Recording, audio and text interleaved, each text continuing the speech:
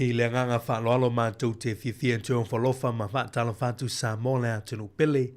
I lo mali fo mai whanunga fōle nei tai au lea so wharili nei. Anso lua se fulma lima o nei māsino Julai. Lua awhi lua se fulma lima. Maule tūtua nei al siu whonga Lamui Wellington el Sāmoa Capital Radio. Toi amantalila na tūtua le nei tai au alo maia. O le tātou sauninga lotu whane ainga. Ona teite ia le sunga le whaafengainga Reverend Lilo Mayava maa sangala. O le whaafengainga o le Kalesia Usa Cristiano i nai lo wahat usi maia le whaafafonga.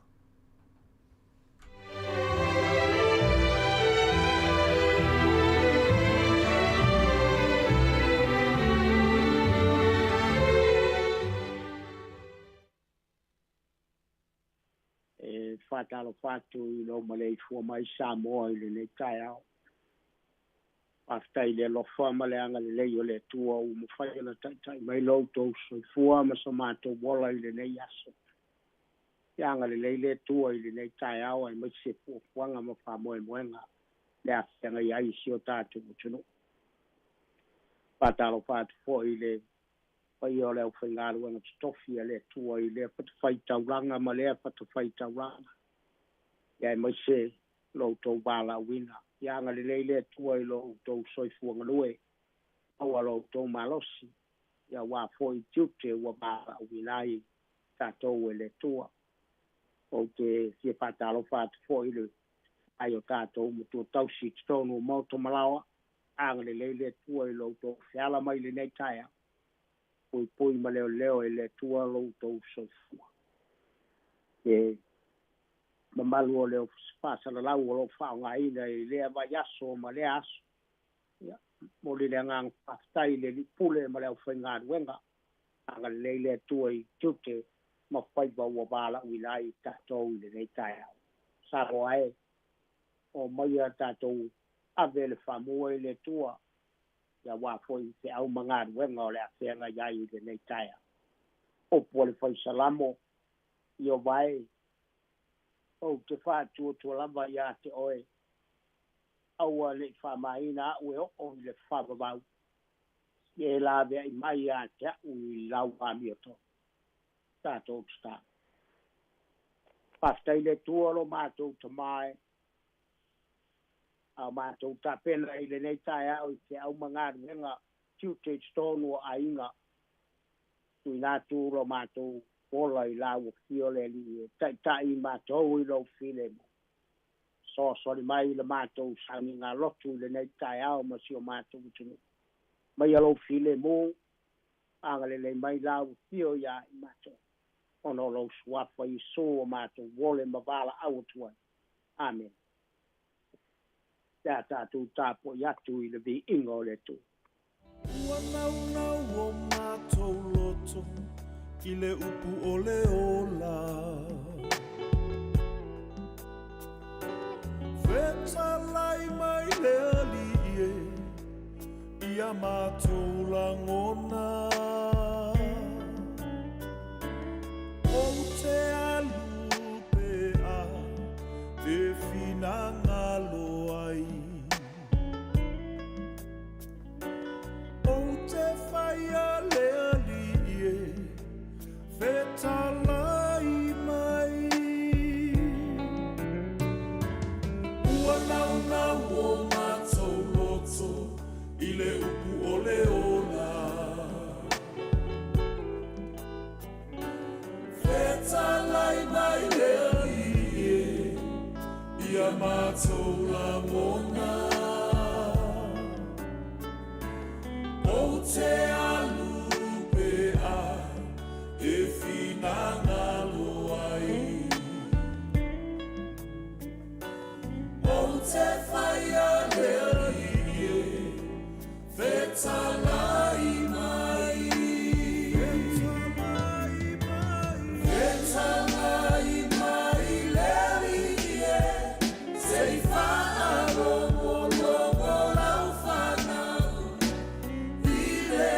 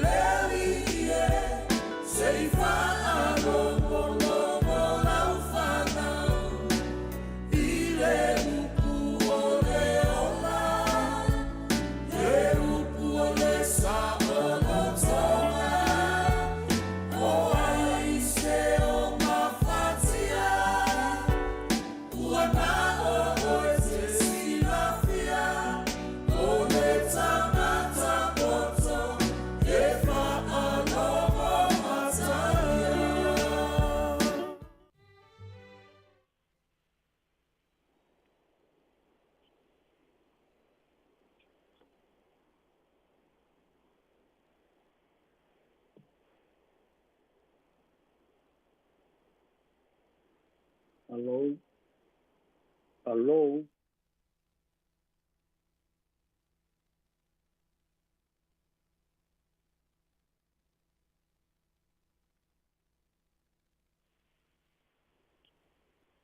Ia whapō mai ai le whaitawina o le afionga pa ia le tua.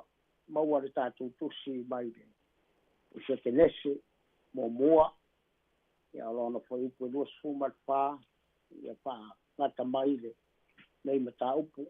Whapō mai au le whaitawina le na afionga pa ia. Mō i tātou le nei tai au.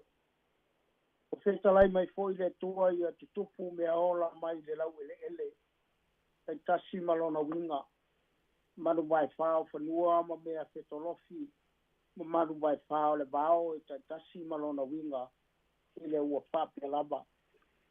Pai e fōi e le tua o manu vai whao le vao. Tai tasi malona winga. Ma manu vai whao whanua e tai tasi malona winga. A toa ma mea whetolofi uma i le ele ele. E tai tasi malona winga. Sile antu ia i le tua o le lei o na whetalai ane lea o le tua. Ina tātou whaia ia o le tangata i lo tātou whatusa. Ia wholinga ia i tātou. Ia pule fōi la tau i a i le sami. Manu where rei. Manu vai whā. Ma le lau ele ele uma. Tātoa ma mea whetolofi uma e whetolofi le ele ele. Whaia lea ele tua o le tangata i lona whatusa. O le whatusa o le tua. Na ia whaia i o ia. Whaia e ia o langa. O la ua o le tane ma le whapine. O whamaru fōi e le tua i a te i la ua. Na ua whetala i atu le tua i a te i la ua. Ia whanawhanaua ma ia uruola. Ma ia tumuai le lalorangi. Ia whaato i lalo i ai ma ia pule i ai le sami. Manu whele lei. A toa ma mea ola uma e whetolofi le ele ele. Whetala i atu fōi le tua whauta. O fo ya tu ya te o la awafu uma e tu tupu ma o la tu fu o ile ele o ile funga ele umalava a toa bala au uma ua iai fu o la au e tupu ma ona fatu e ya te o ia e fai ma mea ai o manu vai fa uma fo i le bao manu fere le uma a toa ma mea whetolo uma i le ele o iai le ola o o fo iatu iai o la awafu uma lau ola e whai ma mea ai i le ua whapia lava. Sila atu le tua i mea uma ua na whaia pa uta fo'i ua matua le lava o le afiafi ma le tae au o le aso ono lea. Pamaluia le tua pai tawina o lana a fionga pa ia mo tātou. O le matua o le nei tae ao le amaua mai le fwoi upo e losu furu ma le ono. Mai o na whetala iane leo le tua i nā tātou whaia ia o le tangata i lo tātou whatusa. Ia wholinga ia i tātou ia pule foi i lātou i ai le sami.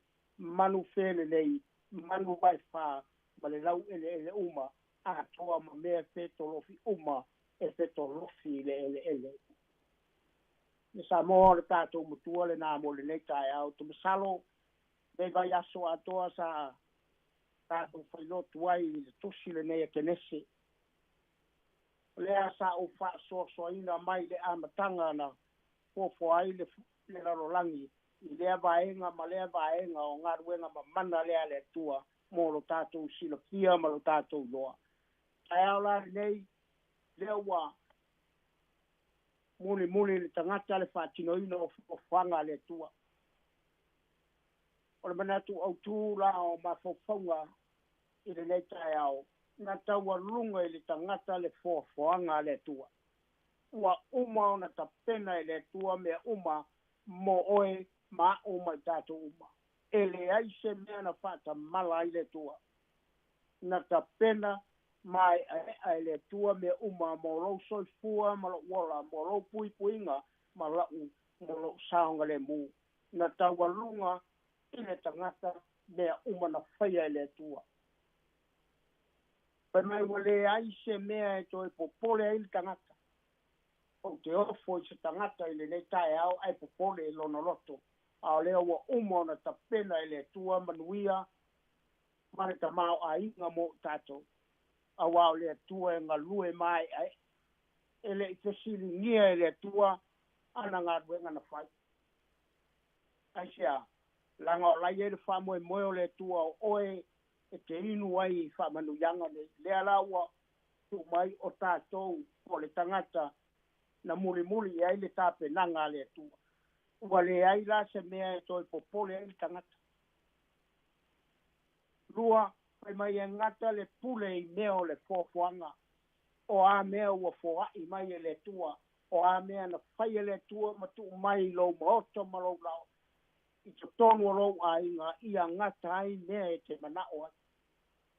E ala o nā whaina le tātou sovalinga i le aso ma le aso o na tātou losi vale ma le mana o na o solo ia mea au le whai mai ia ngata le pule i mea le kofuanga ua foa i mai e le tua. Tolu ia pule ma leo ma le whamaoni. Ia pule ma leo ma le whamaoni. Amu ia le tangata o le ana tawalunga iai ngā ruenga le tua na whai.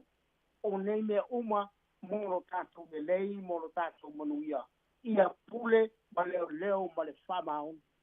I te ilo le lei ai tono lo wainga e leo le lei o na whatino fuanga e maisio le whanau. E leo le lei le tūranga o te mai tono le ainga. E le pape atu e le lei uma ta maa. A whaila o whale tonu, o lono winga e leo le leile le tiute ma mea o whai.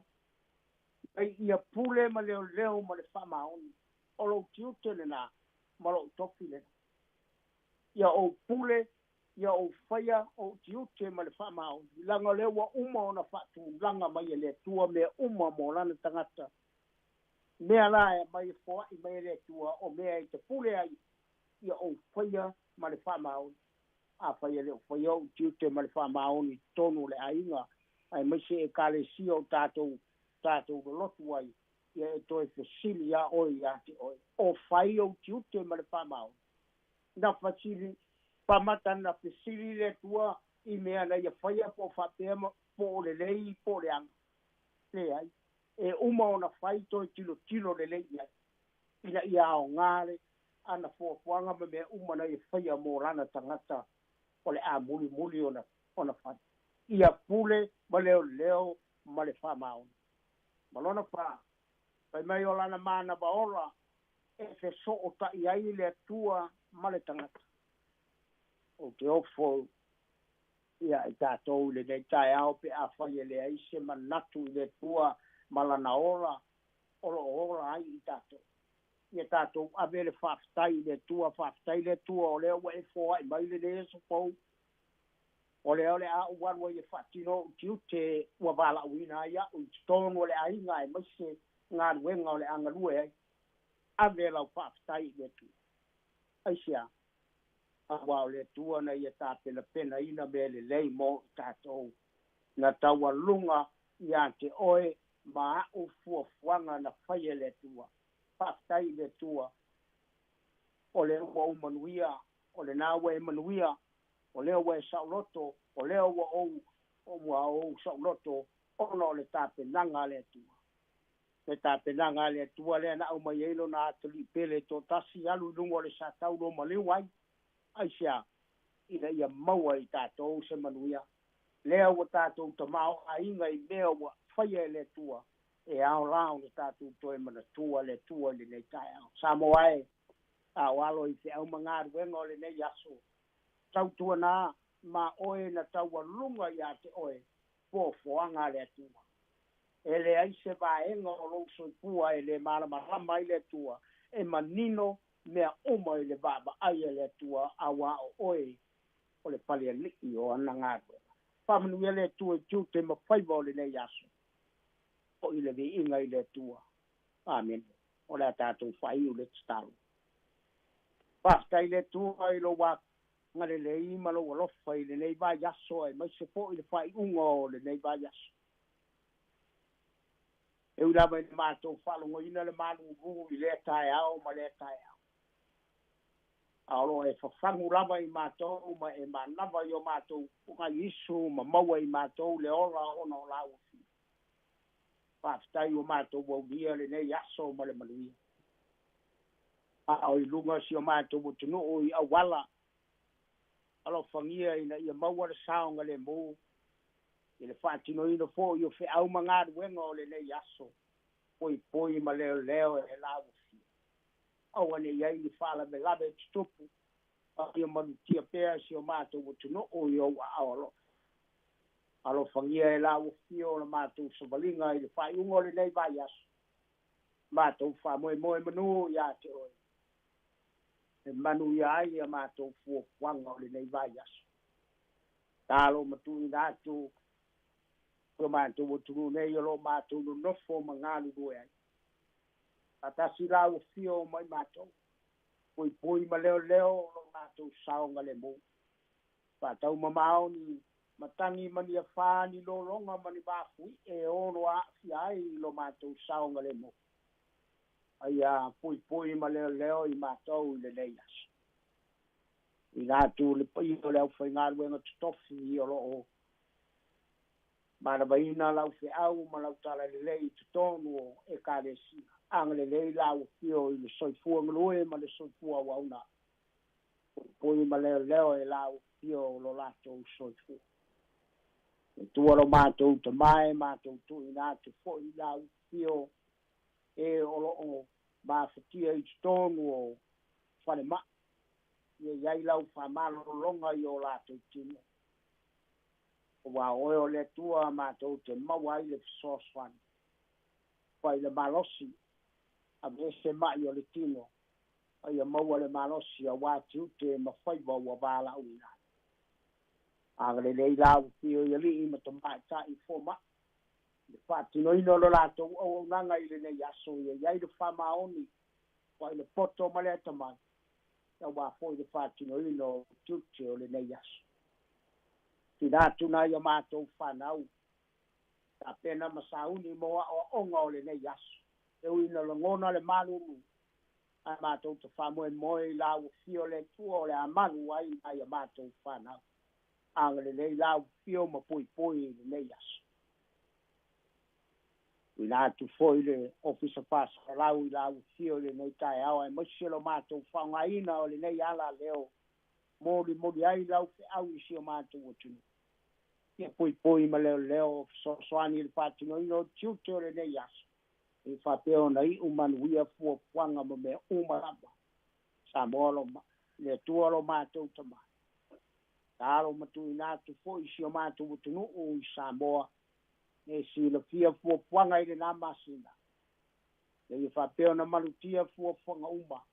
Ma ia maua se whainga malo le lei males manuia.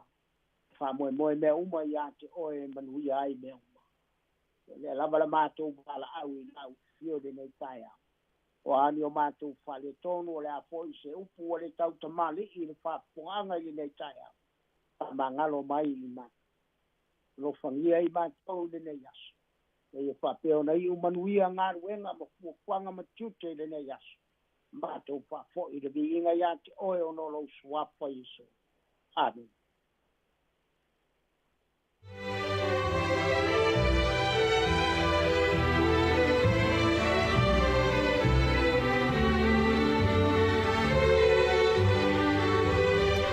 O le nā ua whaamwhonga le tātou tunu ura nei tai au le tātou sauninga lotu whale ainga.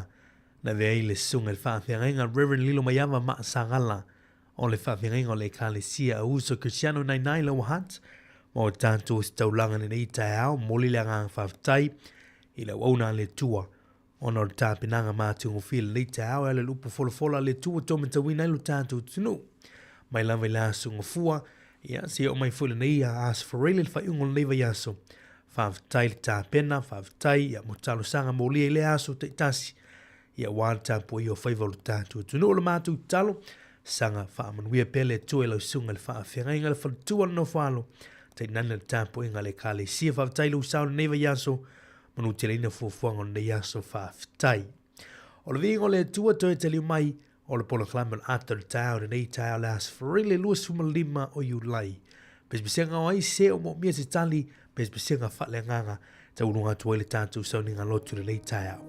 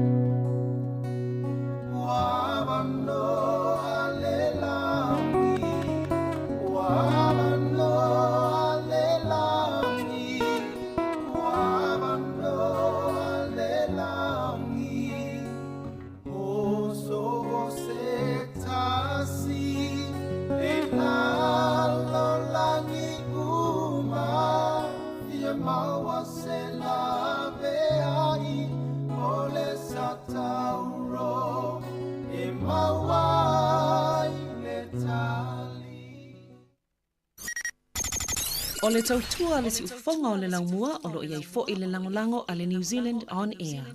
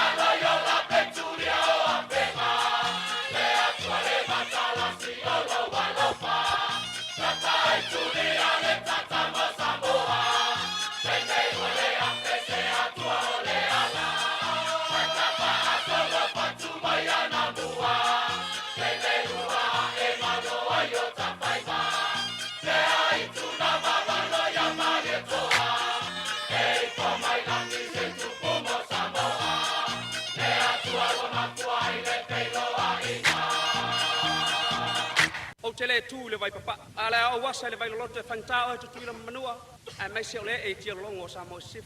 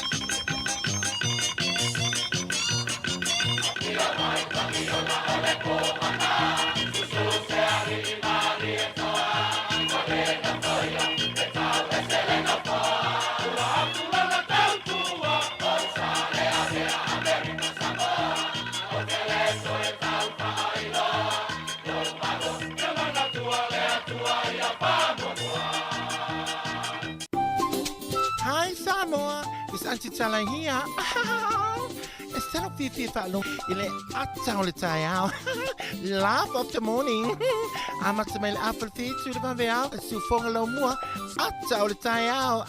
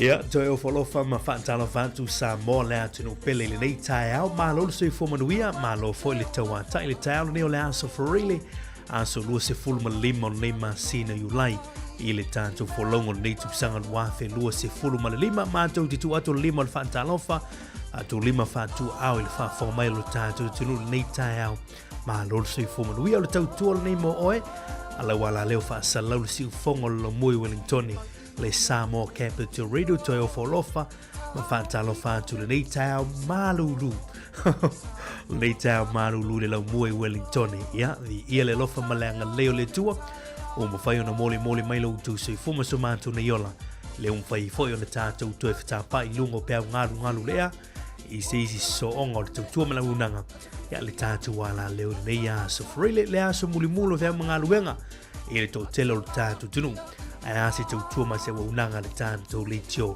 ia ele nei aso wharile whaatalo whātu la o tau au ona nei o mari matui tō whinga whai wanu leu tātou tui whilo ele nei tāo ia sa ai upo le isilo matua liva aso aftai le tuo tau nu mai mawhainua ia le whinga malanga mai si o tātou tunu i Sāmoa se le mana i o Sāmoa ele nei teimi o le tūsanga le mawhanawhana le vevela fo i sa iai ia le uto e fo i mai le malulu ia whaatalo whātu ele nei tāo manatu lo manuia lo tātou tunu manatu lo tātou tau whai tusa e le tausinga lofa o le tātou tāpau siri lang e wile malulu o le tau suinga o le tau ea tā whele isu tulou ea o le fulu te leo mai le nei teimi o le tūsanga ea ai o lo o mawhanawhanaina i tātou i le tua wha ia fuina i tātou wha pulpuluina i tātou ea o lofa o le tua ea leu tātou mwhai ona tātou tue wheloa i le nei tai au a vele lea wanoe mo le atu le whatalofa i le pai o lau whai ngā luenga tofe le tua lo wha le malu le whatawhai taulanga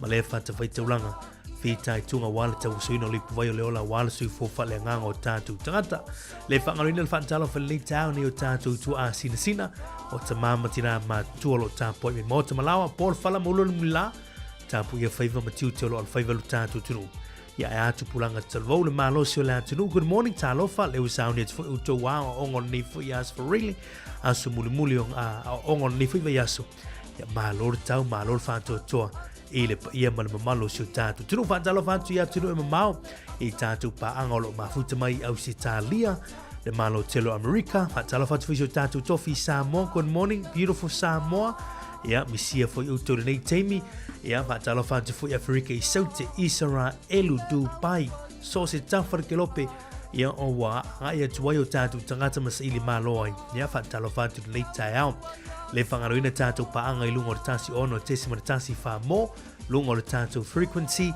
lunga o le tātou YouTube channel lunga o le tātou Facebook lunga o le tātou penga te whailangi www.samoacapitalradio.co.nz ia po le tātou api whaalongolongo foi o le whaangaina mai mātou te whaatalo whantu le nei tai au alo mai o le tātou poloklame nei o le ato le tai au like, love, ma share tu le tātou poloklame ainga ma woi lunga o le Facebook ia subscribe mai foi lunga o le tātou YouTube channel whaasoa to i le tautua mala waunanga ia le siu fonga lo mua le nei tai au tau lawa i tulai lima le tātou poloklame o nei aso te teimi foi o nei aso ia tātou mafuta foi manisi o la uso ma le tātou whai ngānuenga ia o le la tātou mafuta le poloklame o le ato le tai au i le nei teimi o le tai au. Good morning ia tā lofa lava whavelane ia sau i puti koko ia o se i puti lau moli o le kofi o la lava tu langa foi le black tea tama o mana e whana o le teimi o le mahulu o le tai au ia olo foi o le tātou mātua ia i le malu o le tai au tātou anga i whawhiwhianga nei ia talanto le tātou poloklame o le ato le tai au. Good morning talofa malo le suifu manu ia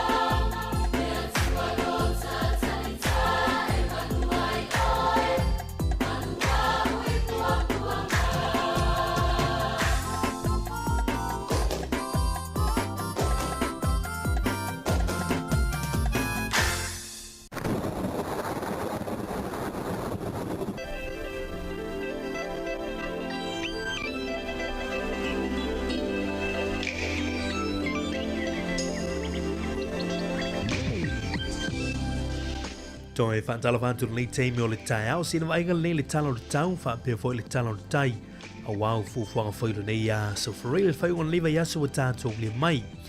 O le tala o le tau mo Wellington, le lau mo nei a whiai Porurua, Manhattan Valley, langi le tau mo tātou le nei yaso e wano i elo fiso na vai tau, sulu mātu o while la, le se au e vaia, e le nei a, so whareile le ata foi le nai le aso a tai au, le aso tonai, langi le foi le tau, sulu mātu o while la, mo le lau mua i Wellington i le whai unga o neiva yaso. O le fua le mawalunga se fulu ma le tolu tikeri. Ai o le fua le mawalalo i le malu uru o le taule wa tātou iai. Fitu tikeri le fua le mawalalo. Fitu tikeri. Le aso a tai au se fulu ma le tolu le mawalunga iwa tikeri le fua le mawalalo. Fa mawina mo le lau mua i Wellington i le aso tona i le aso a tai au. Tātou se antu i lau tulenga o Aotearoa New Zealand le teimi. Au ki lani a vaiena iau le nei teimi o le tae au. O na vaiela mato la si teimi o le nei aso. Mo u tau le ai tele au ki lani. Hamilton, Tauranga, Rotorua, Gisborne. Solo mai nai Taupo, Napier, Masterton, Palmerston, North New Plymouth. So sulu mato o fi le la. Sama mao i fu le la. Ia mo u tau le nei aso mato a ma nei o le tau. Ia mo le motu pito i lunga. Ia i New Zealand. Nei tātou se antu le motu i saute. Nelisoni, Blenheim, Westport, Christchurch, le Ayakuriso, Timaru, Franz Joseph, langi le tau mo ton le yaso le se ao la vaia, sulumatu o file la, ia mo nisho vaanga le mo tu saute le tau, Dunedin, vaina iao le te mo tau, vaina le mato last te mo le a woli fa solo atu, i le a fiafia na nei, papena foi in Vikango, o lo awoa, vaina iao le te mo tau, vaina le mato last te mo le yaso fa solo atu, i le a fiafia na nei. Nau te lenga nau le tala o le tau mo Aotearoa New Zealand, langi le fa solo atu le tele o le atunu u dene yaso, for really fa solo atu i le aso atai au. Tātou se atu iso tātou tunu i Sāmoa, misia lama Sāmoa, maa whanwhana o Sāmoa, talo le tau mo utou nei tai au, wingo le tau o se vaenga vai o pēo maa mao le ea, o lo te oto nei lunga o Sāmoa, mai au mai au manai timu e a fia i le atunu, e ne iso taimi. O le talo le tau mo upolu ma sa vai le nei yaso, e a woa manai timu e te ulu vava solo ai, pa pia nei wila ma whaitili e ono iai, i niso vaenga. E a woa ma nei timu e te ulu vava solo ai, pa pia nei wila ma whaitili e ono iai, i niso vaenga, mo upolu ma sa vai le nei yaso le tala na le tau, ia iso tātou tunu i Sāmoa i le nei tae au. Tātou te mai le tala o le tai mo i lātou fo i sauni e whangotina ngā tai whale o Wellington e ma Porurua le nei aso Wellington e o lo suar tai le teimen nei, suar tai le teimen nei e fuafua e pē le toi iwa minuti li tulai sfumartasi le tai au nei. Ona toi sua lea i le 5 minuti te li tulai 5 i le afiafia na nei, ona toi pē lea i le afoli tulai sfumartasi i le poa na nei, talana o le tai mo Wellington e le nei aso. Tātou se mai manam Porurua ngā tai whale o manam Porurua o lo pēle tai le teimi nei. Pēle tai le teimi nei e fuafua e sua i le 10 minute te li tula 10 le tai au nei. Patoa a pēlea i le toi kuata i le tula 5 i le fiafia nā nei. Nono winga le toi 15 minute i le tula 5 o na pēle o tai i manam Porurua. Patoa a toi sua i le poa nā nei. I le toi 10 minute i le tula 10 martasi i le poa nā nei. Tau tua nāle saunga le mū mana tua o whaola pe anga ia tulunga o vaima o ngā sami. Ia le leilama le longo ia ma whailoi nisio tu ainga. Le teimi tau ti tu waa atu ai. Ma le teimi tu e fuafua e tu e taliu mai ei. Tau tua nāle saunga le mū anga se telefoni. Ia wāfso ta inga. Ia i le nei teimi tau tua nāle saunga le mū a tele tuwha. Ia a le lava ia ave wha lei i le ainga. Manuia le yaso i ngā te whale. Whai ngā whaivora tātu tunu. Tātou se mai le tala o le tupe o le nei teimi o le tae au, swing o le tupe, mo i lātou fo i sauni a la foina se leini si o tātou tunu i Sāmoa le nei aso. Mālo le anga le mālo le au mafola, tāsi le tala New Zealand le nei aso, i tūsa ma wha mamongan wha tupe le ANZ, ma uai le tala 5 whasene Sāmoa. Tala New Zealand ma uai le tala 5 whasene Sāmoa. O le mālo le tala New Zealand i au si tali le nei aso, na o le iwas fusene ma uai, iwas fusene. Malo sur tala New Zealand i Amerika le malo tele, 5 sene mawai, 5 sene.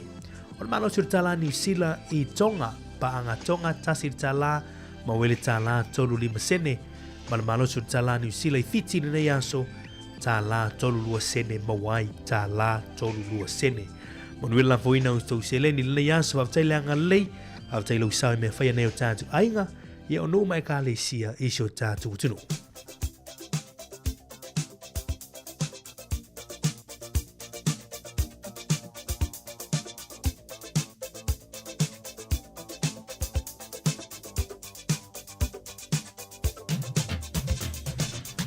O le avanoa whamuneanga o sui fuma so whanau, whamanatu atu pera tātu emaili a so whanau at samoacapitalradio.co.nz e mwhai ona tūma isa o whamuneanga e tō laulau inatu lunga o le tātou polo kalame. Ai o le maulu nei mai le fionga pai a le tua maua mai le tusi a le whailaunga. Whailaunga lo mitau pui tolu o lona whiu pa suma le tolu e whapera whaitawina i le malea ia taitasi le tangata ma ai, ma inu, ma fia I mea le lei I ana ngā luenga uma o le mea fo ina mai lea e lea tua. Te whafonga I le malea ia taitasi le tangata ma ai, ma inu, ma fia I mea le lei I ana ngā luenga uma o le mea fo ina mai lea e lea tua. O le maulu nā mō tōre ni aso manui o telo tōua soifua talo tātou polokalame tului pele I lea tua nisi tau sanga stele lo tō soifua Wow, le o nanga mo le tua, manona fina ngalo, ia e hale vao tātou mani o tātou ainga I le nei o langa. Pese nei mo tau langa tangaloa, manui o tōa seifo nei aso.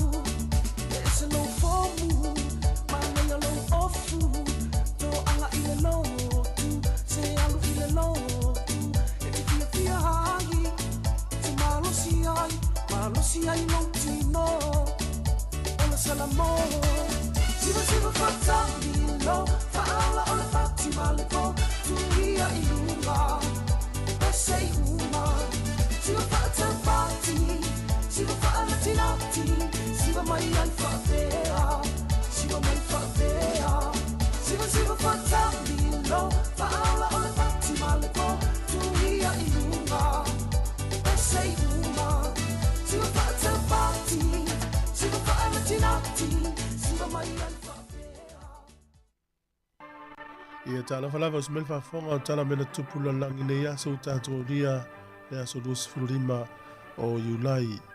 O le aso nei te usanga e tolu o ono mantua o le fiamai o le tātou ali o Yesu le langi na toi whaitau ai ilunga te usanga. E a olona a o teimi le fiamai na whaitau ai I lalo te usanga. E o na pai melo le a Yesu le utoi whaitau ai anga ilunga. O ono na umai ale fio mai le li. Ia na vele tangata leo Constantine mua ma Emperor Roma. Ia o lana vaenga ausa ia tau sa tau fia ma filfilia o ia whai ma Emperor Roma i aso nei tau sanga e tolu o ono. O lea sol tau sanga tasi iwa tasi fitu o tangata suafa ia Sir Robert Powden. Ia o la tunu leo kānata, ia o la tunu leo mua whai il mele o le income tax.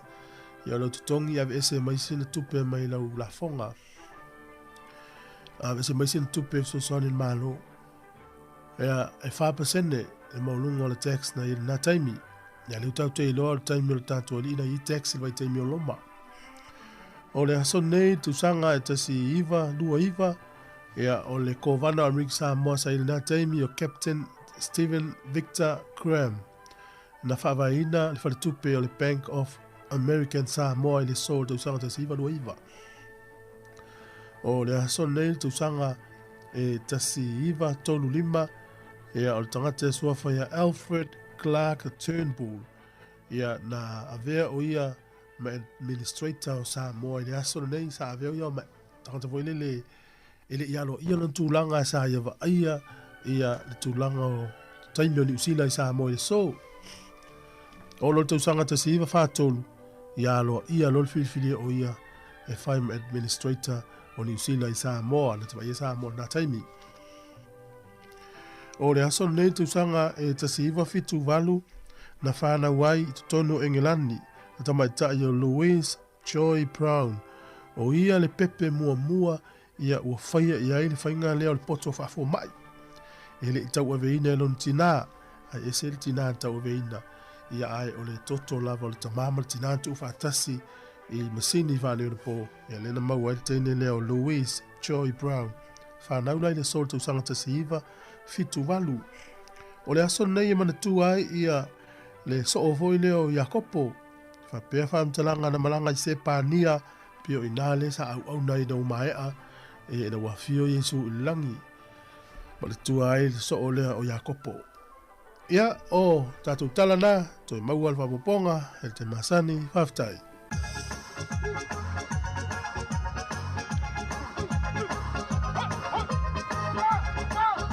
Ia le nau whaafonga le tātou tunu i niso vanga tau o le te mo le tau, le talo le tau, swing o le tupe, ia tātou whalongolongo fōi, ia i mena tupu le tala whaasorpito lo langi nei fōi aso, i te usanga mo mai, ia whaambea fōi, le awa no aso i fō maaso whanau, toi maua le isi whaapoponga, ia o nā fōi pun kalame, i le vai aso fōu, i le aso nga fua. Ia la tātou atu i niso whawhiwhianga, vivinga o vai whanua, le te mo le tau, tau tuame o le siufonga lo mui Wellington, o le o tula meri tātou teimi, ina uto e 50 minuti o tone o tale o li tu la e valu. Sa fune ma whawhiwhianga o le nei te mo le tau.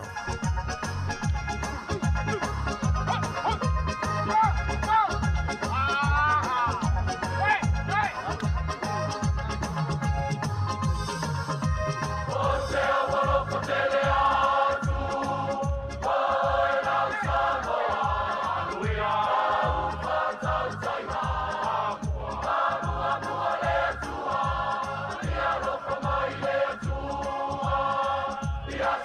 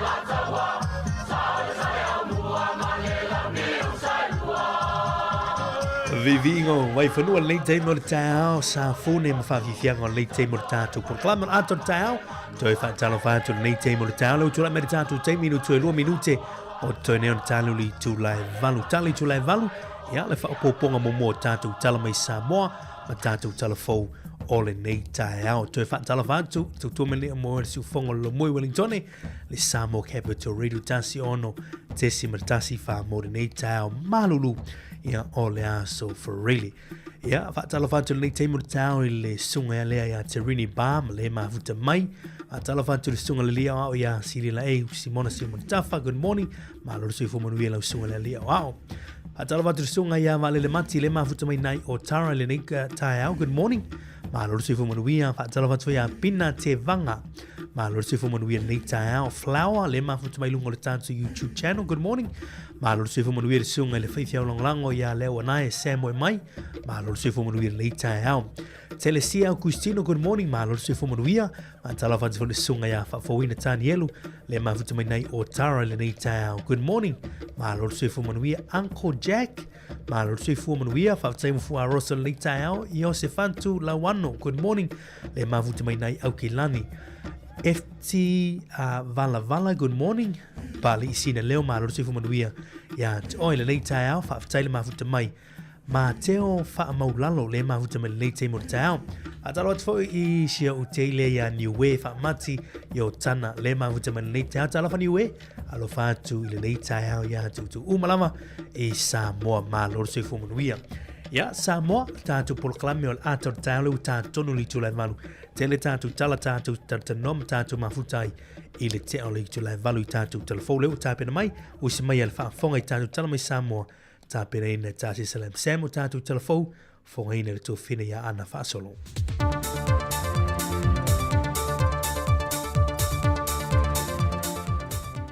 Soi fōmaruia le whae unga lewa iasolo tātou atunuu.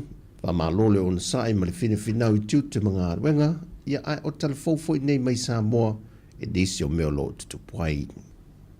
Ua whasilisila aloa ia mai ele mtanga aruenga le soi fō malolo ina, e tawala mai le whionga le sui pārami e tausi o le atunuu, tuala Iosefu Poni Whaseo.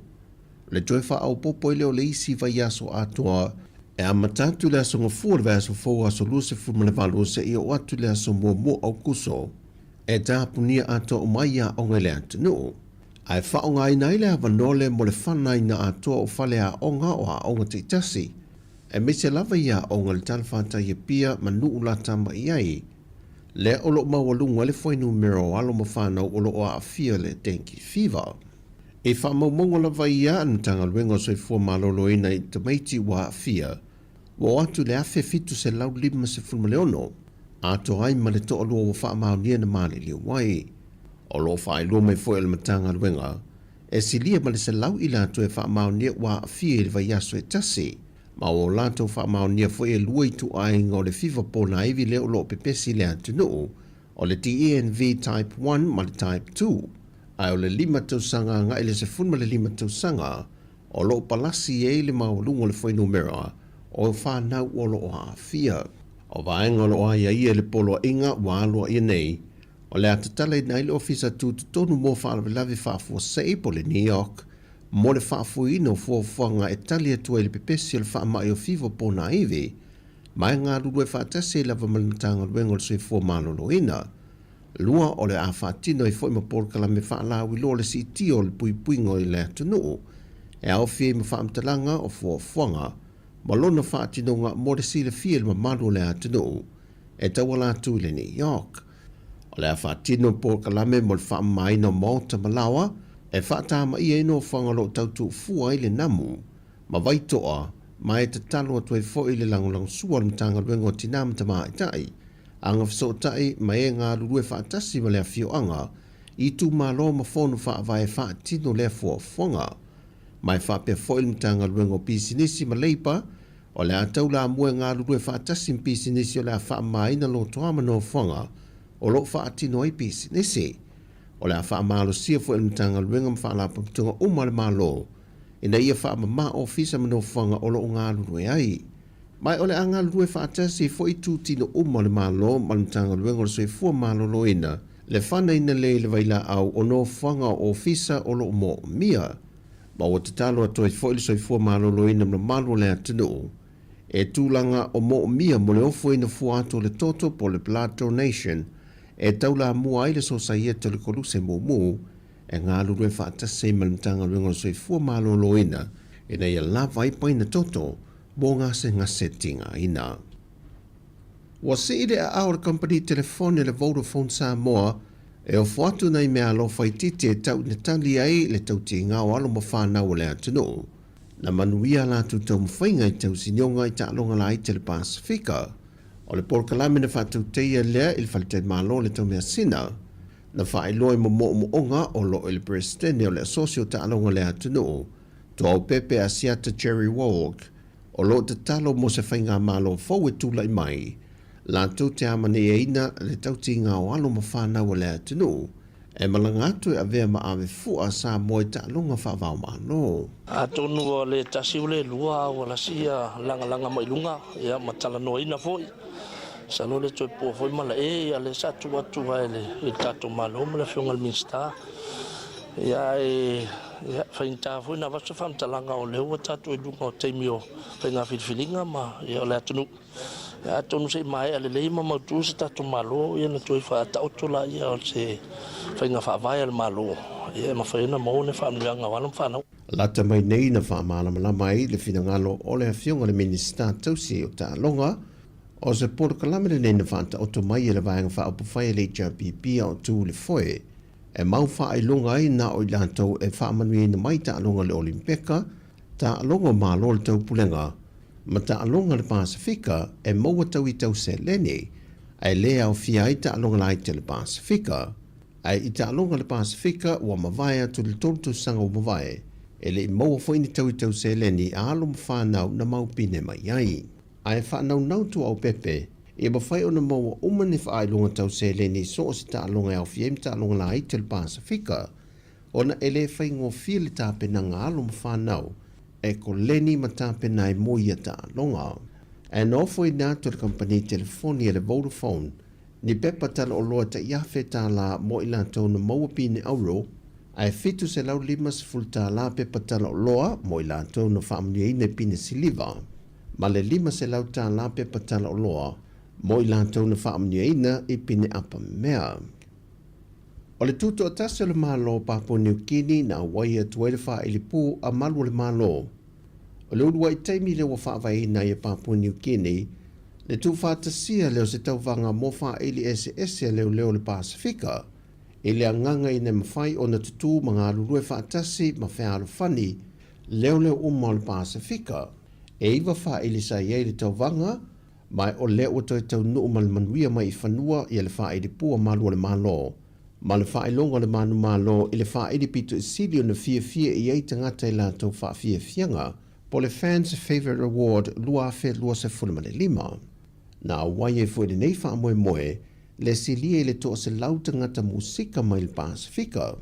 Ma o tala whiaunga le whaavai no le nei tauwanga, ma le antoanga o le lima se fultausanga, ma le tuto tasi mai o le malo Papua New Guinea, mai a au se tālia. O whaelo mai al komisina o le Official Commission whainga pālota, to le afoa tui a Whelolo John Stanley, e whase lau lua se fulu leo whai o whale pālota, le o le a wha tinoai le whainga pālota i le māsena fau. E lua se lau fitu se fulu whale pālota i upolu nei, ma le se lau lima se fulu whale pālota i Sawai. Wa mai a foi le awa onga le Official whainga pālota mo i lato uma o le anga lulue le pālota i Sawai, sa whātou teia le vai yaso le nei, e tāpe nai le ngata mo le whainga pālota a mata le aso lua se fulma le fitu, e me se lava le teimi le pālota tele, e le aso lua se fulma le iwa. O tala ia, manuia le whaai unga le vai yaso si o tātou tino, whaasoi foia.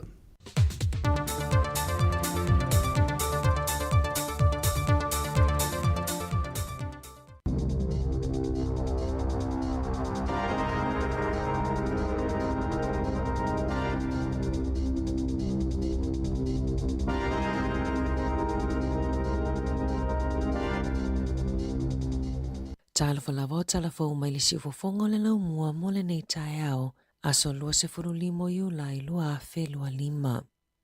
O le pona whai ai le kone seti ale au whai pese ale mana moana i le Michael Fowler Center i Wellingtone. Le e taita ina i le tamaita ai a whepulea ai Helen tupai moananu ma Jadra tupai. Sa whaatumulia le mamalo le atunuu e whaalilo la tau lango ma patipatia le wha moe ma sa wawe ona taulia uma pe paulu whalele i o mai le aso tofi. O le susunga i a tofinga whepulea aina whai ma fofonga o le pō. Ma sa amatalia i le tatalo na tapena ina e le afionga le aki epiko pō Paul Martin. Sa mata ina le whelanu lanua i o whātunga Pasifika na langi ina i le au whaipese a le Signature Choir. Mata ina i le whaili po le orchestra tele a New Zealand. O le poa na neila lato kone se tilona lua i Wellington e lava ma ua taulia uma foi pe paulu fale.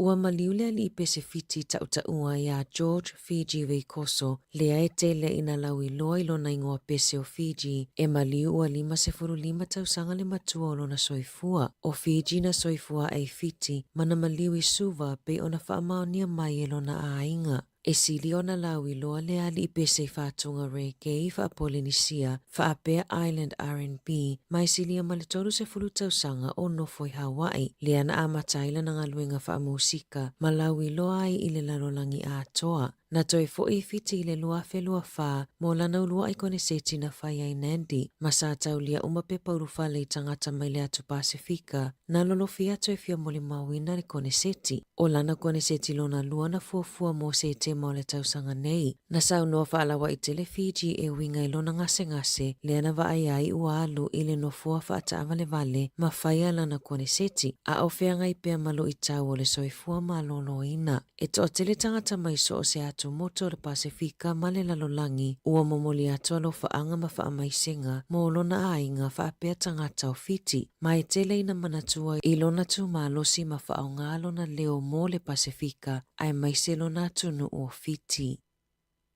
Ua whaalia le ofiso wha masinonga o le tapunia i o le sitala a o le i whaia pālota mua e ono pa ua i le numero tangata e au wai ma whaia pālota ma whaititi ai fo i le talitonunga i whainga pālota. O lo ofesiringa fo i le awata mamai o tula fono tau whainga pālota pe ai se ai mana o mi ai o na whaalau tele i a suinga mo le vaitaimi atoa o le pālota. O se tasi o suinga o le tula fono whainga pālota i New Zealand o le awha amutai le mawhai o na risitala o se tangata pālota i le aso e whai ai le pālota. Ua toi suia whainga nei ai le pālota o le lua whelua se fulu, le ana mawhai ai o na le sitala ma wha afoufa amatalanga patino o tangata i le taimi o le pālota e au fiai ma le aso wha apitoa o le pālota tele. O lo wha atula fono ina fo i le mālo le mana o mia o aso i se fulu lua mo pālota mua. O le wha atuputupula i o le numero o pālota wha apitoa, ua avea ma wha afita auli i le wha angaso longa o wha ai unga. Ma o le taimi o le whaitaunga muli e o atu i le tolu vai aso i le pālota taluai. E le langolango ina e Paul Goldsmith, le minista o whamasinonga, le vawe tapunia o le resitala ina o tangata pālota, ina nei avea mamafua anga e to atele ai i lātou e le pālota.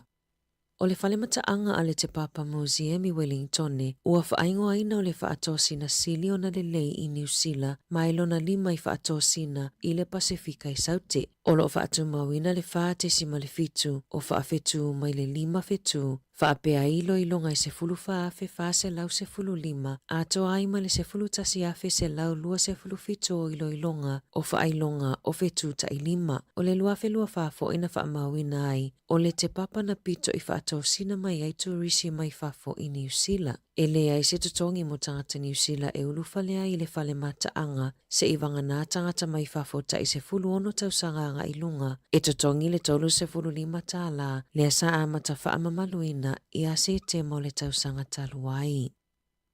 E tolu vai la aupo o pauta tā lava o lo whaatauina i New Zealand na maua e lea i se aonga pe mama pe ataina ai lava pe ona maua e suenga. E wha se fulu ono vai la au wha mama lava sa whai ai whaataita inga ma suenga ale Consumer New Zealand o le Shots Laundry Liquid ma le Eco Living Laundry Detergent Sheets e au fiai le vai la au manongi o le lavenda na pa uma walalo i le 25 mai le se lau le tūlanga o le mamai o lava e tutusa lava ma le na o le tāfua i le na o le vai. O le tele o ia pauta mawaila au o whaatauina i le tele o whale ono i New Zealand. O pauta mawaila au na pito silio na le leima pito i lunga i le whatulanga mai iso esu e ngā le Consumer New Zealand. E iai le tu aing o le Perseo, tūlanga lua iai le pauta o le Perseo Clean Powder, ma le Perseo 3-in-1 i le lona tolu. O le Eco Store Ultra Powder Citrus Fresh, o lo una ia mālosi i le Consumer New Zealand, ina ia whaongai na ona o le whaamaunia o le lelei, mai na o le walu sene i le vilinga. Ua whaasala se tau le ale a New Zealand na lona wha o lima ni tangata o le au whainga luenga le waalele se toa lua i se whainga malanga mai i Perth i Aukilani o na sa whaasua a waa. O ananga yo inga na mafuai o na toi le liu le waalele matūlau ele me le pone. O le vai aso nei na whaasala i le whaamasinonga whaaitu malo a Victoria le tau le ale a luas fulu tolu tau sanga le matua i le to ese mo le umi e ono masina. Ona tatala lea itua i lalo tuutuunga e a ona ia usita ia. Sa polo a ina foi o ia e tutongi le se fulu afe valu se laulua wha au se talia. E tutusalia ma le tupe New Zealand se fulu tasi afe valu se lautolu wha i le kamupaniwa a lele. Na vala au leo le puipuinga au se talia. Ina ua lipotia se tangata o le pasi se o lo fasua a vaa ma whaalawe inga luenga le au whainga luenga i le aso lua se fulu tolu o ke topa lua afe lua wha. Na musu lea li ia usita ai talo sanga ale au whainga luenga, lea na mafuai o na ia whaa o lima iai ma mafuai manu anga la iti. Na ia i o ina o na molianga e lua i le aso sfurfito a perila, ina ua tula ai luma le wha masinonga wha aitu malo a Victoria. I taalonga, na whaalawilo mai i le World Wrestling Entertainment i le taiaona leila le maliwai o le ali ipi i whaapolofesa i a Hulk Hogan i le fitu se fulutasi o tausanga o lona soifua ma o se tasi na tautaua i whaafiafianga a Amerika ai mai se pi inga whaapolofesa na ilonga ai i le lalolangi a toa. Na soifua mai lona suafa o Terry Jean Bollier i Georgia i le aso se fulutasi o aukuso i le awheiwa se lauli matolu. Sa ilonga fo'i i lona lango malosi i a Donald Trump e tusa ai mali poti. Na mawa ai lona tula i mai le whaalawiloa i no ta alongo le pi inga i le vaitau o le awheiwa se lauwalu se fulu. Masa ia fisosoani e suia manato tangata e winga i le ta alonga. Ona sa tele ina whaatau wemu i ai le ana ave ai ma ta alonga e fia i ai tangata mata. O avele tamaita o Michelle Montague maulua i tamaita i New Zealand o asaini mo le UFC o Michelle tolu tasi tausanga le matua o asaini e fusu matangata i longa i le taalonga o le fusu i le lalolangi pe ona whaailoa mai e lana pūlenga e le faule tamaita i taalonga e le ngata na tauwa o ia ma Sarah Walker i le sailinga sia mopini o le Oceania ai sa avea foi o ia ma le laina i luma i le aulaka pia tamaita ai Waikato o Michelle na awai foi taalonga o le taupulenga i le luafe se fuluwalu ma le luafe lua mo taalonga o le pi inga i le luafe se fuluwalu na ia whaalia i lunga le Radio New Zealand o lana miti ina ia avea o ia matamaita i New Zealand mua e ulu fale i le UFC ma o lea ua whaataunu uina lea miti o lana whaia onga Carlo Meister ma o lo tulanga se fulutolu Michelle le whaatulanga ngau tamaita ai mo le featherweight mo le MMA i le lalolangi. Tala fōia mai le si ufofongo le lau mua mo le nivaenga o le tae ao.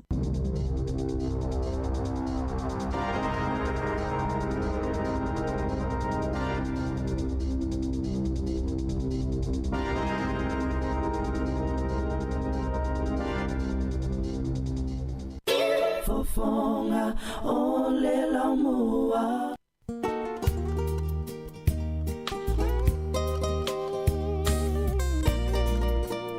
Se forma 20 minuti le utia leli tu live valu to e fatalo fanto le time o tao taulunga yo tanto telefone tatu tal mai Sāmoa e lona fa un po ponga mo mo le tao te mo le fa mo ponga e le tu live le tu live forma le lua ya ma le to e kwata le tu live file fia na nei talana o tatu telefone tatu tal mai Sāmoa ya o tala laulunga le time o tao pe ona fa forma le tanto tunu le aso na fi polpon na fi le na mai tau ai tele o tusinga i longa o penga te whailangi. Ia, le maliwai o le li pese lau i loa. Fiti le suafa ia George Fiji a Veikoso. 5 tausanga o le fo i tamali. Ia, lea ua wala au iei le tua. Ia, se tasi fo i o li pese lau i loa. I musika mwhawhiwhianga peona mei tātou telefone nei tai au. Ia, George Fiji Veikoso. ia tele whātunga Sāmoa foi ia na ia langina toe whatuina ia ma toe langa mai ia ese fo ile mātango fio le siufonga foi o lea ali I pese mai fiti tele musika mwhawhiwhianga le Pasifika wala wilo ai ia mai se whai tūlanga R&B and reggae ia tele tupulanga ia ile neivai tau fia I whātunga mai se fo ina I tātu mātua o mana tōre siufonga malie o le sunga ia George Fiji Veikoso ia lea na maliu la soan nafi 5 tausanga na matua o le tau nei lena mau foi tātou telefou ia le li lau ilo foi leo Hulk Hogan I tūlanga o pi inga ia I le maia tele foi la tōlo o tisina fia tai o tātou mātua lolo le tātou zinu mai se tupulanga telefou ia na soifo mai ia mata I tūlanga o wrestling ia pi inga ma tele o tālonga wapea ia mana li ese foi fai tino le foi tangata Hulk Hogan ia le maliu le tau nei le fitu se fulu ma le tasi o na tūsanga pe ona mai tātou telefone nei tai au tātou avai I mea lo tupu iso tātou zinu I Sāmoa se teime o mua tātou vavai foi tūlanga o le whamai o lo pesi tanki fiva ia ma le polo inga le malo tausilo I le teimi nei tāpu nia a toa o onga Sāmoa nei vai teimi ia mo sina teimi o le veiaso a toa le vavai atu e mo le veiaso fau te maua nisi reporting whamtalanga I nei minuto e mua tātou e whātunga lea ia le pese nei u whai ngoina Sosefina tia maa le le te whai mei Fiji ia por sunga a Veikoso ia se tasi ena o pese a ulofa por kalame lea foi li pese la uilo le na maliu ila so na fil 5 tausanga o lona soifua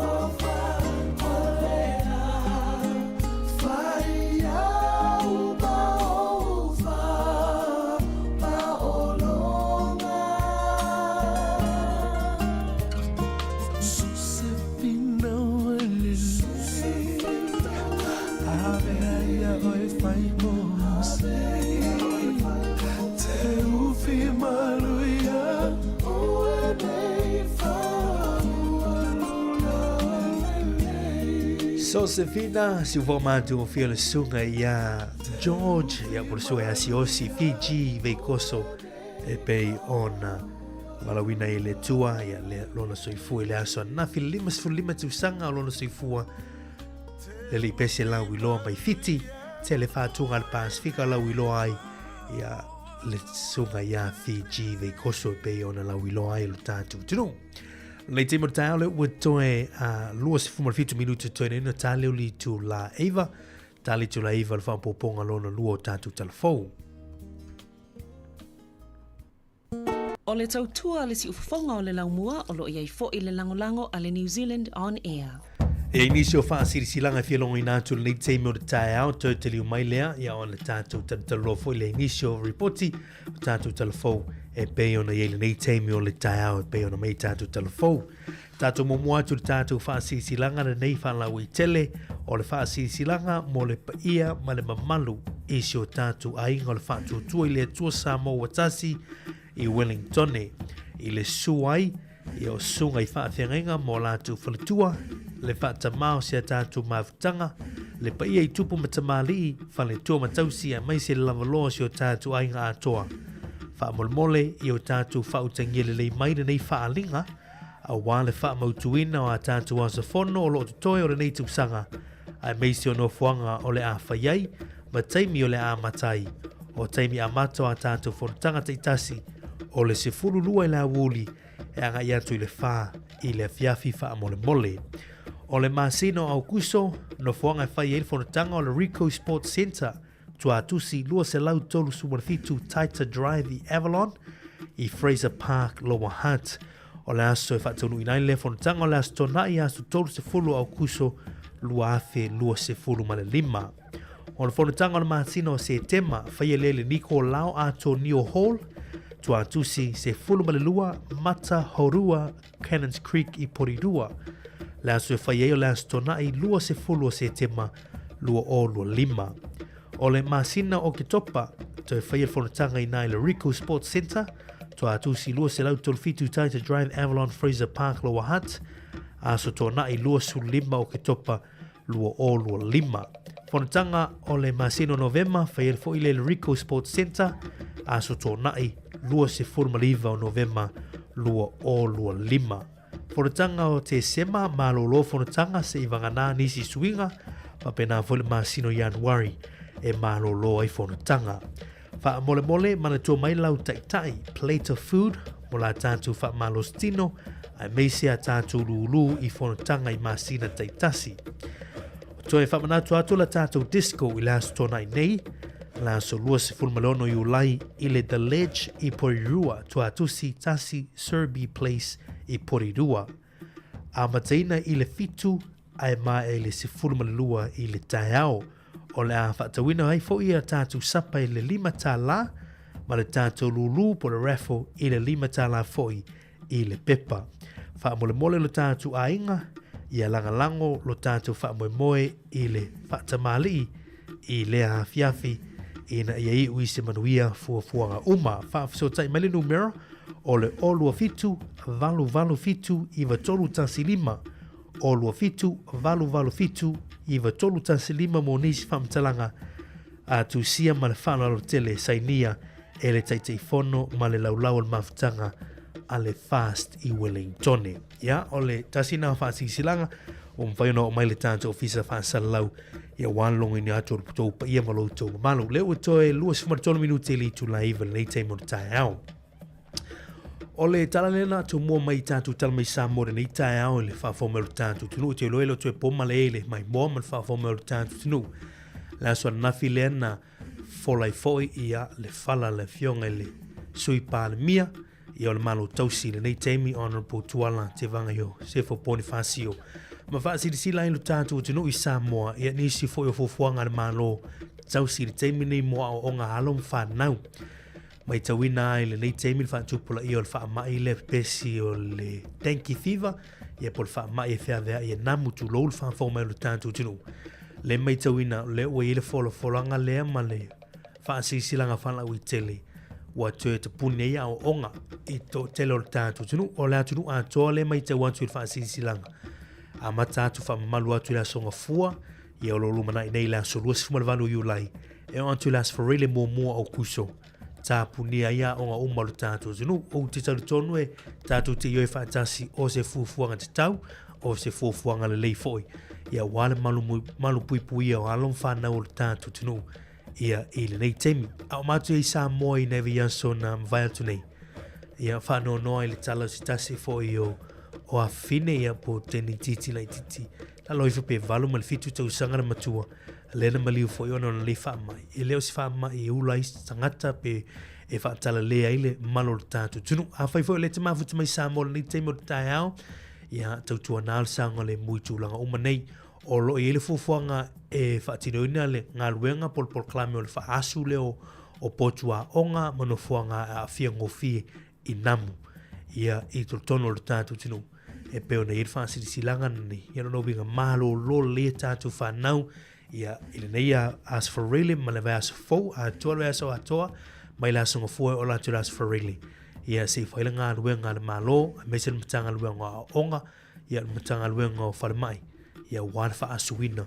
Ia niso tūlanga nā wālo whanau o le tātou tunu. Ile lei ala malu puipuia. Ma le sanga le mua whanau. Ile toe taliwa tua ile ia o onga. Ia ono tūlanga i o whamai. O le mai tau antu niso tuistu singa le nei tae ao le a fiele o le sili ma le lua se fulu ma le ono whanau. Le na mai fwoi tātou telefoni tae o nei. O le ua anga ia tu tonu o le tātou Children's Ward. Ia po le potu ia mo whanau ina le whalmai matotua. E pia ma le so fitu leo lo e tonu isolation and teimi nei. Lo inga o honga matu ngā ia tūlanga a fianga o le tenki thiva po le whamai le pesi e namu i le teimi nei.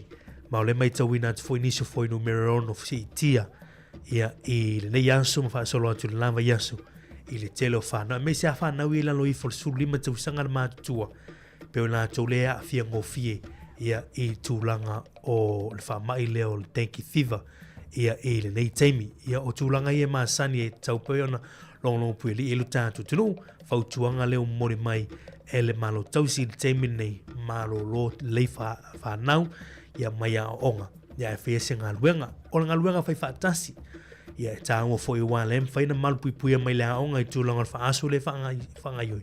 A o lau lava maota mo lau lawa i siu tātou tunu i Sāmoa, ia i lau lava Peter Whale, ma tūlanga whapena e o to oile namu. Ia ono fuanga na e tauna i se sila ia ma se fuafuanga. Ia i tono lava o tātou ainga i Sāmoa. Vai spray, vai anga umofo ia e spray tino le whanau, e me se kulimi mampena, e sili ana puipuia i nei teimi. A me se lava ia foi numero ia au mai. Ia malapta inga lewa na ailu tātou malo. Ia tāu fia o ngā whanau i nei teimi tono si o tātou wantunu. Nisi nao reporti lata mai, wha solo pēia tūlanga tā penanga wāna whai ngā whiriwhilinga o te iloa le te pōmala e le whawhonga le tātou tunu tā penanga o lewa iei nei, o le mai tau atu pēa mar whāse lau lua se fulu whale pālota leo mautinoa mai, lua se lau whetu se fulu whale pālota i upolu, ia male se lau lima se fulu i sala whai. Ia ono fuanga ia leo wha mautu, ua iei fwoi tā penanga umalama pēa o lewa mai tau atu inisio le o i lātou leua lava tā pena ma tūlanga o lātou te le ninga o trainings ma pena a wāna whai ngā whiriwhiringa leo lo lumanai nei pre-polling i lātou lua sumara fitu au kuso ia ma le whai ngā pāno te tele i lātou lua sumara iwa ia o aso i o fuafua i le to tele o le tātou tunu ia e wawai e tui fwoi wāna whai ngā whiriwhiringa o nei tūsanga tele fwoi whala wilo leo mai tau atu ia i tutono o le tātou tunu whai lau tala i te mina mātu i Sāmoa ia i tele o whalau i loa leo whanga solo o lau papa fu e sui tau wala tau ia o whatutu mai tono nuu mawhiu anga ia ese fo i alewa ainga le nei teimi ia e maratua o lau lava pānota o lau leo lea o lau sao lea i upu whai o tātou tino i Sāmoa ia la tātou tāpu ia fwoi tātou i whafo i New Zealand nei, Australia maro te lo Amerika ma tātou lo i tau malele ia tātou tāpu ia whaiva o tātou tino a mai se nei o tātou ainga i Sāmoa i la alo whaiva o tātou tunu e le whainga whiriwhiringa ia o le nei fwoi tūsanga luawhe lua se fulu ma le lima. Tātou e le whawhiwhianga o nei teimi o le tāo o le pese fau nei mai sunga ia vai nea ia ropi sau i luma pese pesenga nei tautua nālau pālota pese pesenga wā fwoi le whainga whiriwhiringa o le nei tūsanga te tōma o le sifonga lo mo nei tau te whaatalo whantu ia tu umalama o lo mwhai ona mafuta mai te tātou polo kalame nei teimi o le tāng. Good morning. Talo whantu le palitoia Rachel Sifa le mafuta mai nei teimi. Good morning. Ma lo se fo manuia. Talo whantu fo i le nei tau si usola ia whaamati sila le mafuta mai nai e tua mauta na nei tau. Good morning alo whantu. Lo whantu fo i le tinai avalai. Ma lo se fo manuia. Ia lo whantu ia Merita. Talo whai. Talo whantu ia Ferretti. Malolo good morning. Ma lo se fo manuia tirisa ene. Talo whantu fo le nei tau ia Sifa Lome. Anti le liva le mafuta mai nei tau good morning. Ma lo se fo manuia ia antu tu umalama. Haftai le mafuta mai tātou polo kalame. Pespisenga nei. Tau tua nālau pālota. Pespisenga o nei te mortai au.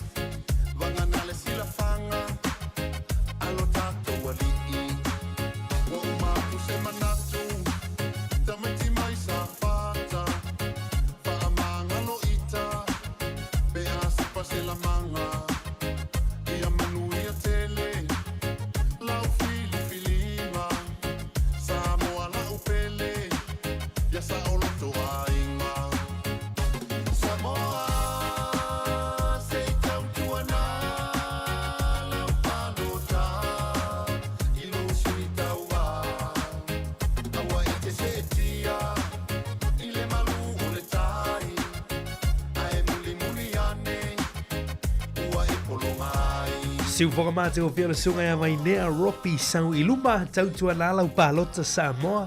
Peo no tātou iai I le anga ia tu il whainga whiri ngā lo tātou tunu I le asu lua sumal fitu ma le asu lua se furu maliva o kuso I le nei fui tusanga lua fe lua se fulu ma le liva tautua nālau pālota o le mea na sa o tala lisi no matuan mea na oeia ia marta mai la. Toi whatalo whatu le teibo le tae au maa lolo se fumaruia I le malu lau tele o le tātou wātu. No, whatalo whatu I tātou wampa anga I lunga o tātou frequency, tāsi ono tesi ma le tāsi wha mō, a tala whafo I lātou lunga o le tātou api o fōlinga ma le tātou YouTube channel, lunga o le tātou website, lunga o le tātou api whanongolongo.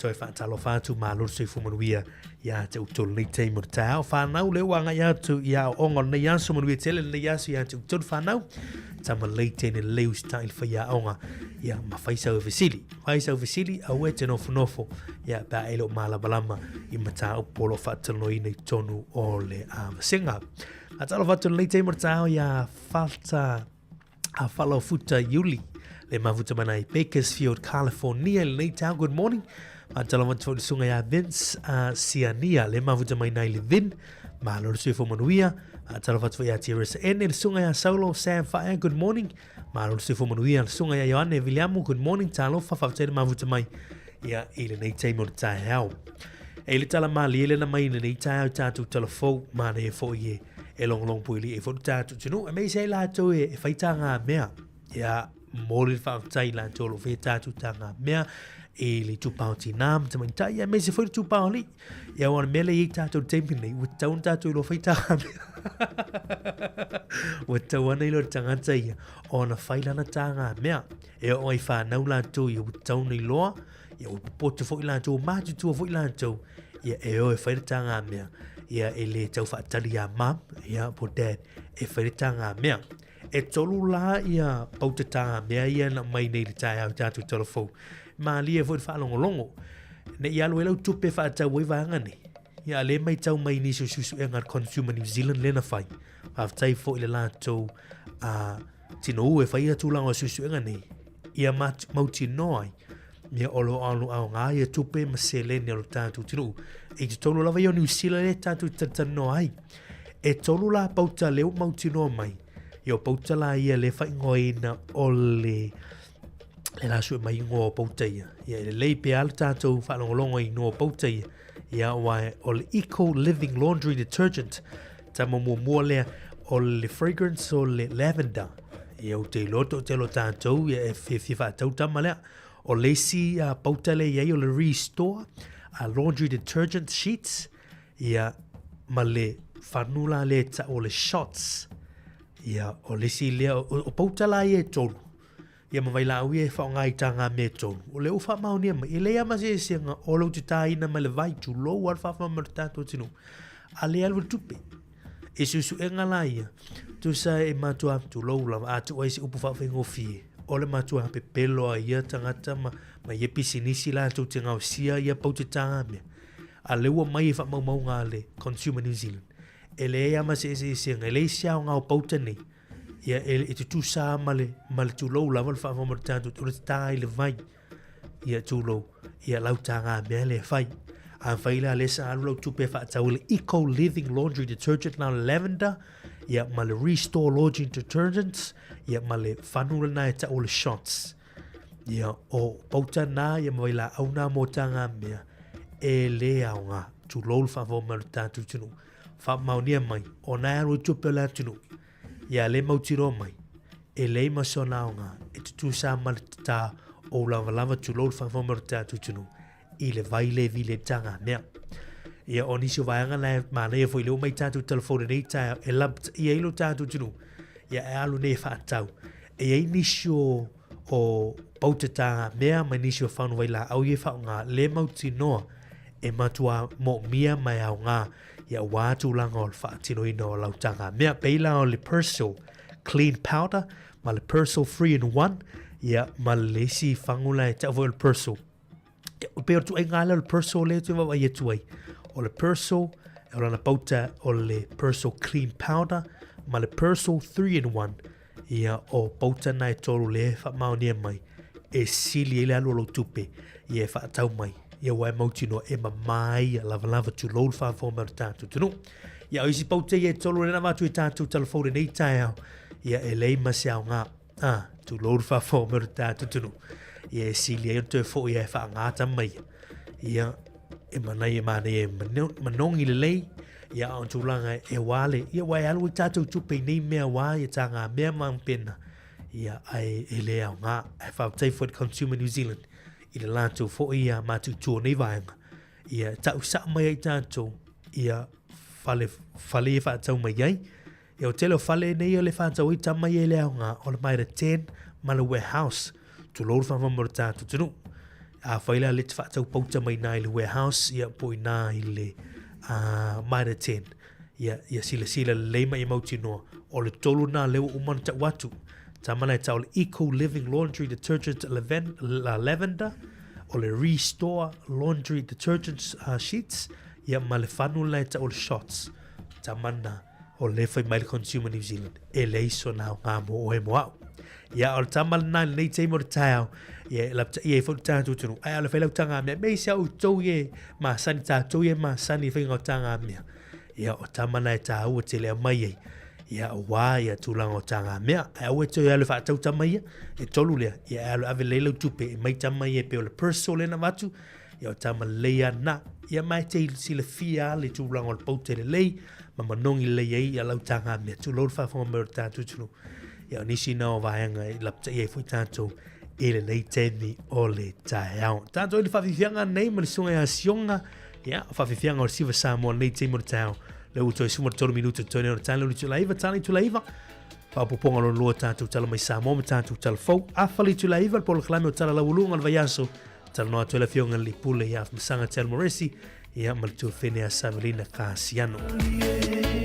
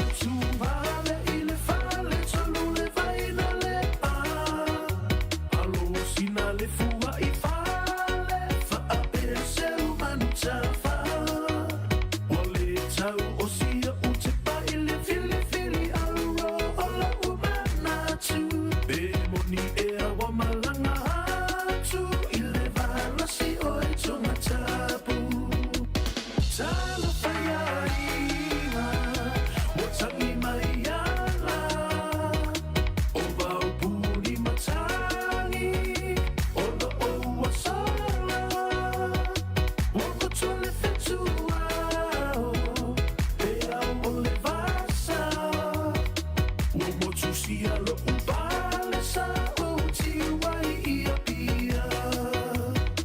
Womo susia lo upale sa o tiwai ia pia.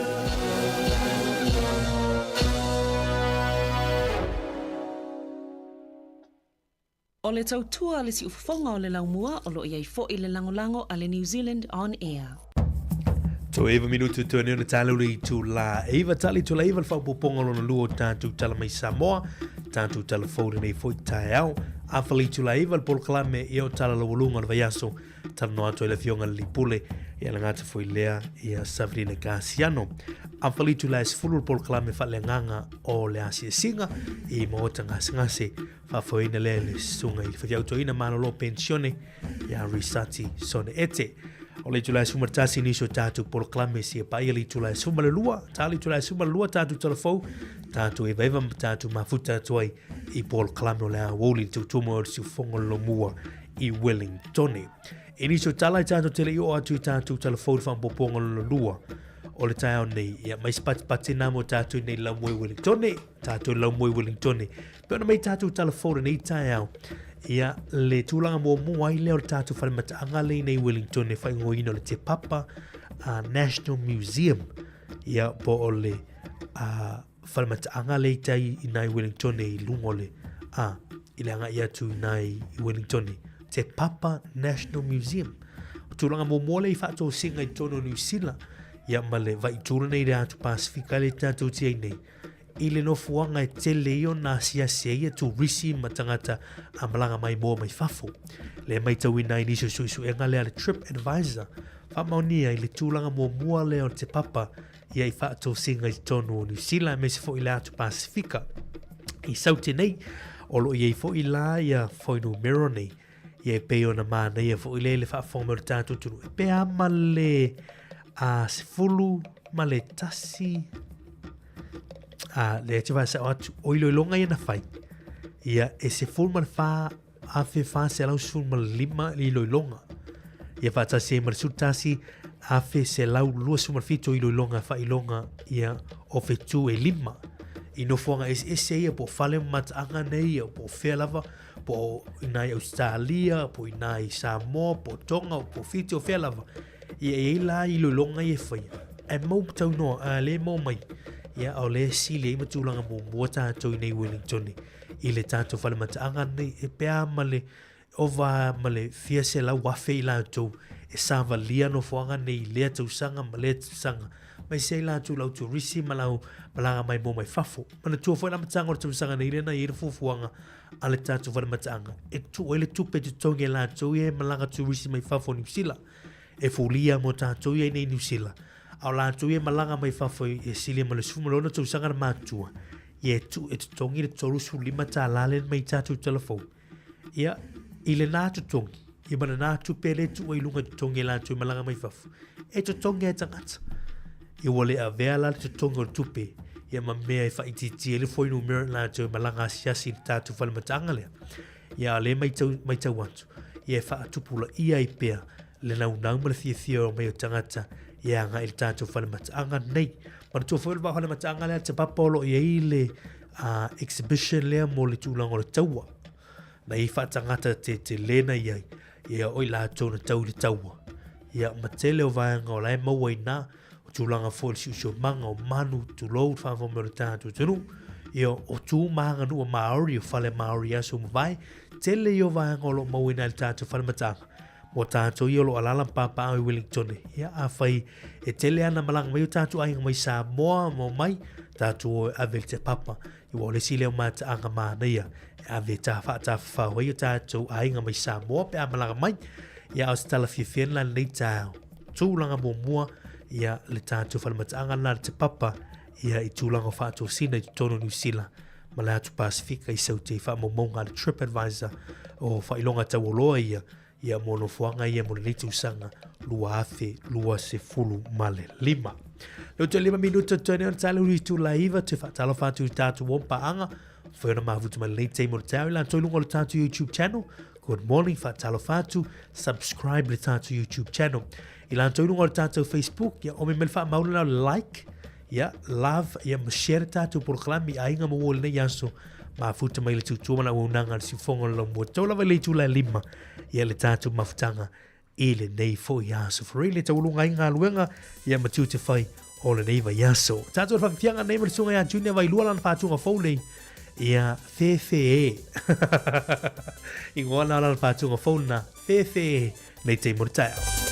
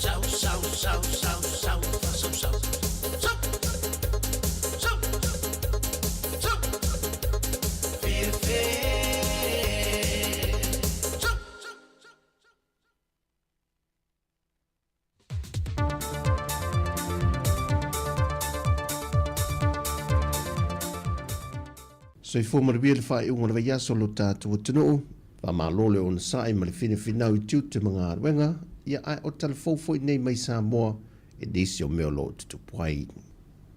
Wa whasili sila aloa ia mai ele mtanga ruenga le so I fō mālolo ina e tawala mai le whionga le sui pārami e tausio le atino tuala Josefu Bonifasio. Le joe wha au popo leo le isi vai yaso atua e a matatu le aso ngafua le vaso fau aso luse fuma le valo se ia o atu le aso mua au kuso. E tāpunia ato o mai a onga le atinu. Ai whao ngai nei le avanole mo le whanai na atua o whale a onga o a onga te tasi. E mese lava ia onga le talwhata ia pia manu ula tama iai. Le olo mawalunga le whainu mero alo ma whanau olo o a fia le denki fever. E whamaumongo la vai ia anu tanga luenga soifua malolo ina I tamaiti wa fia, wa atu le afe fitu se lau lima se fulma leono, ato ai ma le toa lua wa whaamaunia na mali liu wai.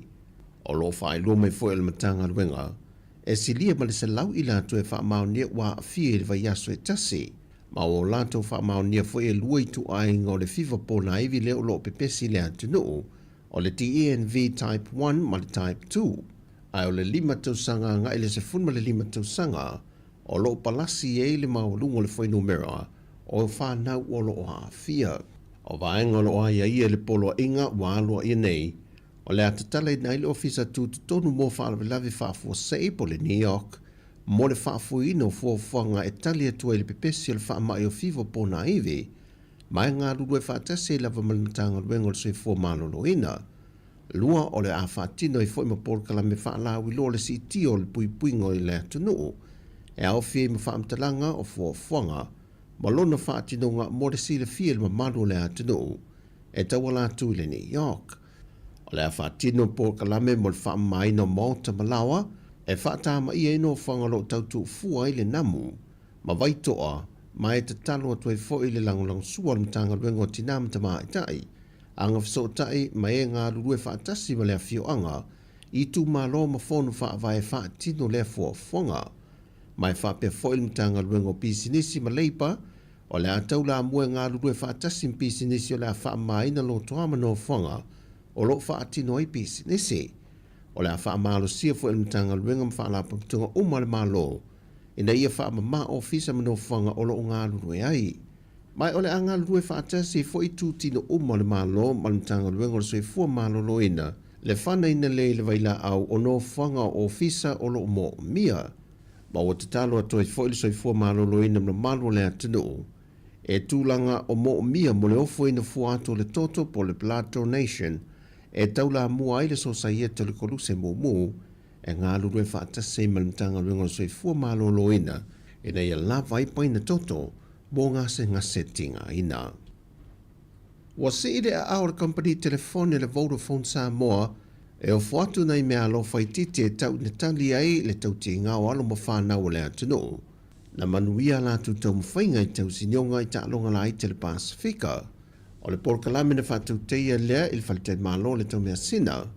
Na whaeloi mo onga o lo il presidente o le asosio ta'alonga le atunu. To au pepe asiata Jerry Walk. O lo te talo mo se whainga malo fau e tūlai mai, la tau te amane e ina le tau ti ngā o alo ma whanau le atunu, e malangatu e avea ma ave fua sa mo e ta'alonga whaavau malo. A tonu o le tasi ule lua o la sia langa mai lunga, ia matala no ina foi. Sa no le toi po foi mala e ale sa tu atu ele tato malo ma le fiongal minsta.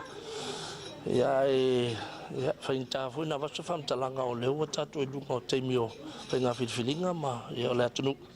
Ia atonu se mai ale leima mautu se tatu malo ia na tui whaata otola ia o se whainga whaavai al malo.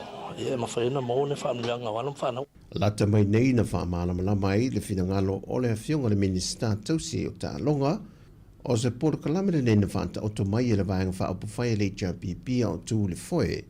E mau whaelonga ai na o ilantou e whaamanui na mai ta'alonga le Olimpeka, ta'alonga malo le tau pulenga, ma ta'alonga le Pasifika e maua tau I tau se lene, ai lea o fia ai ta'alonga lai te le Pasifika, ai I ta'alonga le Pasifika ua mawai atu le tolu sanga o mawai, e le I maua whaini tau I tau se lene a alo mwhanau na maupine mai ai.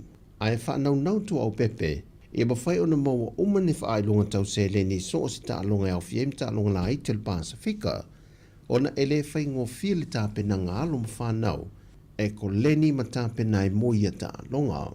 E nofo I nātu le company telefoni e le Vodafone, ni pepa tala o loa ta iafe tā la mo I lātou na maua pine auro, ai fitu se lau 5 tā la pepa tala o loa mo I lātou na whaamlia ine pine siliva, ma le 5 se lau tā la pepa tala o loa, mo I lātou na whaamlia ina I pine apa mea. O le tuto o tasa le malo Papua New Guinea na waia tuailefa I le pū a malu le malo.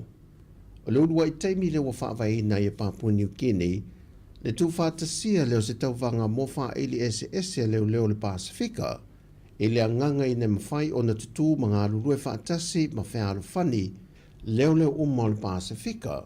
E iwa wha ili sa iei le tauvanga, mai o leo o toi tau nuu ma le manuia mai i whanua i le wha i le pua malu o le malo. Ma le wha i longa le manu malo i le wha i le pito i sili o na fia i ei tangata i la tau wha fianga, po le Fans Favorite Award lua se fulmane lima. Na wai e fwede nei wha moe, le silia i le toa se lau tangata musika mai le Pasifika.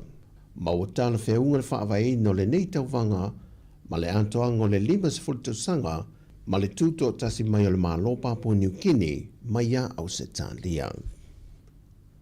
O whaino mai al komisina o le Official Commission whainga Pālota, to lea fōatu ia Whelolo John Stanley, e whase lau lua se fulu leo whai o whale Pālota, lea o le a whaatino ai le whainga Pālota i le māsena fōu.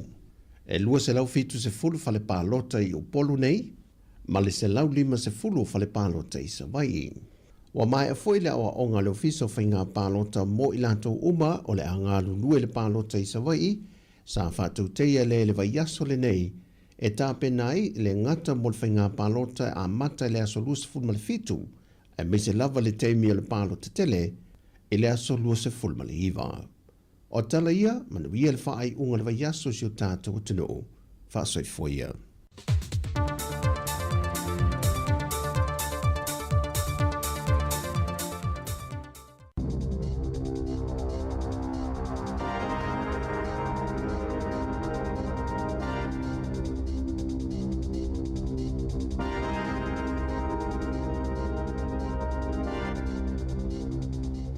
Talafalava o talafou mai le siufofonga le lau mua mo le nei tae au, aso lua se furu limo iulai lua a whelua 5.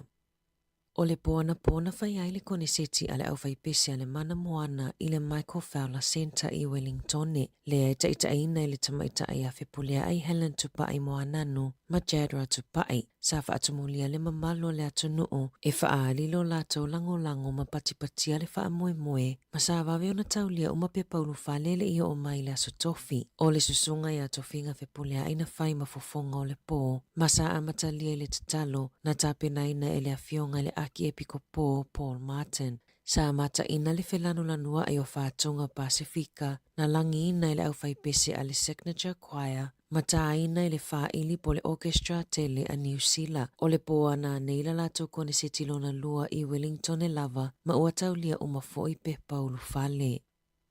Ua maliule li pese fiti ua ia George Fiji Veikoso lea e tele ina lau i loa i lona ingoa pese o Fiji e maliu ua 505 tausanga le matua o lona soifua o Fiji na soifua ai fiti mana maliu i suva pe ona whaamaonia mai e lona ainga. E sili ona lau i loa lea li pese i whātunga reggae i Polynesia, Whaapea Island R&B, mai sili a malitolu se fulu tausanga o nofo i Hawaii, lea na amataila na ngaluenga wha musika, ma lau i loa ai i le lalolangi a toa. Na toi fo i fiti i le lua whelua wha, mo lana ulua i kone seti na whai ai Nandi, ma sa taulia umape paurufa le tangata mai le atu Pasifika, na lolofia toi fia moli mawina le kone seti, o lana kone seti lona lua na fuafua mo se te mo le tausanga nei, na sau noa whaalawa i tele Fiji e winga i lona ngase, le ana wa ai ua alu i le no fua whaata avale vale, ma whaia lana kone seti, a ofea ngai pia malu i tau o le soifua ma lolo ina, e to tele tangata mai so o se atu moto le Pasifika ma le lalolangi ua momoli atu alo whaanga ma wha amaisenga mo lona ainga whaapea tangata o fiti ma e tele ina manatua i lona tu malosi ma wha au ngā lona leo mo le Pasifika ai maise lona tunu o fiti. Ua whaalia le ofiso wha amasinonga o le tapunia i o le sitala a o le i whaia pālota mua e ono pa ua i le numero tangata e au wai ma whaia pālota ma whaititi ai fo i le talitonunga i whainga pālota. O le ofisiringa fo i le awata mamai o tu la fono tau whainga pālota pe ai se ai mana o mi ai ona whaalau tele i a suinga mo le vaitaimi atoa o le pālota. O se tasi o suinga o le tu la fono whainga pālota i New Zealand o le awha amutai le ma whaiona risitala o se tangata pālota i le aso e whai ai le pālota. Ua toisuia whaingana i le pālota o le lua whelua se fulu, le ana mawhai ai ona le sitala ma whaafoufa a matalanga patino o tangata i le taimi o le pālota e au fiai ma le aso whaapitoa o le pālota tele. O lo o whaatula whanoina fo i le mālo le mana o mia o aso i se fulu lua mō pālota mua. O le whaatuputupula i o le numero o pālota whaapitoa ua avea ma whaafita uli i le whaangaso longa o whaai unga. Ma o le taimi o le whaitaunga muli e o atu i le tolu vai aso i le pālota taluai. E le langolango ina e Paul Goldsmith le minista o whaamasinonga le vawe tapunia o le resitala ina o tangata pālota ina ne i avea ma mafua anga e to atelia i lātou e le pālota. O le whalemata anga ale te Papa Museum i Wellington ua whaingoa ina o le whaatosina sili o na le lei i New Zealand mai lona 5 i whaatosina i le Pasifika i Saute. O lo whaatu mawina le whaatesi ma le fitu o whaafetu mai le 5 fetu. Whaapea ilo i longa i se fulu whaafe se lau se fulu 5 a toa ai ma le se fulu tasi afe se lau lua se fulu fitu o ilo i longa o whaailonga o fetu ta i 5. O le luafe lua whaafo ina whaamawina ai o le te papa na pito i whaatosina mai ai turisi mai whaafo i New Zealand. E lea i se tutongi mo tangata New Zealand e ulufalea i le whale mata anga se i wangana tangata mai whaafo ta i se fulu ono tausanga anga i lunga. E tutongi le tolu se fulu 5 tala lea sa amata whaamamaluina i a se te mo le tausanga taluai. E tolu vai la aupo o pauta tā lava o lo whaatauina i New Zealand na maua e lea i se aonga pe mama pe ataina i lava pe ona maua e suenga. E wha se fulu ono vai la au wha amama lava sa whai whaataita inga ma suenga a le Consumer New Zealand o le Shots Laundry Liquid ma le Eco Living Laundry Detergent Sheets e au fiai le vai la au manongi o le lavenda na pa uma walalo i le lua se fulu fitu mai le se lau le tūlanga o le mamai o lava e tutusa lava ma le na o le tāfua i le na o le vai. O le tele o ia pauta mawaila au o whaatauina i le tele o whale o noa i New Zealand. O pauta mawaila au na pito silio na le lei ma pito i lunga i le whaatulanga mai iso e suenga le Consumer New Zealand. E iai le tuaing o le Persil, tūlanga lua iai le pauta o le Persil Clean Powder, ma le Persil 3-in-1 i le lona tolu. O le EcoStore Ultra Powder Citrus Fresh, o lo una ia maalosi i le Consumer New Zealand, ina ia whaongai na ona o le whaamao nia o le lelei, mai na o le walu sene i le vilinga.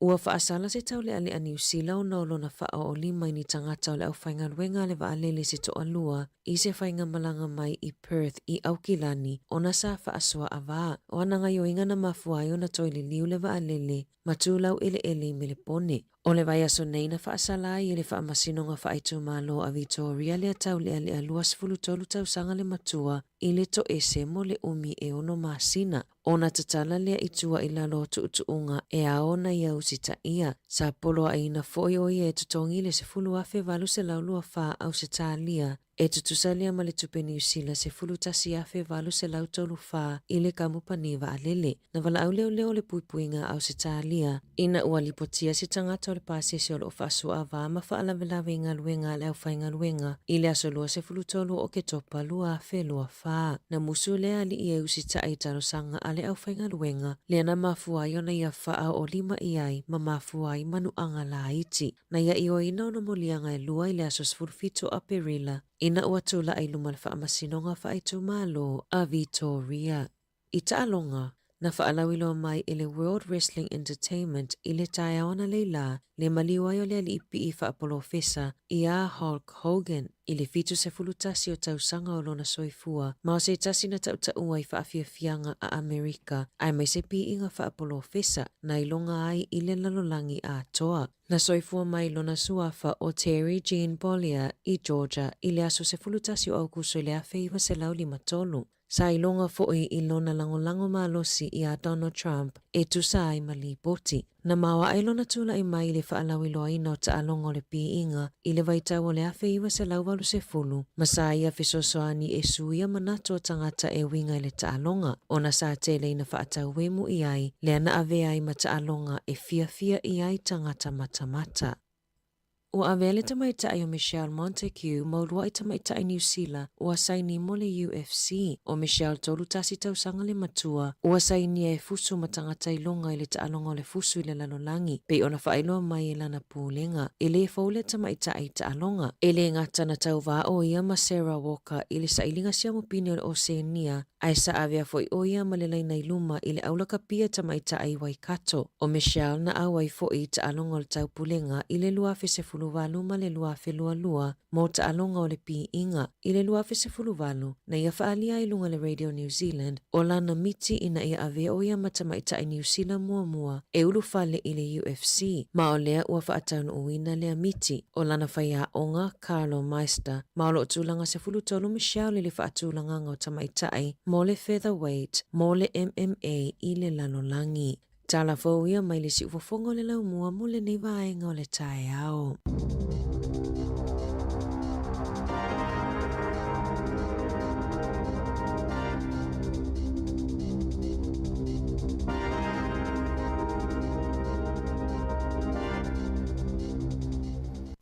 Fofonga o le lau mua.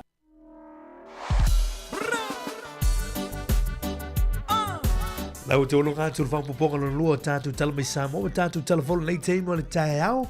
Se fulmarona miru te rute nei li tu la. Ewa tātu oi le whaatunga le mai le Melissa Band. Whai malua o whaiwara nei teimo le tae au. Tu tuma ori tu whanga lona mui Wellington tātu a ngai atu whawhi whianga nei awhali tu la iwa. Lu tāpena mai pōna kalaimu tala la walunga o neva yaso. Tanoa tu le vionga li pule ia masanga Tana Moresi.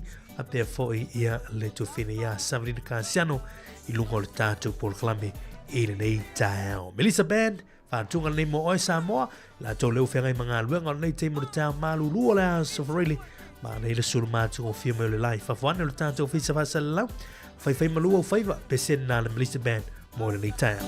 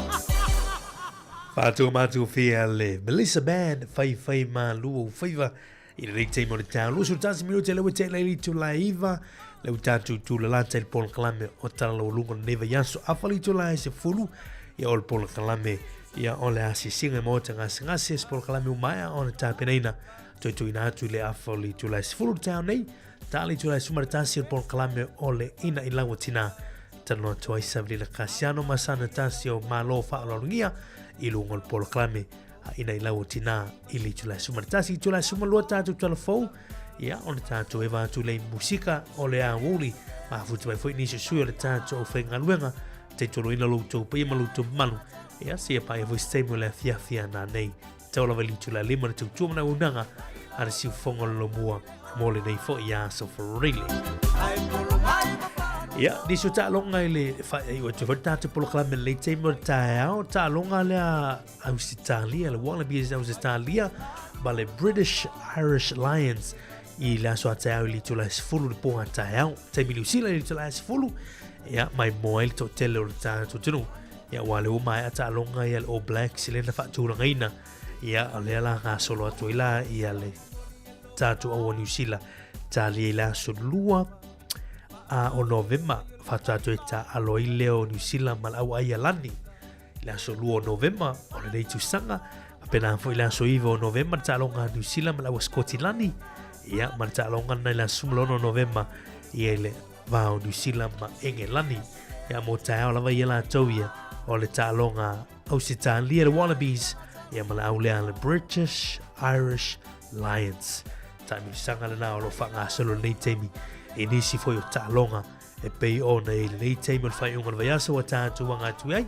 manu Sāmoa ta pena la talonga male au fiti ia e pei ona fai ele roto ro pei ona lau si le fia manu ta tu ia o lo lu mana nei ia i na fea la sono settembre a sono settembre talonga na ia mar talonga le Sāmoa ma Italia la solo sumertono November ole tu saka nei lua felu su lima tulanga na ta longa leo fa tulanga mai i le ni foi tu sanga ile nga ia tu foi mo tu sanga la volta tu mo Sāmoa la sono sistema na fu ta longa na Sāmoa ma fiti foi e rotorua ia o lava ma tu le time ia ta pena i mo la tu fi malanga ia mai mo foi le ta longa matina i le va fiti ma Sāmoa ni sina ta longa le time ta tu foi ni su ta longa ia wa foi fa mo ta tu ia ai pe ona iei fo i tātou talfou ia le whai langi fo i fo longa si tasi fo i o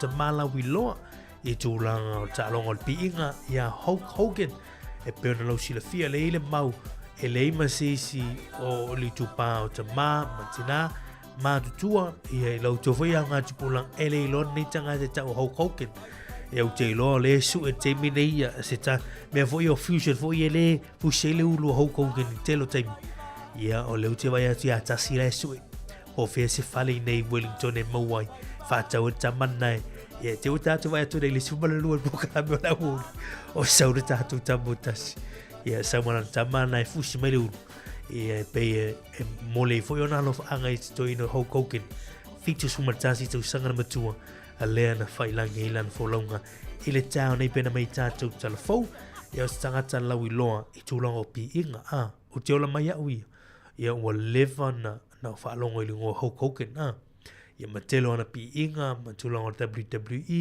wrestling mai siwa pena o le sui mea moe pena mei tātou talafou tele na mo i tangata te alonga le wrestling ia pura WWE ma talonga pi inga i tūlanga mai talonga ia le saununga TV mata to tele ole laulang ia peila Hulk Hogan e na toma fai foi le si sawa fa mala malamba tanga te wingo talonga nei ma fusuanga nei ma pi inga nei e tono mai te lo le ma tanga te matua me sen tu pau te ma ia ilo uma nei te ma ingoia Hulk Hogan no nei ngoa ia ni sina o tala le te murta o tatu talir por kalama ta laulunga vai aso ia i leo manatu ia taurunga te foi mas tautua ia masi awa unanga i le nei teimi o tau tātou poroklame o le ata o le tau ia mole nei fo ia so for really mole le ngā whaftai ma le whamalo le tātou tunu le tātou mawtanga mai lava li tau li tu lai fitu ia o me le teimi o le tau ma lo le whaftai le tātou mawtanga tātou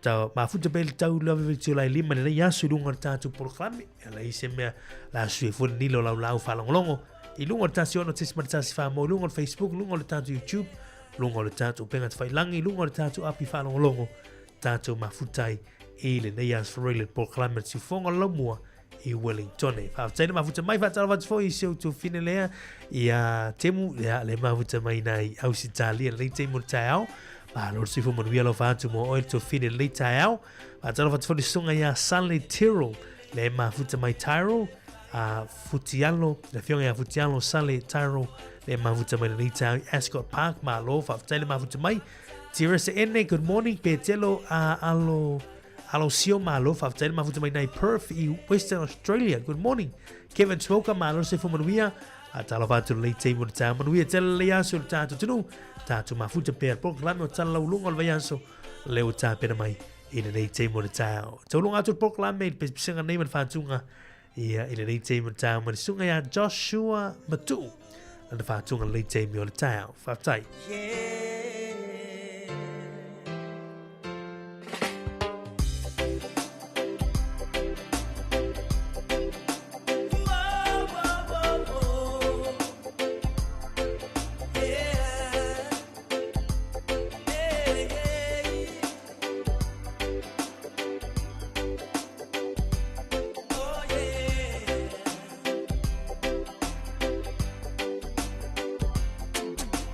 Walele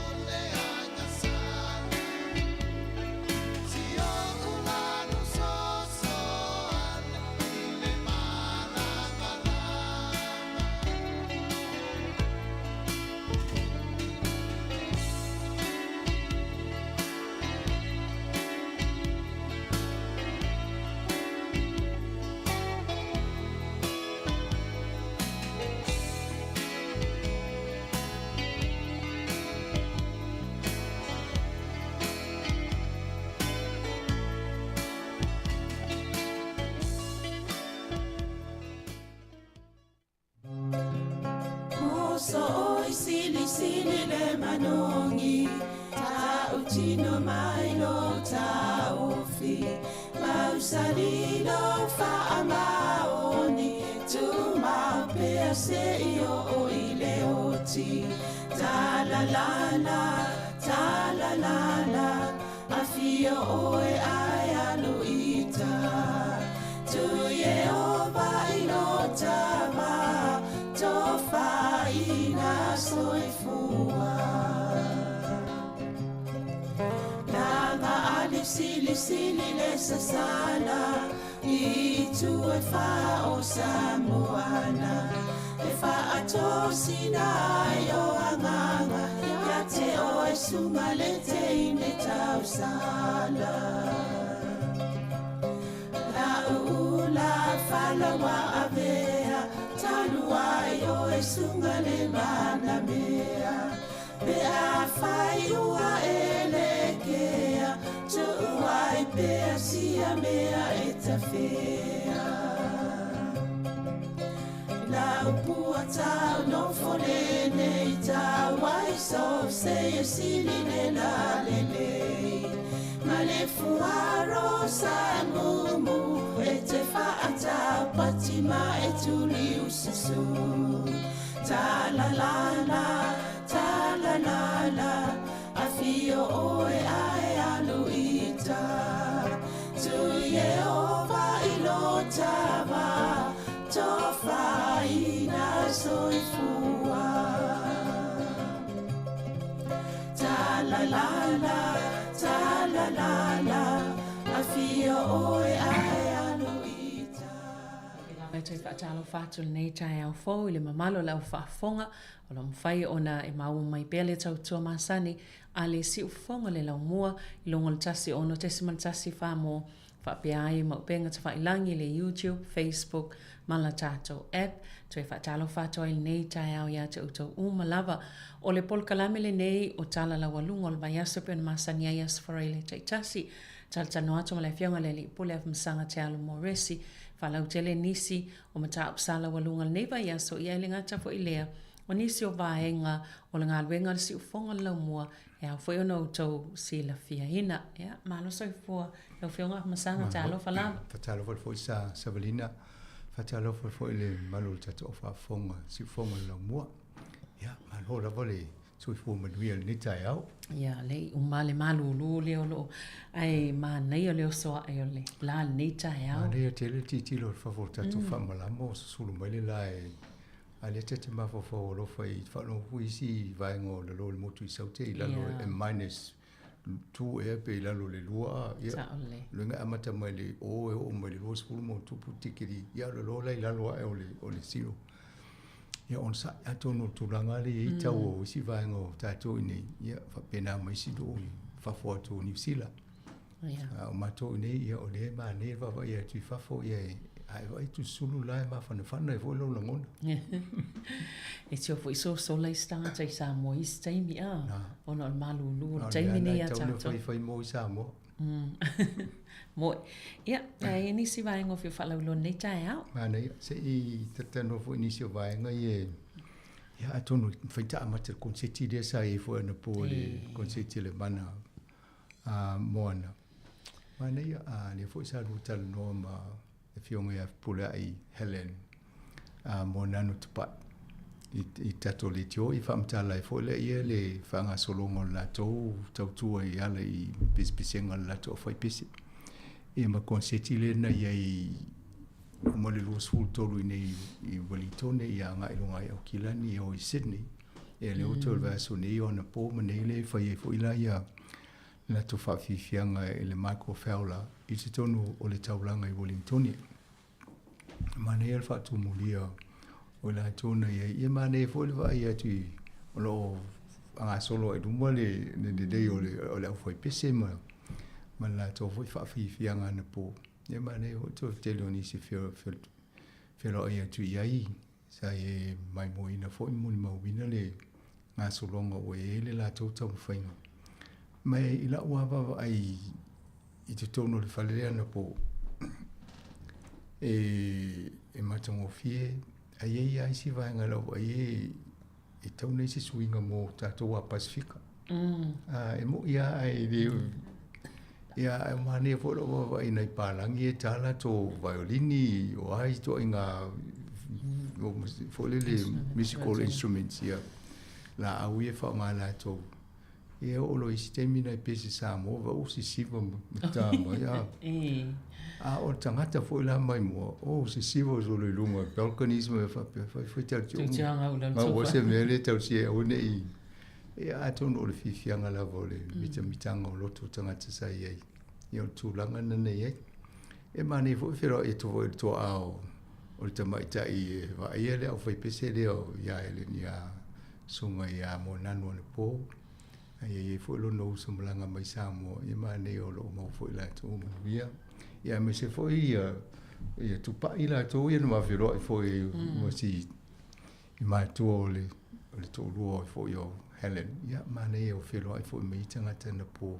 o lo menvia ia tonu sa ia le vaenga na mo nanga ia nisi ia sa ia le creative arts o la tona pe o le na fa foenga le ia vaenga dei ma so soni foi fa tupeng e mo le la to minister io Cold Smith le fa ia vota total le lungo telefo ia ma Kevin Melamu ia sa fit te mo fo le ofta ia Melamu no po le na va total telefo ia e o ia lo na appointment ia e no tala no le feva isi taimi atu sau nei ina sau le festata no ngai I lungo le Sāmoa Capital Radio atu no isi taimi na whafonga mai fo le o se ama no tal no ile va ile to telo tangata na ia e loa ile ngona fo ia o tangata Sāmoa Pasifika fio e lango ia singa whapea ia atu ona nei foi to fati noi o to de yo la de telestala te o mon famitala tu na misiela io le o le surprise ia me mana ia tau nia lui ia o lo ia pese o mona mai fatanga nga ta to o le na la foma ia o le o no tala no foi le ia tu ia tana ana po fa tu vai o le la te mai nei na uma foto pese ta o to ia e mana ia foi na foi mita ta ini so pese ia le fa mai mo I tanga to la mo fa I o foi pese mai nei Wellington ta ona ta volta to le to Wellington pese Wellington mo ele ta ona fa lo e sa le lo vang sa sa va lo nga le telefo ana o le o a keep Paul Martin le sa fa ia te talo e ama taile mane a foi mani foi wala ni to mai o yena ye o si tanga tena o nga I St. Pat's nana ye yo le o vai tu le o ye fu to no music ya a to no le o fi fia foi na la to sa fa ya nga vai tu fa tu plo yo al fa na wa tu poi ala bu di muri a pe musica le fi fia la o ya le lo vai tu le o to nga mala te le ye fa fi fia o le mena le ye ia o le fo ele sunga ia Melania lui le sai I tato le tio ia o le sina sai le tato le tio le fo lai pese ina ia vai Italia ia vai nga le ia o lai ma vai nga eso e kalesia la ia o le simena le ia o e kalesia le fakasai la to so ia katoliko o te lo ia se metisi ia PIC ia atu fatasi umbala le o ia o le mo wele ia foi pese lea ia ma fafifianga foi faatau mo me o pese a motor Pasifika a vai la sabril ma fafonga fo le tunu o le Pacific Connection nei Wellington le no nei America tuto ia o le tato bana moana lea ia o le fo isau ia o le wa tu fafifia le Sydney Opera House ia fale mata anga ia le fo ia o tonu le tato Michael Fowler le fo ia ia o tato o foi pese mena o si taimi o falongo me o foi o interview li na ila utina ma to so me la u vai nga ia pe la atende ia le profile to for kala me ai se foi se na utina la to mi utama ia e se fanella insomma fa le tu ia tama to no ma tau fa pale ni le vai ngol po kala me o e tu pe o le pale ni vai ngol po kala me tau no fa se ia na le o mai ya tama fa se na to ele fita nota mai lo le tio o le lei ato no vai ngala amatai o le si vai ngale mo le fa fonga ngale tinu ia si mafine Sāmoa a Pasifika o loo whailana research o Vienna. O loo whailana PhD lana whailonga o susuenga research. Mai e loo wa ai o latu su e matau i mo meo o tino tangata mali diu tu low level whafonga angal teo ni tangata temi a polisia mani Sāmoa. A polisia mani Sāmoa.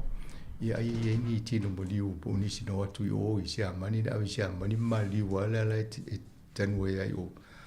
Ia lai o lan sa li nga e tau fisilingi ai tu langa fo le pe tau ntoi fa fo le repatriation le o man toi fa fo i mai tino mo liu na tangata maoli pe na i sia tunu i fa fo. Ia pe o fisili na ia po si tu langa na e ono o se langono o Sāmoa.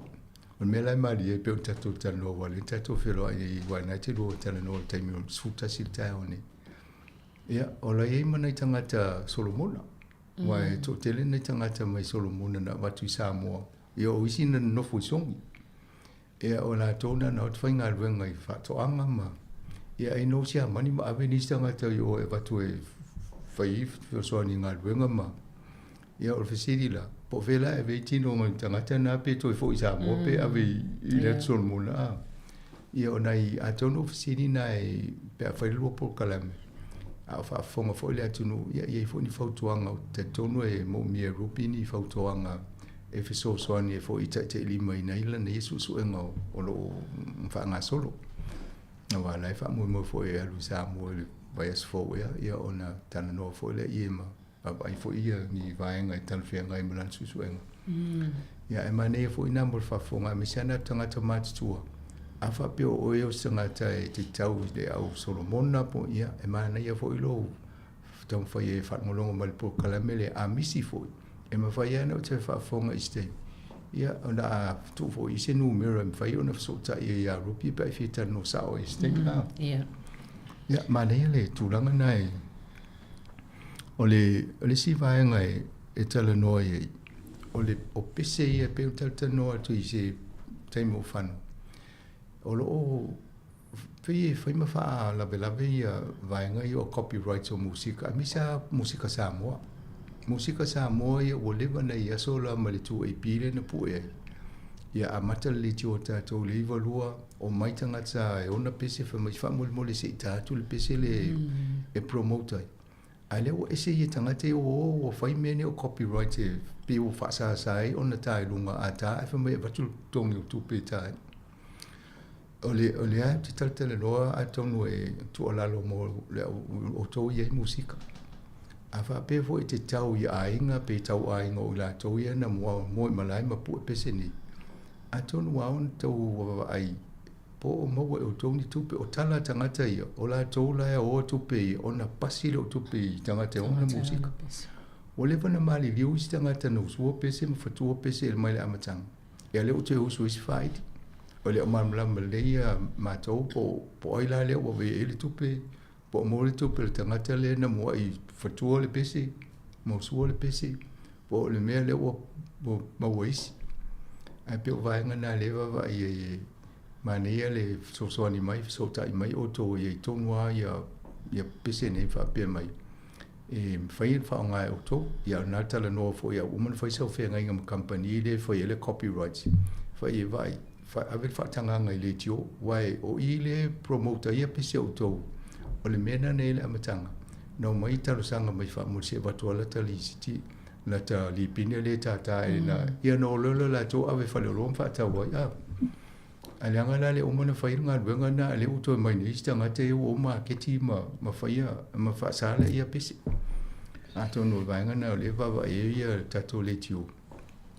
O lela amatana whai pese a tātou e whai e por kalame e se taimi lumana i tau whai e pu e apese i nel tātou stereo. Ia ona vaile ia pe whai se tua inga whenga inga fo le maritanga te ona le pese ma le liti o. Ina ia awa into e whalawe lumana i au whaanga solo pe whaasala launga si ufonga la mua le centuri. O le vai mauna tātou liti o i tau whai a ngā ruenga whapene ia. Ia ole ina lawa tina la o temine o le tata to le si pese fo le China ia o le pese foi na ia ele o manino ia foi stay mi te fa le vela me mais ele la o tal no i tato people kala me savelina ele si pese le no fa longo mai nei fa tau China ele na usu mole asfa na o China ia itakasiano fa tu mana ia le pese na e mai su ele si pese le ale o te tonu mo na fa no to ai na me le pese te uta to e fa ma se le fa pese pure al pese ele le la va vela le to inga tangata le fa no to inga fa pese la ia mo bien le tio ia o nei fa la vela pe te mi fa ngai wa e ma kiti e vo ma le pese ma le simelo fa no lo ma le pese ma na ia upu la te tonu o fe aula va to e tonu e fa tonu mo na tina ia malidea ia mo le taupu kalame pe o le swinga la na o isi vaenga ia mo le anga ilu mo tatou mo le afu o le ngole pesena o le tua o fa fetai o malo lava lo le lei o sauna ia manea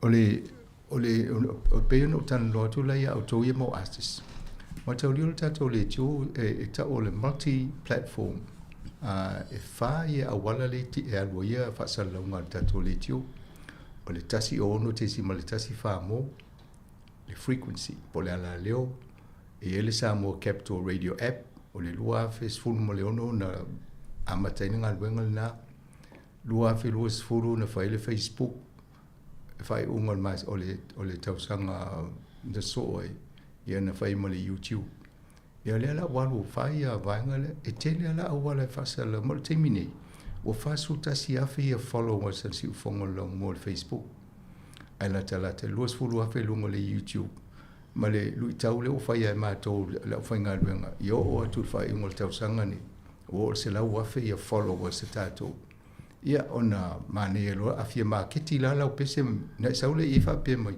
ia fi se tau e fai ele o ta lau pese ia e ma keti atu lau lang ia le e fai fuosi u fongo la mo o leven fai fuosi u fongo la mo le i ngā luenga ngā le tau pese i ia mai fai loa i lau tangata o lau pese o lau ta lini ia e fa fi fi e fo le au a fa whanong long au te tonu ia se awala me fai fo na fai se vaenga wai e muni e tau na mo fu si tupe ana i tangata ona pese o asola sa fa tau le si tipo le tape il fale o loa e o aso ni ia o le to ia se fale o loa fa tau si tipo se tape ia e maulungo o le YouTube ia po le Facebook ia o vaenga na e mo le tupe ia e fa so ai fa pena malo ia pasi atu na ista vaenga po kala me savanina malo lava ia o le vaenga mo mole msanga ona o le va atu e ta ua tele ele ia va atu tele ia tato tupe ia ngā watu i vaenga ia o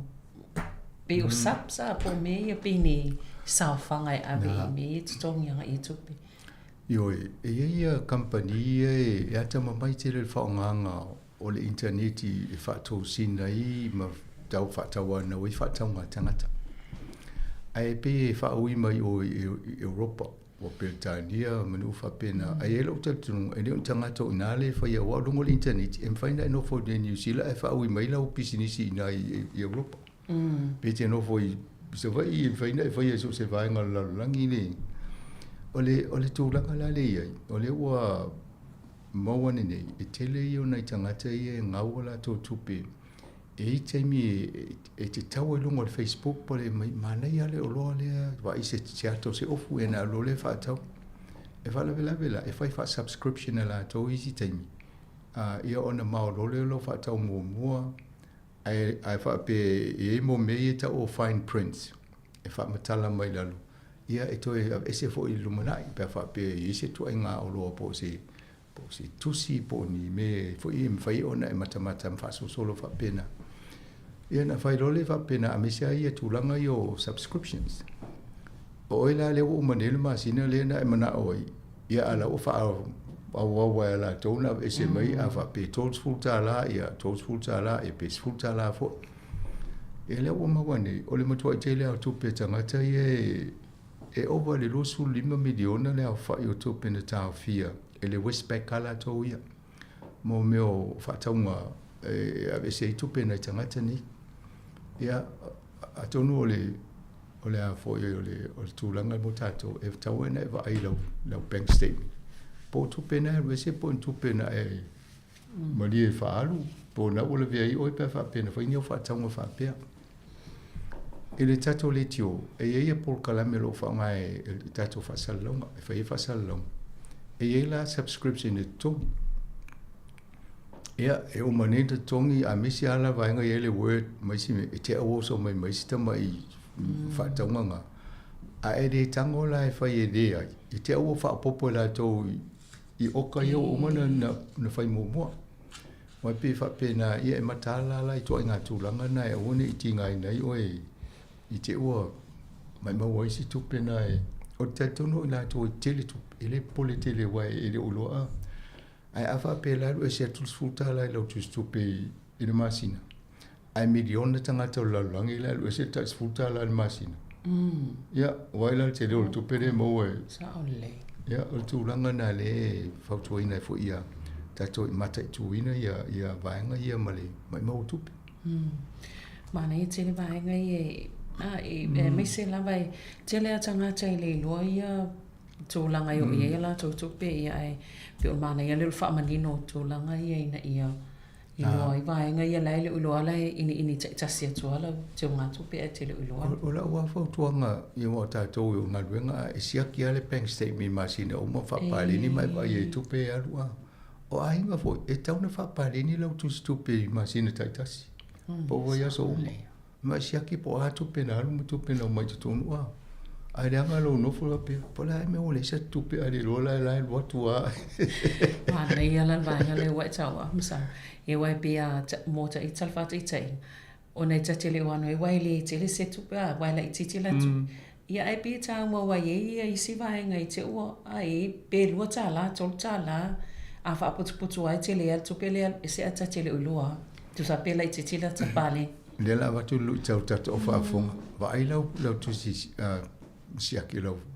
Ai siaki mo le masina o tuana i pol tolls fulu aso. Nei wa ai le pe fia lau whaonganga le upa. Fia whaonganga le upa take away. O me wa pena nai lo wa pe oko ka le telu le tupe lea lu i a. Ia ma mo fast food, pe fa fien fa tau le KFC, me fa pena. O le kofi. Ia na, o me pe ia ai alu fo supermarket ai tele na alu le ava malo si e tau mai ina o mele na fa tau i le aso mo le aso.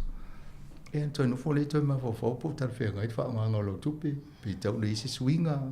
Ia ai mana se fe si tupi o ma le masino le sin tupi ia o termina fa ia fo nga pa titilo le. Ai afa pena al fa alu a tele no fo ma titilo le. Ia na e alua ia le whapena. Mai mo pe hansa va ve manatua tu ina. Ai au ngā fo i mo le au tala vo pe a whapeo ai. Tata noi i te mine lai tele ala tau tupe wala fifi whaalu i na le tongi a le upa a le tāma e selsa o le le. O le tala e tauna whai i alon whana wale o se tūlanga nei tātou le na o me whapea vai. O mātou i te ren tupe tau le a oto. Ma vai se fe fale le ai tau mwhai wha tau le fale. Ai tau me ia vai ai o le alu. Na le o filme o i Kum City ma me ia tutongi lau tala no fo ai ma. Ai tau na whasisi suinga i wawe i ona a tia elo na ia tamau ai. A wai la wa vai mole lumana i tātou. E te tau na edi tae o i so fale motu. Ia ale lei fo ila le o e malau whana o e mawhai ana pasi atu le whale li mo le sia uma tupulango le ai ia ai awa pe uma e lai e rinta ia e tele le vaenga na e le se e le mawhai ona e pu le a whamai ale le landlord ia waru lunga le rent ia na ona sa ia le matito ai awa pe wha tau le whale ia ona sefe rola i o le tūlanga na mo lumana Mana ia le wha manatu. Ia e se i whai sina mano longa pupu ia na toi wha. Wa wai leo i se tam ta apui toi. Mano whaftai. Mana ia.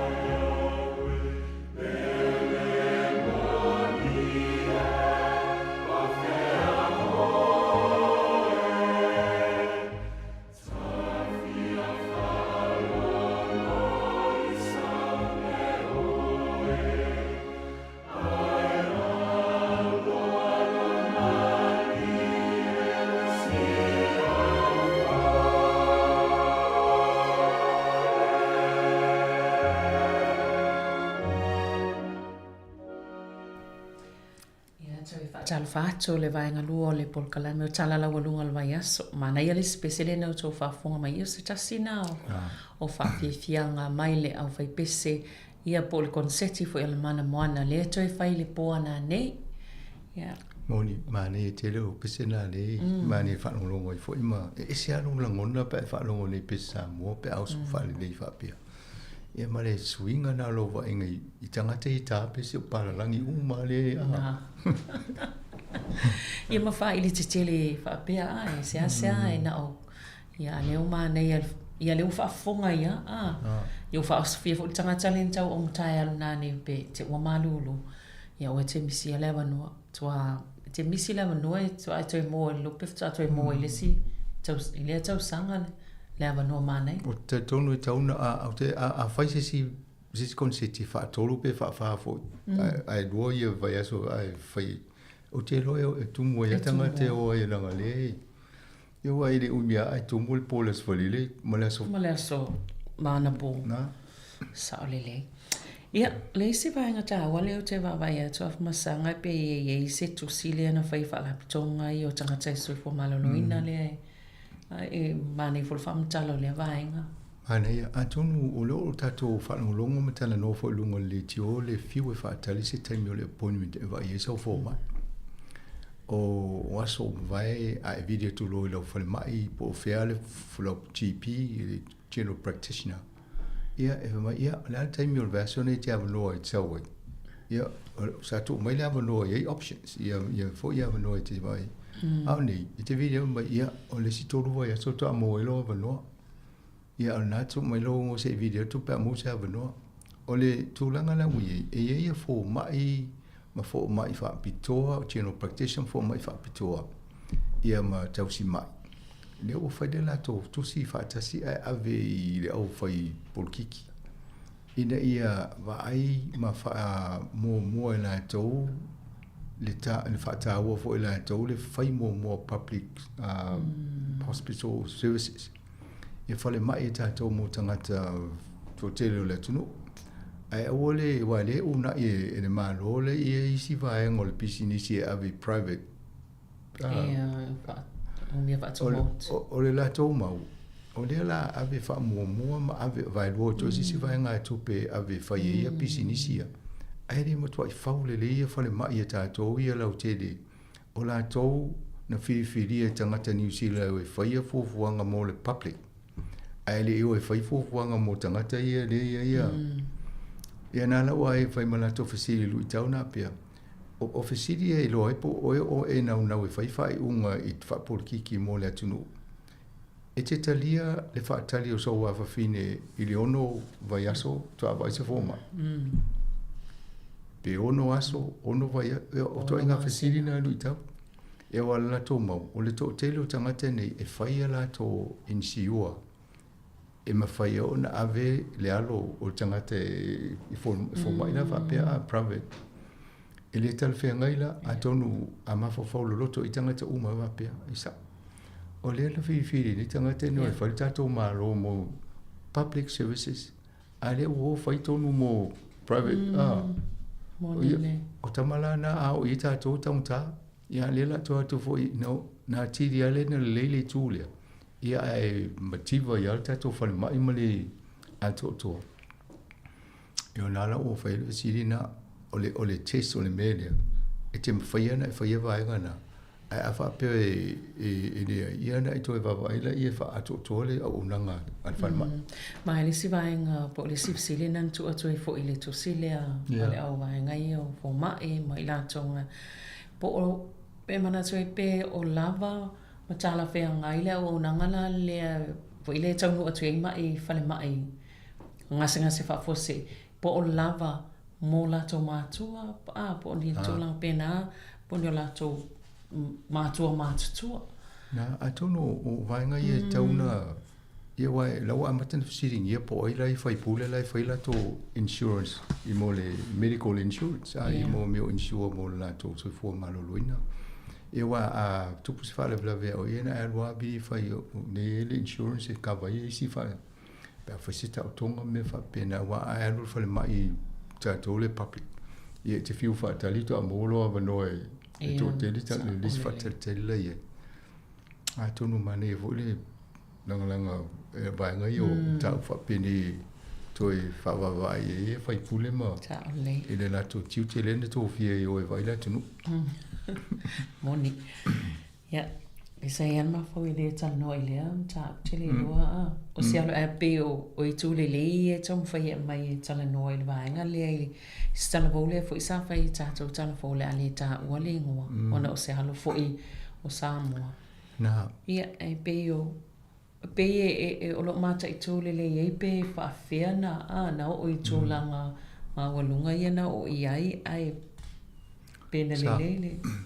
Ole na o fai tau I mo ata ana no ata o to tele o tangata ia na mtoa ICC I le tala noa nei alo fo ole tunu ai fodinga mai e sa wala nei tala he's got the gift of the gap ele le tau de tau tala e fai se ngo fia ia tangata o te loa alu tangata nei fai se campaign e fai ngo fia na tau lia tangata e wale na se le to tele o I mau tūranga mau lunga I vau malo mga luenga o tō fia ai e na tō fia fo il tātou a malo inisio o ngā luenga ma le reia ma se sina no fo kutoa I siaki wa ili le leipe tala whea ngai lo nei a o lo soifua o ina leni o te taitonu o la ana taitonu ina e lava lo nā ngā waa ma le tō mai e whaatino le ngā luenga pa wale I la o ai le mele na whale tonu len mo wai o le moni ma wha maoni o lana tusipasi. Ia. Ai ana wha pe le aire vaenga na. O la o umana mori mawina la to e le tele lana ngandue, tala noa, whiutanga inga, o me uma wha pe na o tūlanga umana pe whaingo ngā luenga. O lai ato to ai. Ia. Ai pa wana al vaenga nena o noa o le aire tusipasi. O wha pe ato no isi ai manoa e tauna piki le malo, ai wha o ngā tangata wha pe ta lini wha pe e vai ola I to mai manga va pa ona fale to ava pena ma faina pasi mai ma ona sao mai si vai nga ia mai tuk tuk wa e o to fu lima e tau sanga pola e to le weni o lo no winga mto ile le ia ile tau tala ma fa pe o ma faina o faina nga wenga ia ma to ele ma no ma vai to o la ile le ia walu nei la walu I fono e ta pe o le choko mo lu fono le malo o fatasi ia e alo ta wai o tangata o le sui o le sui ni sina fai malana tu CV a watu tu si o me umai ala sa wai o me ia na fai a tu si kinga la pe ia le tal fenga langa le o tangata si male fam talanga o lana o lo soi fua o ina ai o si te mira vai e a o e lo fati nongo ngalwenga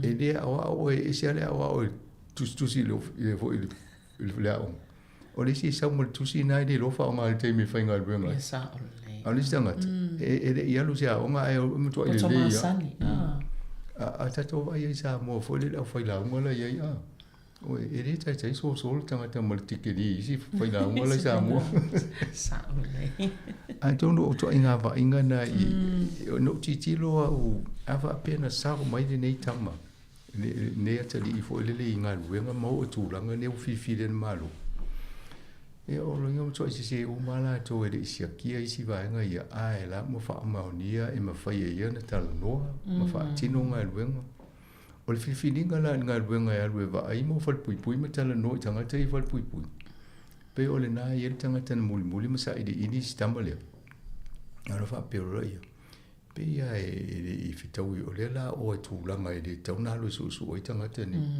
ai e to le tala fea ngai mo na le tala e fai o no so fua a ina mali ia to no ta o iso le loto vale fo na tangata o na e me se tūlanga e wai te va ai atu I le ngaluenga ngale visiting justice pe e fai e le te me fai e fo I le fai unga o le fa salanga salapo la timtile pe o mtoa Ela tu tatala o mai whawhutanga te re whasalani si ala pia. Sui a wala e whai tangata nei. O pena te la tui loa pia o tangata le sa le tatau ona I tonu I. Ia. Ole tasi ala o whasiri te au. A wha pia o le malo ni sila le na whiwhiria fo i ngā ruanga le. O le ala ia I tu unga mai e inga e whai e la tu su e ngā. Aere e pointinga sisi, aere i tōwhia sisi tūlang. Ere o tangata on malo le na mawana, o tangata I mai whafo I e whai su e ngai me whapea. E nana no whai loa a mai sa o le tusi. I le malo, ai pe I anu I le malo. I tusi mai lo le staff. No wholo le staff, tu ulungo le, ila na ia newspaper. Ia naftu a te I lo le malo, mai loa pe deila, tau fin mene. Ia ona o alfua, tu ulunga whaasalau lungo le, I upenga o so ta ingal, so finga o ia mene, pe le uanga ia tu ino su e. Ia ala sa te leani ngā wenga leifu I sa ia whaia non tai. O le vaenga I o sasifo ia supermarketi whainga o tau o lato o loa, le whai tau miliona tupe tangata New Zealand ngā wale tau sanga pio na whainoi fu so ingal consumer New Zealand. Whai ama tatou tala noi li ta upuni le consumer, toa lo pulo I le vaenga fo ile o le si vaenga le ngā lui ni New Zealand. Ile whatupe le malo, watu I donations, ia ele fo I subscribe il tatou officer. Ia mai fo ila to survey ia tele ana fatumu lau pepe mo tatou officer. Ia e fo ni vaenga mo miele lango sen ngadima. Ia na mai fo le ia sen ia fai su ngole al ia ma so son fa pena. O le ala e boleva fa wala to su ngai o fa de o tatou supermarket. Ia le woi wana fa sala fo ni si dai pe o le pack and save. Ia o le JUL ia male ole fa le o vaenga nei e sia ia tala e mai luma I te mitela tu e whatau ai mo mudi o lai tala se o le ala ua amatana ave e mawhai masino o le ua apa mai malo o wa e tu le malo o le te le alfa le tonu le langa mea ia le consumer New Zealand ia newspaper ia atonu o vaenga ia le au ngai fo ma tatou muli mau e tu o tu ia so ia la to ia ona o le ia whainga ruenga ia mama o le mal tūlanga e tau ena wha tatia le vaenga le o Australia o le e nei le la tōtula whone whaasala I company e whaasase ina tangata ma mga wetu pe tangata e 5 miliona pe a molia whaile sala e o 5 miliona le sala al company a ni New Zealand le onu se la wafele ia o le whautuanga la le consumer New Zealand e tau na se ilunga pe a 10 miliona o tato o 5 miliona e o 10 o le ia atonu to te vai e une fo nei se parti vai le tau foi e parti nga luenga su o le foi le New Zealand on consumer New Zealand ia atonu e tatu fa longa foi ele o finga palo tatu longa nei o sa se parti va pe ia o le la mato foi el vai nga le e na le fautua ina fo la ia ele vat foi tata la noa ile sa noanga le minister o tupe o le la vava ai e fatu langa ia supermarket ia ma fu mai foi sa i dinga al consumer New Zealand ina ia le ese competition por se tauanga fo le wai fo dinga mai o le o ma fanna le fainga vola ia a pa si o to o lo va so le a o le si va so ma to si ia na fai me fa ta se ia le matele ata tu pe le albo ia ta to le tu ai fa ta I supermarket tu foi tau sa ili po fer supermarket ile tau mo fi e tau fa tau si tau va ia mane pe se tau va ngo se page tu e lunga e tau lo se o lo tau mo fi fa lo na tu si malo la e tu tau lunga se page fo le e no mare ti tiro po ani o lo tau mo fi ne ya so po ne va ya so a tu no si so ni fa pena mo tau au fa fonga ai vidi mai o tau mai po o lo la tau mo fi ina ye lo to ti e le tau whaasala lau atua ia ai lai mau ai tātou le manuia e oi ia wai o tūranga na ia e le o mai company ma mai tupe whaasala lau e lungo le tio ia e tau tātou ngā lua fsosoani le si ainga i lua le tau fsosoani tau o loe whatau Saon ia po se tu lau e na ale tawa ia po ele ata ia post pe tu i lungo nai tu lau mwhena o whaata se tangata mata le tau na o loa na au ta ye fatau inga ia male le collusion o le Britania na e collude i company ne pe nga lui fata si va ngane na tatala noi mo me ofal tupe inga wenga le wai o ne ai pe fai company fal tupe telele ye o le na mo fo talo ni ma taulia tele tatala noi I biliona e va o le fa I le ono biliona ta la profiti a fal tupe Australia ia tele o tupe na wa o la to sia o le so Australia e fo tanga te New Zealand pe o tele ai o profiti a lu Australia Then tele ale ental no atu. Mania pata to e umata te unga tupe Kiwi Bank. Se tele polo fite mo Kiwi Bank wal polo fite no fo ni New Zealand so so ni tanga te New Zealand. Talwini. Wo ile se fulu mo no tupu ya biliona tala ile pre-tax profit fo ya afal tupe. Tu sai de o le vesela fonga ale o le sfulu lo inga le alu ai lunga polo fitia a faltu o ila le mo tu pe eu tato o to uma na fa pe o ina le Westpac o ina le ASP o ina le Kiwi Bank o le PNC ia o le vole ANC mo le Kiwi ma le National Bank ia ma le New Zealand Bank ia o to na ne a vo e faisa fanga I Nai mo ole telo polo fitia le fale tupe le mame. O la foi la ti tilo le mista tupe. E tauna ise awala e va ai le i tangata nei. Awa pe o le sa o loto ala to le faingo tau me ni New Zealand. A Australia o lo pui le ia e te la to lo polo fitia la vanga e mo ia ta to lo me mo. A pe fofo il numero tangata nei. Ya, ma fofo a fa pe te lo me faina so ni I tamao in New Zealand ia sila pe tal fe ngai avela te unga tupe aver Kiwi Bank Monele ia fa solo mai I le vainga o ai tala fuin fa sala le silia mal se la wafta la o no wa mi unga la fo ia pe tau fa se tau fa fefe pola fa liunga fa tau I tu pe ao pe ao ina we ai tala fo na I tangata ye yo le sala tu tato telefone versione afa pe o na e tala noa tu ye si company ngo o le loa date collection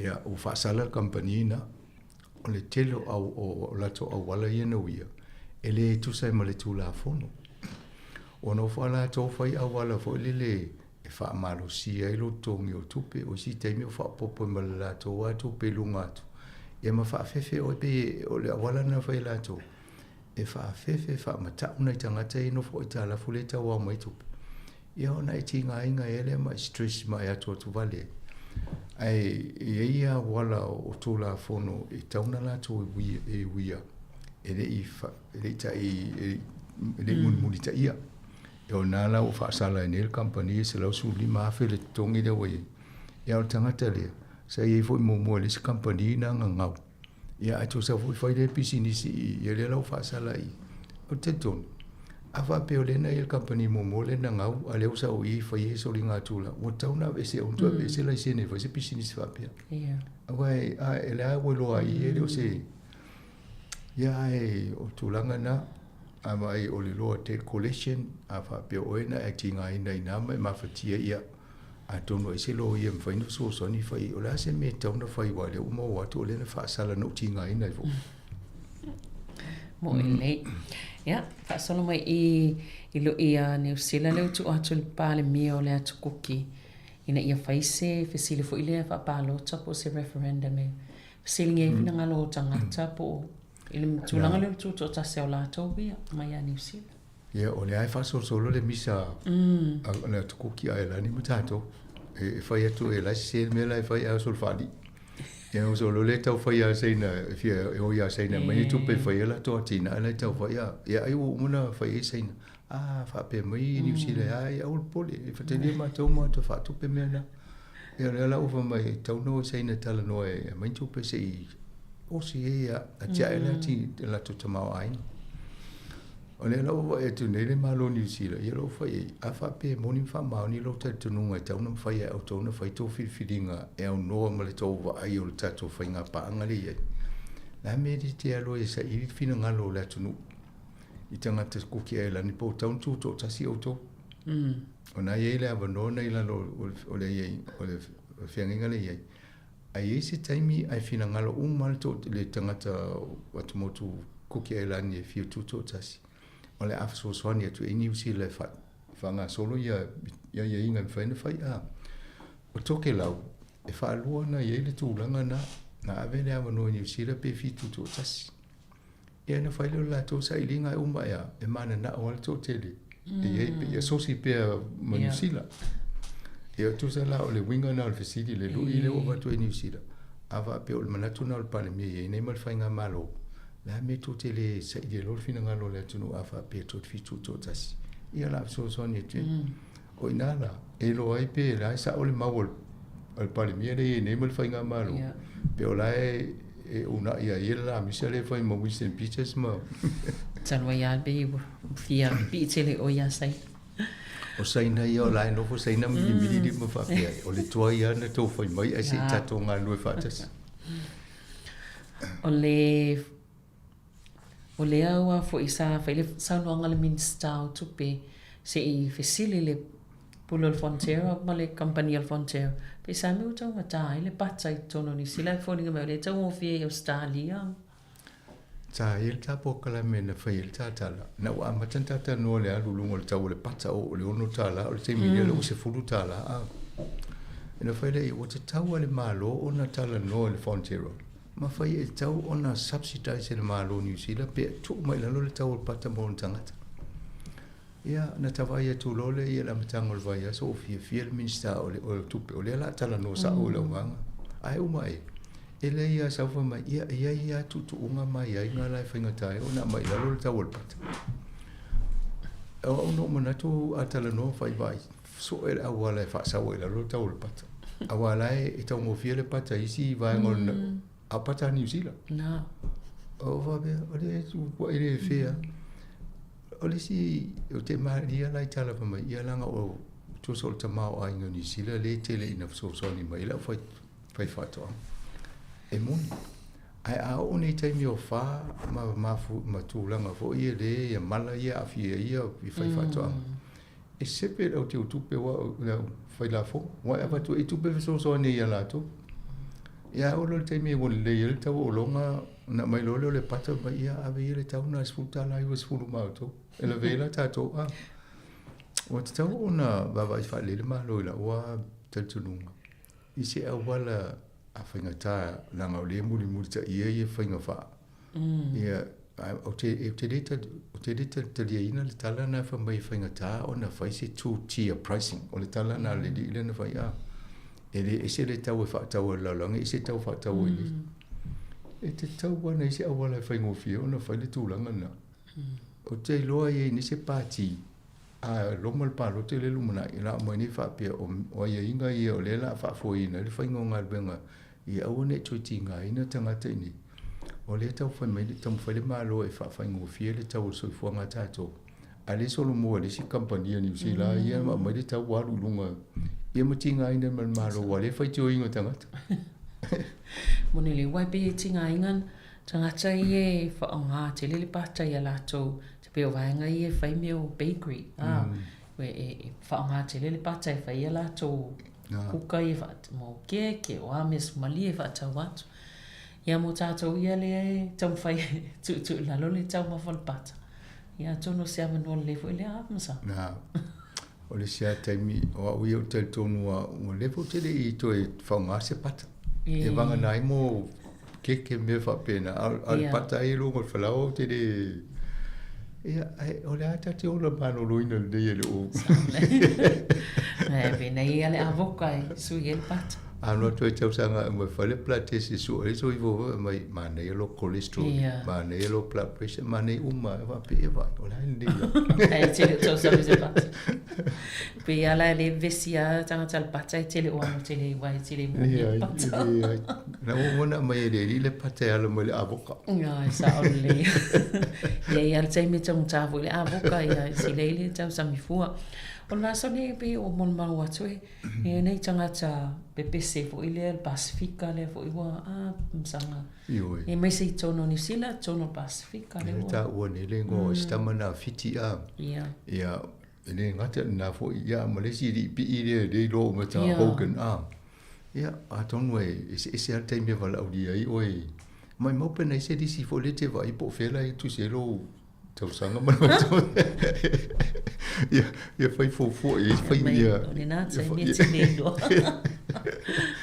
ia vai nei ia ni ma so ni ma tau sanga o si tamali i mo li o tu nei ia o si uma ni ulai da ole ia ai te lo ana vai tanga ta to se fulo tau sanga pe o le fa mo le lan mo te foi o ne o anu le ni ma po le fix fulo ai ia le o le puli so fu le tatu fa o le fai mo tato ta se nga luenga la na mai o mai le sa o tongo tato fai fu le o le pe tal fe ngai mo lo so fu ma lo ina ia on tato ole ia la ia ma no pe te o tanta to fa ini special se tasio special stamale ai fo ia fai umule fo isa sa telefone na son fo la wano ia mane fo ile le lo now ia o si tangata ia ele i longa tele ni New Zealand mo to ila i loi fa fo e Europa ma o la to na o tangata ia na mo fo malai nei tang fai ia ti ele musika ta to New Zealand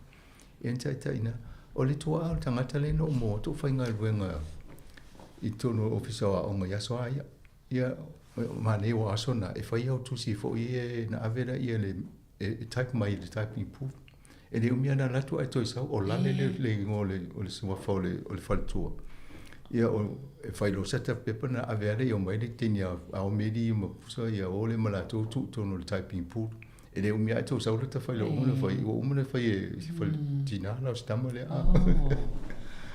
e nei ia martua ngane fo ai da le fo i te le tatu tano ia sai fo mana loi ia le malo faftai am sanga ia atono le faftai mo po kalame nei tai ia le malo lau fafonga ia o le tatu po kalame na tala la walunga le vai aso mo le fo es fraile fo fa mo mo tatu to fino ai ile vai aso fo tai masani tatu po kalame nei ia mo nei tai mi fa soi fo ia fa soi fo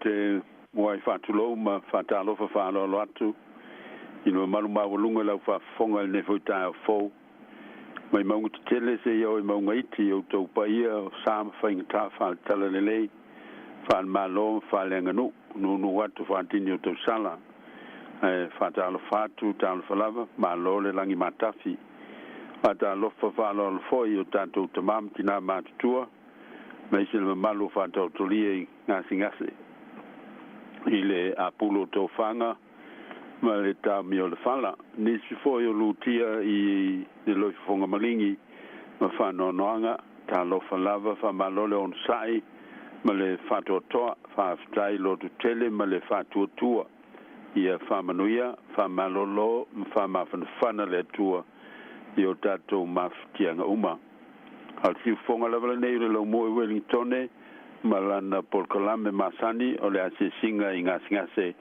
i spray le taitasi mai le sfulu i le sfulmaltasi i le taiao leu te wala o tuai se i o tātou tāpua i le tua o le li o lo malmalama ia malo o le tanga o i ase o te whewhe ai O le ali o le malosi o lo wola o te matau ea ia te ai. Se o tātou te tano. Le tua o le whaamavaue, o le o le vi inga, o le whaamanuma le whane tanga o malava. O le so i fua e whaamavau, ma wa lofa mai le alofa i le liu, ma le whaamaoni e tū mau e whaamavau. O mātou whaatala tātu le awa ma le mi ngāo e te tawai, si tia le mātou whaafitai e ui na pōnā, ma mātou wai oi mō lo nganga e whapa i nai mātou.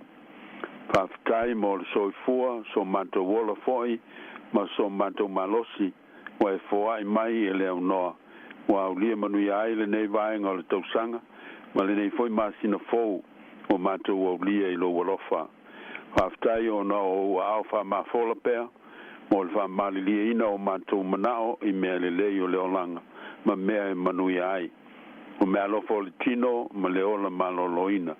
O manuia o le mafaufau i manatu, o mafaufaunga malangona le lei, e te whātupu ina mai. E maise o tāleni o anga waa mato mai, o e whamanuia ina ai lau whanau, mai mātou te jotas, mo le tautuaina o isiu soa tangata, ma se vi inga mo lo swafa. Whaftai mo au nanga o ngā uma, o whaia i matanga luenga, ma o fisa e sese o le malo, tai nano whalapa putonga o ngā mai kāresia, i so se awala o tautua i nai lau whanau. Whaftai mo ngā luenga whafo mai, o a whatino ina, ngā tau te vi ai lo swafa, i o lantou to mai ma whaiva o e walawina ma whao ngā i nai le soi fua. Whaftai mo lau whamalolonga i o mātou mai, o lau whamaisenga i o mātou whanonoanga. O lau whamalusi au i lo mātou vai, o lo wawai ma lo whatonu mai i lo mātou valea. Whaftai mo mea lofa o le nganga, o le tuspa ia ma o fionga whamomawinai, ma lo nganga fsosani e whamatalaina mo e mātou. Whaftai mo le talalelei a Jesu Keriso lo mātou wari whaola, o lona soi fua pa ia ma le mama, o tongi o lai nai mātou, e ala i le taulanga o le whaolatanga, o sao ni e lona soi fua pa ia. Tu mau lo swafa le tua, tolu tas pa ia le vi inga, o le whaafitai, o le whaamanu, ma le whanetanga, ne ia o le whaavavau lava. Amene, tātou pepese i le vi inga o le tua.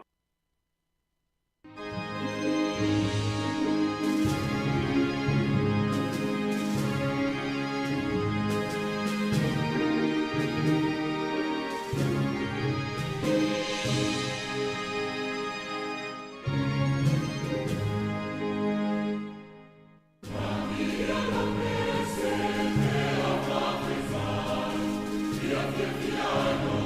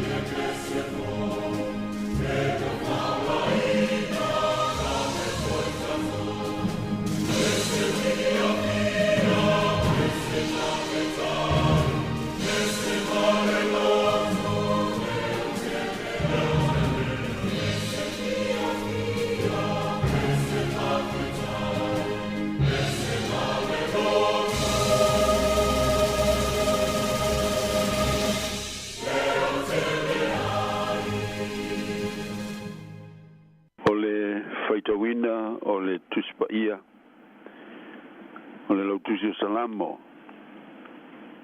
o le salamo e fasfulu salamo e fasfulu o te faitawina mai le faiu momua e whangata mai le faiu lima whafonga maia o fionga pa ia nei a le atua na o mutua whaatalitali lava i le alii o na whaasanga mai e le o ia ia teau o whafonga mai foi o ia i la walanga na ia ave ina e au ai le lua e malai ai ma le mea matua palapala whatu ina foi o vai lungo le papa o whamautu ina ai o savali o tu ina mai e ia le pese fau i lo ngutu o le vi inga i lo tātou o tua e lo ai le tō tele e matatau foi i lātou ma lātou whatu o tua i le alii a muia le tangata o le whatu o tua i le alii ai le whaasanga i e whamau lulunga ma e ulili wane me pepelo e li ielo o tua e tele lava mea wa e whaia o wavenga ma o manatu ia te mātou e le mawhai o na laulau inatu ia te oe o te fia whai loa ma tau tala i ai ai le mawhai tu lia lava whamanu ia tele mai le tua lo tātou whaitau o lo tātou whanongolongo ia nā fionga pa ia e tu maulo na swafa le vi inga amene o le launga le swafa o tama le alo ma le ngang pa ia amene ua ia vena e au na i le lua e malai ai na whatuina o vai lunga o le papa o tuina mai e ia le pese fou i lo ngutu salama e fasfulu le whaiupo e lua ma le whaiupo e tolu ua mawhai ona whelelei vaalele i le vāne monimo e le ngata o no le malolosi o na afipo o enisini o le vaalele a lo apo ina foi le ea o lo o whatumu ina le vāne monimo pe tai e nisi vaenga o le vāne monimo e mau ai le vakuo po le vacuum pe atunga ngau ina o na palasi whafo se i leo le vaalele mo sina se kone se i to e mau le ea ma mawhai ai o na lele pea o le tasi le nā mafuanga e tā wai le wha mau pea o le fusipau i teimi uma pe a lele le vaalele o na e whaingatā o na iloa i tu aso e malanga ai le vaalele le vakuo o le vāne monimo na whapena o na whafo se i le palasi fo tā vita i le lua e malai ai lo na olanga na ia ngoto i whai le popole o le whememe ai ma le whano noa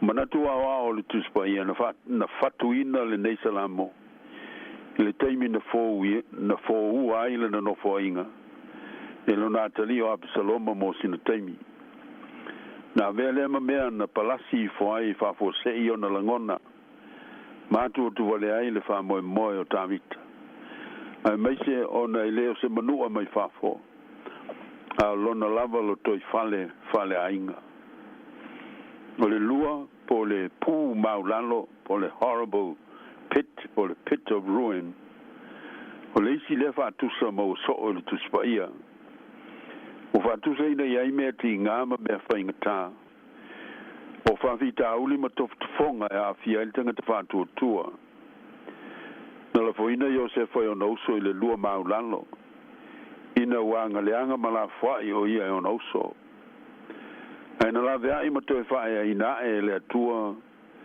mai le nā lua maulalo e le ingata ina ai na lamatia pea le olo Josefa i isi lua maula lalo e pe ona tua ina se ai e le a vā Potifara ma lafo ina i le whai pui pui peitai sa toi whaea pea ma la vea i le tua se ioi na vea ma pale mio le malo ai kupito o le mau kenese ma tau pa tol suriva i boi lua sa iai le atua ia Josefa o le tangata manuia la vaia fai mai le matua ua ia ave ina e au ai le lua e malai ai ioe e ave nai tātou le tua. Nei le lua whanoanoanga ma mawhitianga umo le nei o langa.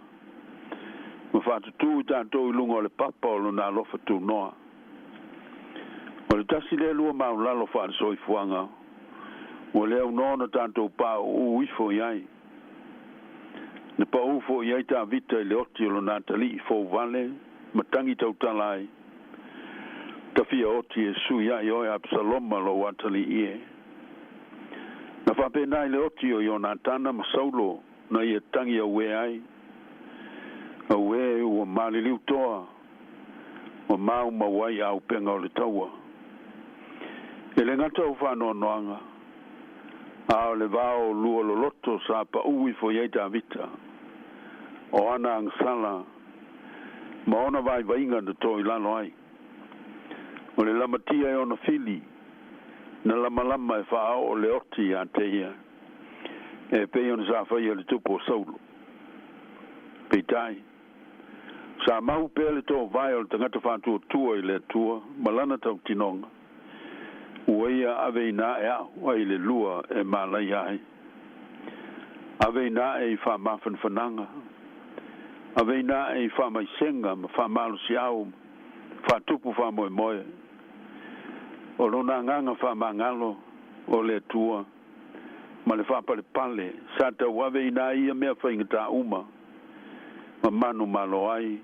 Ona o le tua. Le au soe.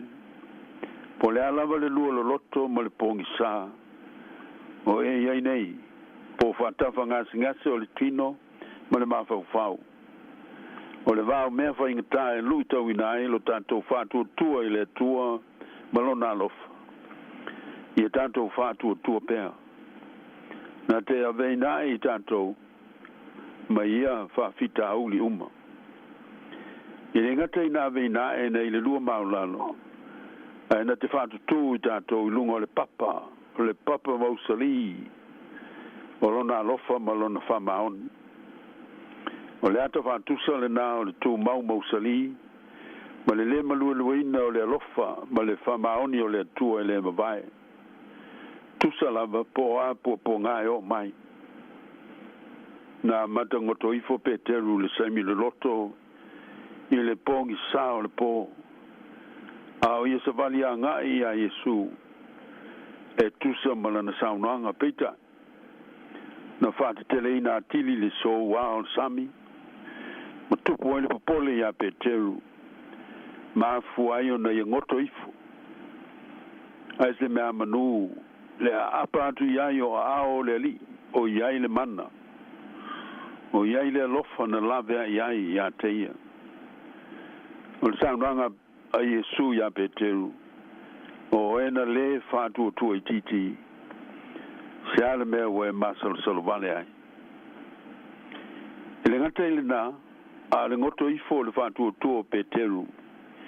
Ina o teita ina Yesu ilo na whamsinonga il vaveao. Na whaalata ina I o ia. Le na whaafiti whaatolu ai na te le ilo le li. O no le fefe ma le atua tuvale ia I utaia. Le ana I tangi lotu ai. Ina o ulfafo ma Yesu ma silsilatu ia teia. Ma ia manatu ai le saunoanga le li. I le vivini moa se ia e whaafiti whaatolu ia tau. Ai au ilo abai lea. E toi te tongo ai maa lama o le tae a fou. I le tafa o ata o le toi tū manu malo. O Yesu Keriso mai le tūnga mau. Le oti ma le angsala. O le toi whātutu ina lava leo I tātou. Le au whātuatua. I lunga o lo papa o lo tātou o le tanga. I oe o leo nona lavea ina I tātou. Mai o tātou pupua ngā. I le apa mai pēo au le lofa tū no le tua. Ma toi whātutu tātou le papa mausali o lona lofa lavea. I au wala na se saunia. E ala isi usua tangata. O nanga whafo mai to mai maanga wa. O vai la au matonga fiti au ngā. Ai maisi o te talo ma ana pongi. Ua whaia I le whātutua. E ulawa ina lasi le wao mea whaono. Tō whatu moana ina I tātou. Le ngata i le tino le mafau e maise o tātou nganga. E whawhitai le atua. Wa mautu lo tātou whamoe moi a te ia. A wawa ia manu maloa iai i ia mawhitianga Whaiungo le matua whai mai. O tuina mai e ia le pese fou i lo ngutu. O le pese o le vi inga. O le whawhitai ma le whamanu e whapale nai le atua. Mai le loto le tangata o whamalia ina. Whawhia le atua e le whaolatanga. O le pese fou ono le alofa le atua. E fou pea i tae mo lana whanau. O lana perfeta o Isaia. E foi mai e o tongi o laina e le alii. Nā tau te o mai foi i siona ma le alanga ma le oli e whaavavau i lunga o lato ulu. Nā tau te maua le oli ma le fia. Ai sosola e sele whaanoa noa ma le mapu i tinga. Le au soe tātou pe pese pea i le pese fou. Olo tātou loto whaafitai i le atua i le au noa. O na ua mautinolo na alofa la vea i mo i tātou la na whanau ang sala. E ala ia Jesu Keriso lo na alo. Ma le tau langa tongi ola o i saunia. E ala ilo na soi fuapa ia. Wa mau ailo tātou whamoe moe. I le whamangalo ina. Ma le whaola ina. E ala i le salamo. Ma le whātua. I tu mau ilo na swafa le vi inga. Ne i o i le whaavavau lava. Amene. Si o tātou te talo. Whapa i ina pēlo o nganga le ali ia o fionga i o mātou loto. Ne i o whamalu si ailo mātou wola whātua. Whātupu ina ailo mātou wola whalango lango. I loutou tōlua ina pēo i mātou yaso uma. Ai meise i tu aso e lui tau ina i mātou i popo ngā SS o le nei o langa. Mātou te talo mō lau whanau, popo ngā tia i ngase o le tino, ma le mawhauwhau o loto manganga. O e whatau to lia te tono whale mai po ainga. Ma ie mātou tua se i o i nai whanauiti. Ina se ie whamanuia, whamalolo, ma toi whafoisia se malosi e tusa ma lo fina ngalo alofa. Whamamana ina e lau fio ngā luenga o ona fo mai. E ala tuai lau whamalolonga, mau whamanuianga. Te talo mo lau whanau whanono uma. Ono pelenga o mawhtanga mo sia e ala ni maliu mo le oti. Ina se ie whamaise ina loto whavau uma. I le mana o loutou tū malu, ma loutou tū manu malo mai le oti, ma le tūnga mau e ala ia Jesu Keriso. Te talo mo nai o mātou tinām, te mātou tua uma, i le whenga iei mati ngām, whainga tāo le soi fua matua. Ina i alatou maua lo file mui o latou tino, o mawhau whau ma nganga i tautolua ina i latou. Pamanuia i latou uma o sai tia le to ese o no whasalanga. I soli ngā tūla whono i nei e salamo ina. Ma mau ai se loto ma se o langa whawhowina. Te talo mo to tele o a fia o langa i mana onga whapito le tino. Ma le mawhau whau e ngungu e longo noa. O e wapol vai, pili. O i latou o le ini meno no whai o mau solo. Pamanuia tau mo whainga o ngā uma o whaia mo i latou e whiso soani o latou whawhitau. Talo mo tamaiti matu oti, ma whine oti a latou tani. Pātupu se whamoe mo i lei mo i latou. Pamanuia whanau, tinau sa waina i sa wanga SS. E latou mo le loto tele whai loa so sola e se ai. Foa i ai latou, o e whātino ina ia sa wanga se loto e salamoai. Pamanuia le lalolangi po ngā tia i taua, o lo tau ina pēi nisi i tū o le lalolangi. Vave o mai se aso e lo finangalo alofa. Pātupu la ngona le lei tai o malo, ina ia tau fia le whitauai, whātupu le file mu.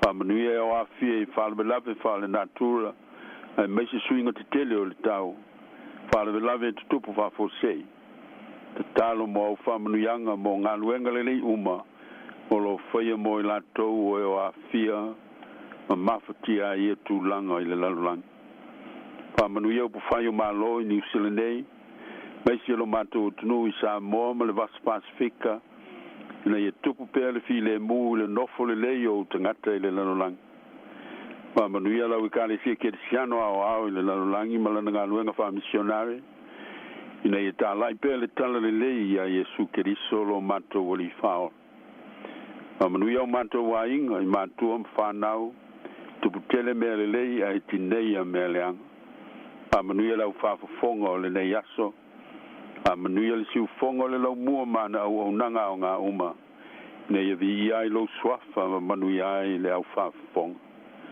nisi o mātou talo ta māma le loto whaftai tātou malanga pēr malau o fio le manai e mauti no ai le manuia o le mātou whainga malanga o whainei mātou wole mawalau i nei mea o malawa e ala le swafa Jesu Keriso lo mātou wali ma le whaola Amen tātou pese i le viinga o le tua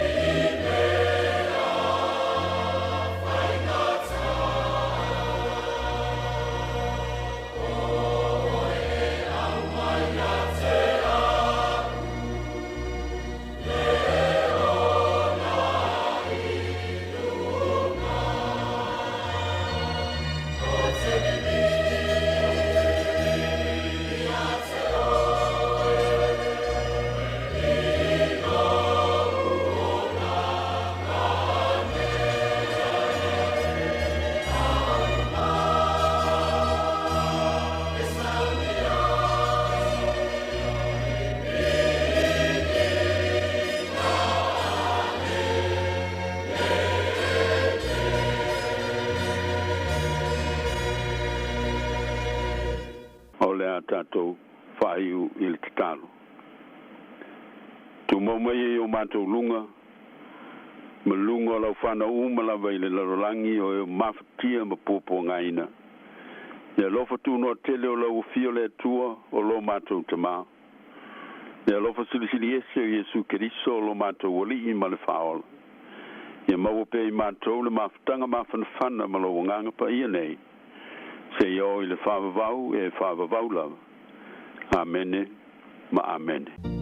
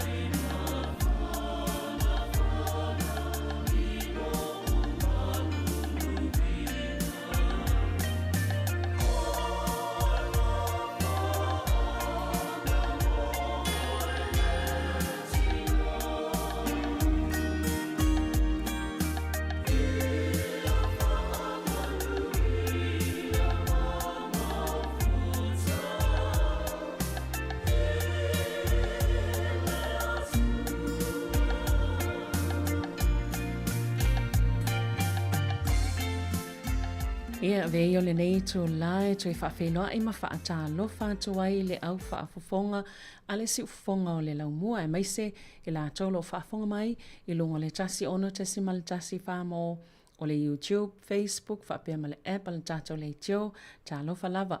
O le polo kalame le nei o le ina I laua tinama tama itai pe I lava o nou tau sila fia o se polo kalame na fufua maamataina le sunga le faltua malolo man malo ia fereni ete ia o leo mwhaion whaawau pea le tātou le tio. Sanga whaatawai pea le sao tinama tama itai ele ngata I tonu o ainga o le kalesia ia whaapea fo I male atunu. Pei lavon whailo atu se taimi ua tua nai wai e le tātou malo o se tasi fo I o tama itai talavo. O lo au mau ia tunu I whafo o na wa onga ai ua mawhai o na mawalewa no e tal no ai I lana su enga o lo whanga solo au iei niu sila nei le nei vai tau ia wa fo ilo na whailonga al fo ma il tō wha manino ia pe a wha beo la whanga solo lava mau tō wha fonga mai o no tō sila fia leo ia vaenga ia e fia lava e whailo ato leo wel tata o fisa wha sala lau ia le sunga ia Ruby sa tele asiata ma lor soifua ta alofa lava Ruby Alofa lava, whaftai tele mo le nei awa noa. Malo. Ia, mo moana moli whaftai o na le wha awa noa o lo taimi e te wha soa I lau su enga o lo wha ngā solo. Ia I lunga o le tato le te o le si ufonga lau mua po le Sāmoa Capital Radio. Ai o le a tu atu le nei awa noa e te wha iloa ai lo tangata. Ia o lo ainga, po na i o tua a, ia pe ai whina ngalo iai, fia fo ini o lato a la whanga I Sāmoa. Whaftai, o lo ingo ribi sa tele, o lo ingo whaipoipo, asiata. So, o mātua, o lo tamā, so mei lalovi mul whanua, ma vai loa tai I Amerika Sāmoa, lo tina, so mei sai pipi, sa vai, ma vai tō muli, palauli, sa vai, ma vai siuta foi. Lo tō lua o ia e sa mai whaisto uta ma satpaistia. O a usa o whangau I Green Lane Hospital I Ankilangi. Ai ngō wola astro o in Christchurch, Kalaiskiki. So yeah, that's a little bit about me. Yeah, malo whaftai lava. Io e lelei lava le motol pā wai loa sila fia fai lau whafonga. Ia, po fia se lalfanga ma mai se fo ilo talaanga. O le sila vaenga ma nei fo fa iloa fa mole Ruby. O lo so I fua o awina po fia na mata mai ia wa onga se ia pa ia mai lava le taimil nei. Ia mai se fo ina ngā luenga sa e tautua ai. Tono nei atunu ia po fafo. So, o lo wa onga mai te minut le titi ai ngaf I la loi I Christchurch, o the Northcote Primary, Gilberthorpe, Branston, Hornby High School.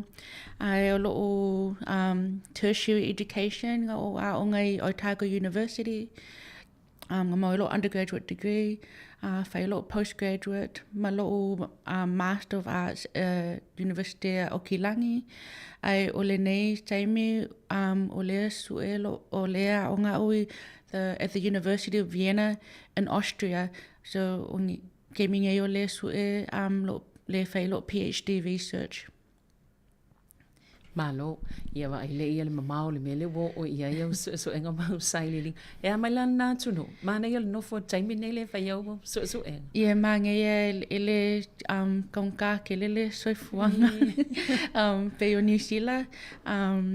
I, misi lava ia lo ainga ma isi vaenga New Zealand le mange fo ile linge kolo sanga o te yo fo ila piko ma onga ia o le fafkai ma onge avangoa failo sa ilinga ma ko fasasi ma lo ainga ngai ia ma lo faftai ia lelei ai la tanga ila lo so enga te wale level time te le vaenga I te fisa no ai o le alma fo anga na leina e filfilina al mata upulela e tala no nei fa matala e faianga I lau su enga ia o le afo I le winga a toa la wal mata upolo e su eina nei Ruby.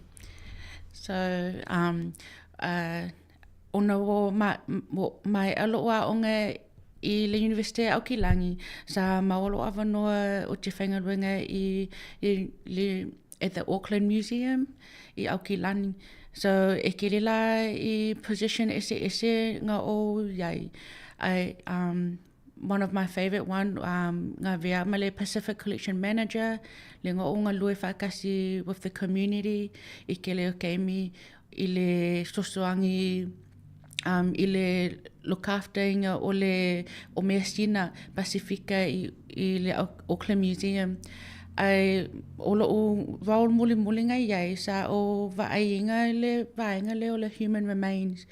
So o le ngaluenga o le iwi o tangata maliliu. So o le vainga langa sa o whaisusu enga ma whafsoka I communities I le koe e kalakalango pe koe whaafu iwi I tangata maliliu I ainga po communities foi. So ngā olo keimi maolo o awango o kia onga I Vienna. Sa o mafo whaulawa se maka upo te sa ili iai. And the main job le ngaluenga sa before ngale ele I kuoi it stayed with me for a long time. Yeah. It really impacted me. O ngaluenga le I vainga man toi whaafo inga o iwi o tangata o maliliu. Yeah. And so that's the reason why o avea le ngai masta upo o te sa ili ai I molo o research le whaile kemi ngai. And so my research basically o le fia o le sa o mawaina o tele o tangata iwi o tangata maliliu mai Sāmoa I sia mani. Ai ko ke leo o iwi nga ave ese mai Sāmoa. E leo nga o tangata Sāmoa o tangata mai Solomona foi. And so a lot of research le kemi ngai o le fia o nga o ke leo ngai iwi wo le loa lato I ngoa. Mo le mea o mai where they come from.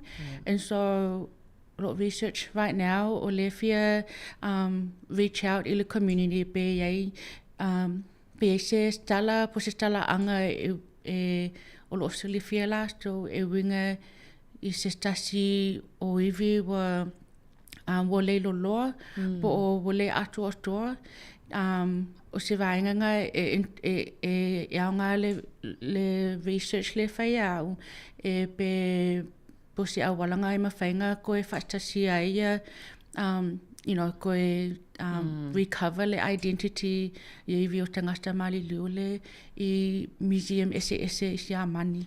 I lona unga wasa challenge tangata tātou sa malanga fo I sia mani. Lepe a whapea o ieni inga wale toi maua pia po oha mai se tamana alua wa fia tau sango toa na ile toi mau mai se so ta inga to sala o to inga so inga whapea masalo pe ole po I nei tangata I masa salo po wale toi wa fia tau sanga ile toi mau mai se so ta inga mai o la to tangata I nau a tono lea e au fia I tono ia vaenga pe Yeah, saulele I lo tala o se tasia walanga maua I museum ese ia I vio tangata o tangata ia nga malanga I Europa I asoa la I think o over Malaysia lauko sanga po for whatever reason wo maliliu awale toi fo I maila I lato tino I Sāmoa. So o se tasia walanga o le te loa le ngā mawainga I scientists, book curators I museum I kingo I kangaka ia ma preserve po pe store fo I lako museum. Le si awalanga maua fo I museum ia I vio tangata maliliu sa o le ave ese inga o iwi mai Sāmoa. E le si tala tasi sa o whaitau wina iwi ai wo levanga ngā kangu ai wo koe surface. Lo koe surface. E lo koe I lalo le pala, excuse me. So, os ka singa wala, ai le pālangi, ia, ave ese loa ia iwi ma lafo e ship I Siamangi. Ka singa kalanga o whaitau ai e winga le mawaina o iwi tangata Sāmoa I Siamangi. Ai le ngata fo inga I le ikulea I tangata Solomona, po Melanesian fo I taimi lasa, la to sa whainga luenga ma ainga mamai maliliu I whakoanga ia ngā kangu lako kingo I whakoanga ia o le singa au walanga waku ia ni scientists po travelers you know different people e waku maunga vango e elia ia kingo ia ma ave I museum ese I Siamangi ai le o ngā o Siamangi e kele isi akungo o Europe ma Amerika fo I ngā maua iwi I le ngei au wala. Yeah. Tusa o tangata Solomona ia e te tā ua o tangata ia tusa lena tulou o le sa ili mai Sāmoa ma lau I oi Siamani. Yeah, that's correct. Yeah. O ia, o nei ese fo ile whaanongolongo I lau e mta upu, ese fo ile whaanongolongo mai ale au whaafonga I le vaenga fo ile te so e na e fo ile mātou whaanongolongo, pe o le mawhaanga le na, o le ala isi o tūma le whaamoe o le te fia mau mai le usai di lenga le nei o le taumwhai Yesu po o ia vaenga te itasi nei, o ala isi vaenga ia po o isi au tūma isi whaamoe moenga o le te fia maua mai lava I lau sai di lenga le nei. Paftai, o e kele vaenga ese o le sa ili ia o le teimi ei, pe no o whaku momoa I information po kala anga I winga I kangaka I lako ainga po wako wonga malanga I whea le koe fo I mai over 100 years ago po sila fia I lako wo le ako ko po le loloa I vi sa kangu I ainga o isi information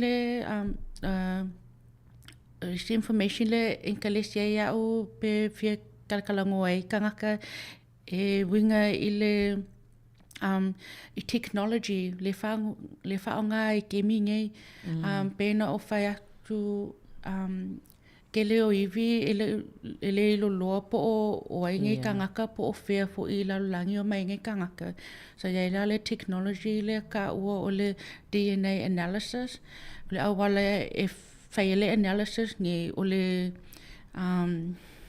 le cut out se vaenga o le iwi kangoria la ko pulverize or grind down pe I lalo e pe se pauka excuse me and o le pauka nga mai le iwi kangaka e whai le test e loai po whea le akungu po Sāmoa po sainga po whea e o mai ai le ngei ia iwi so e kele isi community e whakaika inga o maoli e le fia I le technology nga le DNA analysis o ngā lai mawhawhau lako o lai pe e ka ola o le invasive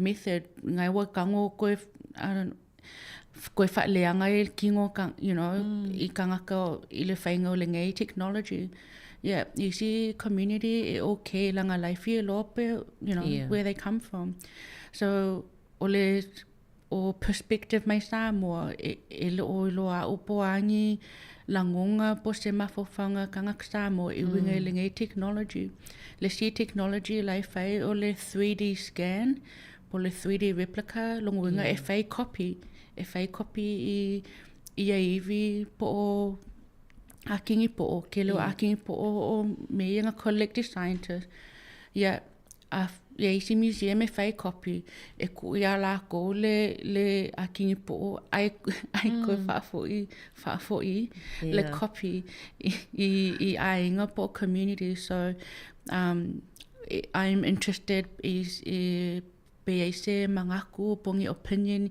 kaka Sāmoa e winga I le vaenga lea e whamata o tele la ni so enga pe o e mana na o tangata le kopi po le mana na o ai le ile a tulo le atingi po o mo ia le o la tu tangata le whaafo Yeah, so far, langa onga le wa makai o interviews ma isi kangaka from the community, and so far, yeah, le manganga o le kingo la I ainga kingo excuse me, le kingi po le manga o le copy le fa mai le sewinga fail copy. Yeah, and in some I don't know in the Sāmoan community or isi community ele manga o whaingi copy, you know, le whai mai ele o consent e la ko kua a e whaingi copy e la ko kingo. So it's a lot of ekele ia fesili vaenga lea. Yeah. Ona mole sila fia tili o tangata le whafonga mai, wae e talo e nei fo I sa whanonglonga tu I tala fo, e nei tangata Māori, I to inga I awala wha apia le fo in toi wha fo I mai, to inga mea la ia ina ia manino I fo I tātou wha le au whafonga I nisi wha apia, ia tu wai ia o, ai nisi wha apia le ai, maute mana na oi na ia mātou tangata ia, ina ia toi whaise awala wha apia, mwhain toi wha fo I pe ai loa le, o la tau e ana iwi ia. So that's why it's really ka ua kele I lo sa ilinga a whai e mawale ainga o ainga paki ngwale o lako mga onga po lako opinion e more before myself is the first one before the government, first one before whoever e ka ua la le opinion I mga onga o ainga pia whai wa mawale soka inga nga o iwi kankamari liu ma lato ainga. Malo mana ia. O ani ni lu I tau o whea ngai ma o elwha ngā solonga o lau saili linga. Yeah. Kele lu I tau. Se tasi lu I tau o le lava wha maunga o e loa I ngoa kangaka ma le ngu o mai ai.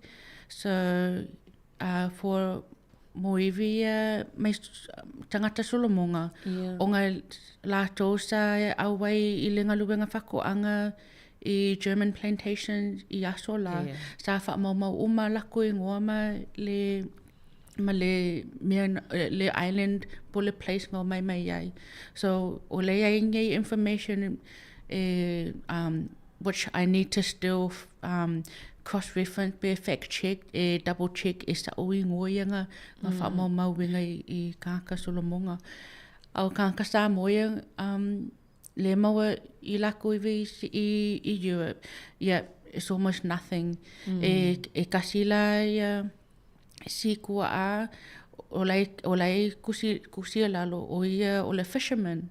So o le kāka wha yes, whaiwhaiva. And so but that's it. Le loa po o whea le ngu po ai le ngoa singe I situa a lea. So that's why o le challenge langa o le mawhainga konge mak ainga. That's why I'm asking pe aingi I sesi o lo sila whiangi missing I lako kua a o le loloa I lako iwi, then that can be helpful.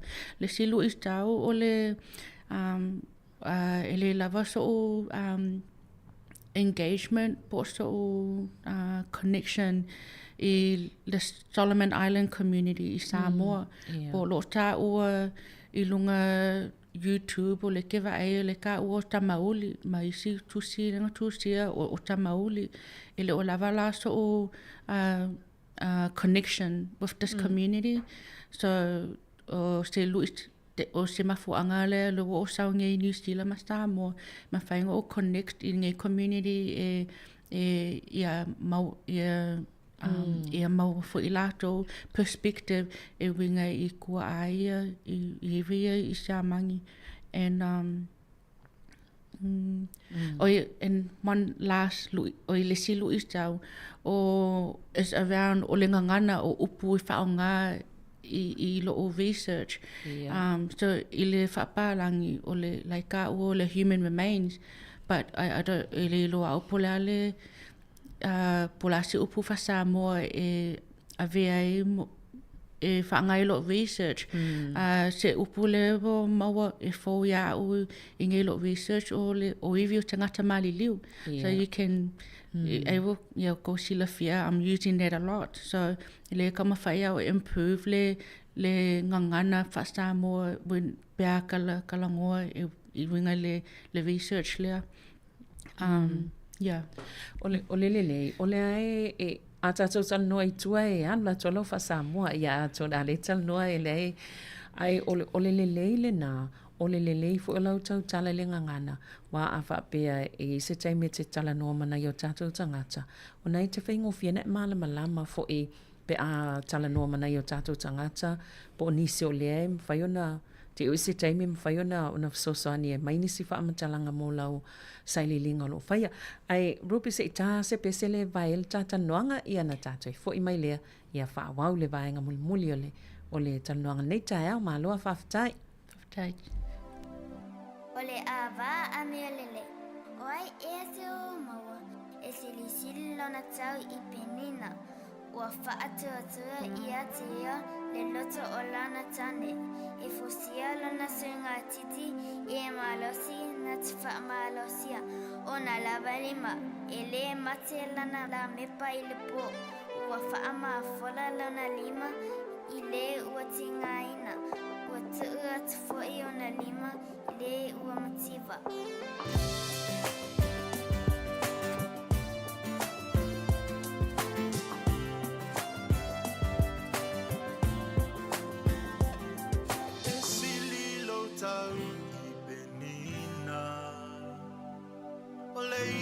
Sili o na vai ole o la pese puna vai tina o te fa afetai o afata ta inga manga luenga ulima sa enga lue fa tatalo wataina ua o maua ole ola ona o etina ua o maua ole malosi ona o etina pe a o ma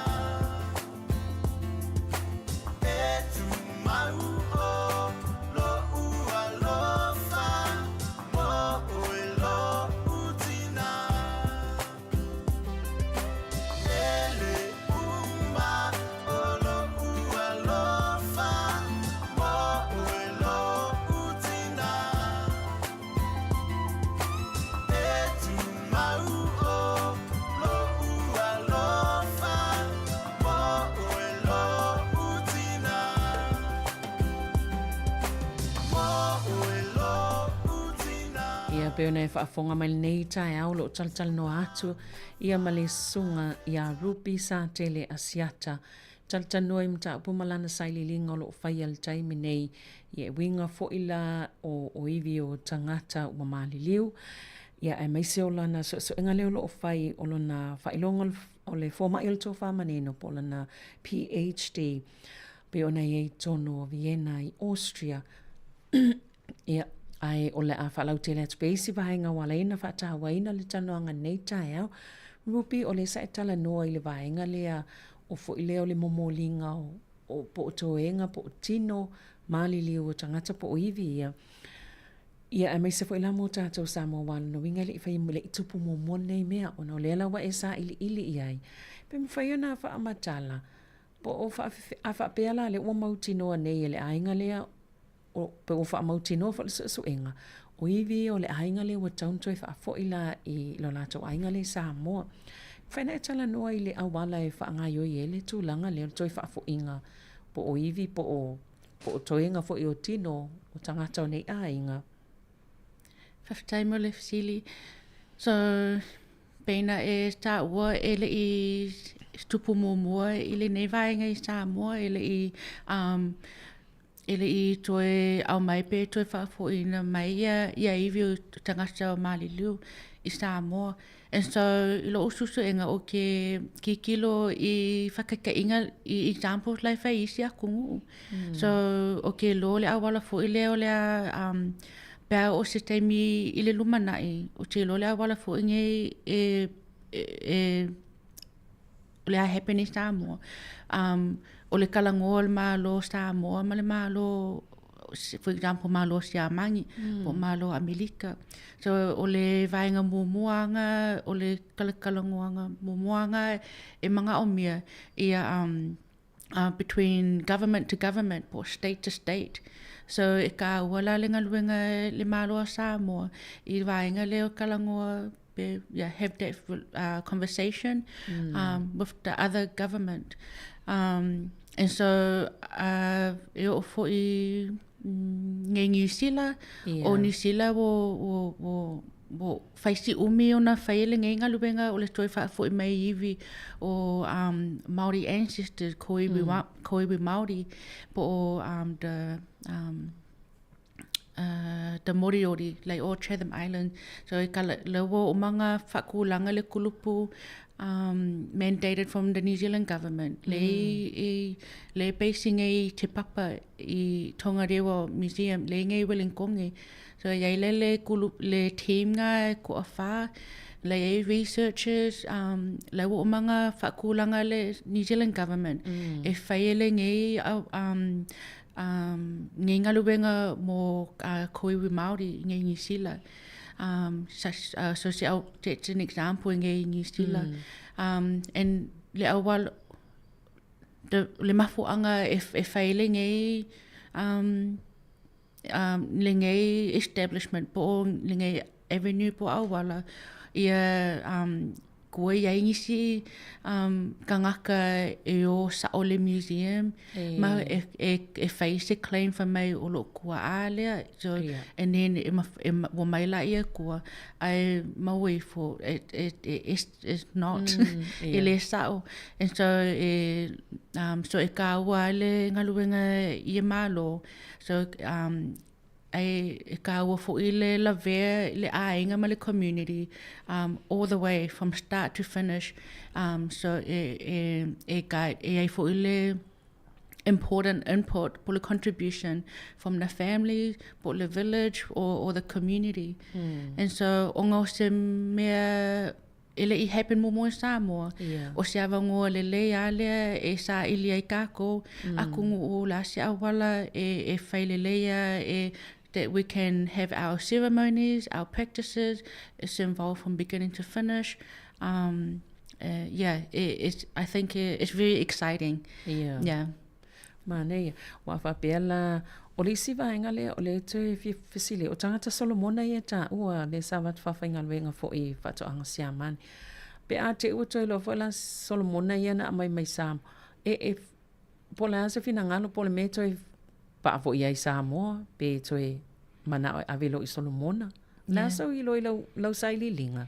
Yeah, mangele fesili o se fesili ka ua fo inga no fo ma o this whole time. And so I don't have an answer le gaming o mga o mianga o interview ma engage with le vainga le o ausulamunga le I Sāmoa o le si vainga acknowledge for you know, there's a lot of mix. Lawo e mix ia e kokele kakata mo e ai fo ila ko piko solomonga. And so it's I'm still navigating and I still want to continually conversation there with the Solomon Island community in Samoa. Pola la ko ia finangalo I le vaenga le. I think they would be the first people I want to talk to. E winga le vaenga le, yeah, what they want to do with their ancestors. Because it's probably their la ko kua you know, lo au mau la ko ngi Samoa, you know. So, but also I want to recognize culture and identity that we need to honor and follow as well. So there's a lot of parts, and so yeah, that's why I'm like fafkailing a interview. I see mai from the community Tamauli or Melanesian in Samoa. Po fafo fo I mai Sāmoa, I would be interested to hear from you. Malo mana ia tele. Ia a tono vaing fo na le wo tuel tal noanga. Po le ole fa fesili na toe ina na toe avatu. Po le tono lava la se me olo e finangalo I mfayo na maua mai fa tal noanga tai au nei le tio.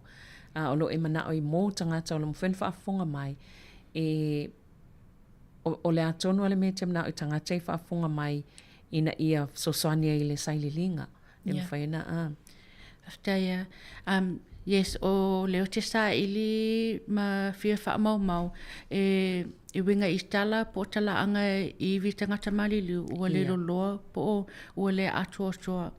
I le onga o kangaka Sāmoa, but for just Sāmoa, but also the Solomon, Solomonga community I Sāmoa.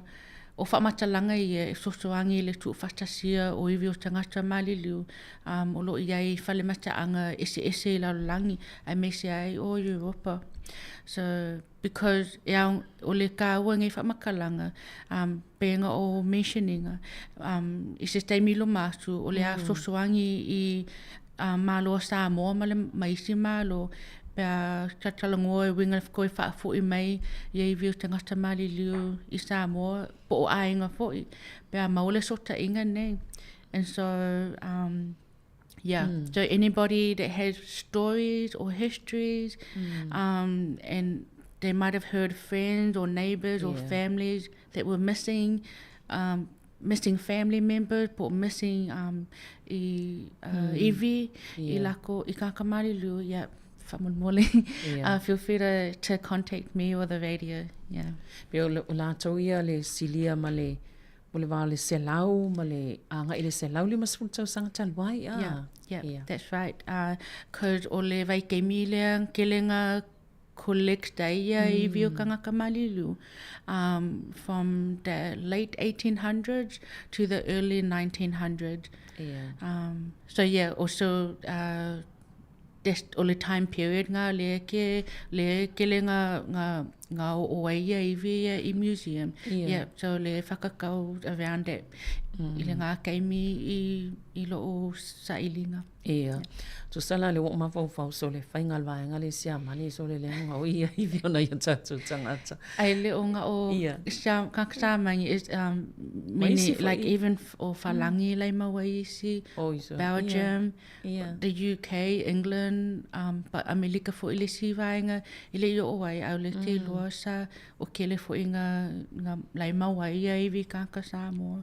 I la whaiku ai onga o lo research ale lai pakingo I whalemaka anga le sia mangi but o ke loa ole research fo le ngai ole asosoangi I isi ia I vi kakamali liu lai isi museum I Europa ma Amerika.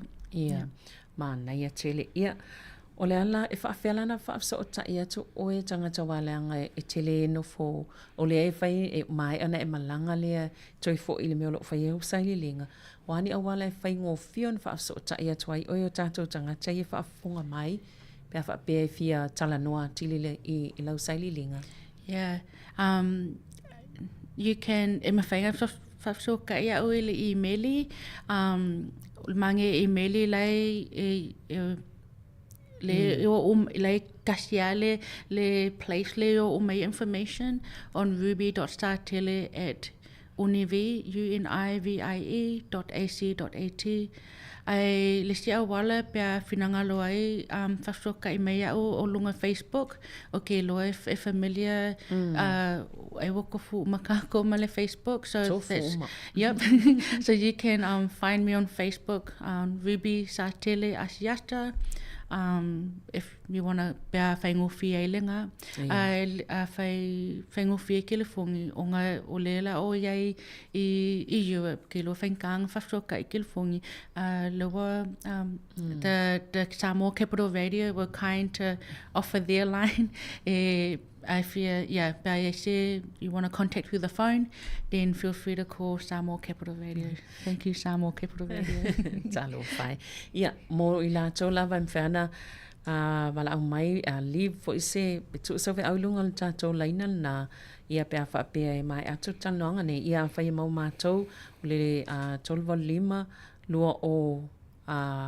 lua o whātasi ia ma le pole lua I wawha le o lua I wawha 12 lua I wawha whaina vili mai tu o se fe au pea whaapea te fia so ta ia na mātou la whatu leo le email im toi whaamani no atu ai le Facebook im whaina e lafo I lava I send pe lafo se o se message ia Ruby Satele Asiata ia Ruby na RU o le B for boy Y ia Ruby Satele Asiata whai lava na e lafo I se message I tua. E au ngā tele pia whaapea o lena ntoi whaapula tu lava.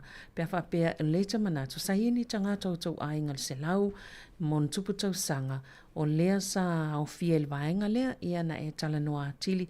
Ai fo ilea ia pia lea fo isa e whaalongo.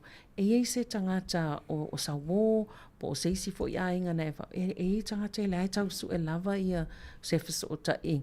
Po o lai te loa sa yeini o lātou tangata sa misi pe sa le loa o le toi mo se whaamtalanga ele se lau mon tuputau sanga e am whaile na e whaafsota I Ruby e au ngaila na sa ili linga lea o lo whai el taimi nei Ruby o le alfa moe moe pēr o mātou nei o whea si mele la e malanga ia e whaalau tele ati le lau sa ili linga e mau mai whaamtalanga nei te fia mawaina Yes, o kai au te malanga I au kilangi I ngai ngusila e whaawau loo sa ilinga mo le lua vai aso ai mai au loo te iai Sāmoa mo le 5 vai aso mai the 12th of August so ai se sifia kakalangoa mai Sāmoa so se te mea vangoanga mai les fululua Augusto o te iai I Sāmoa au kilangi o lea iai from tomorrow until the 12th of August.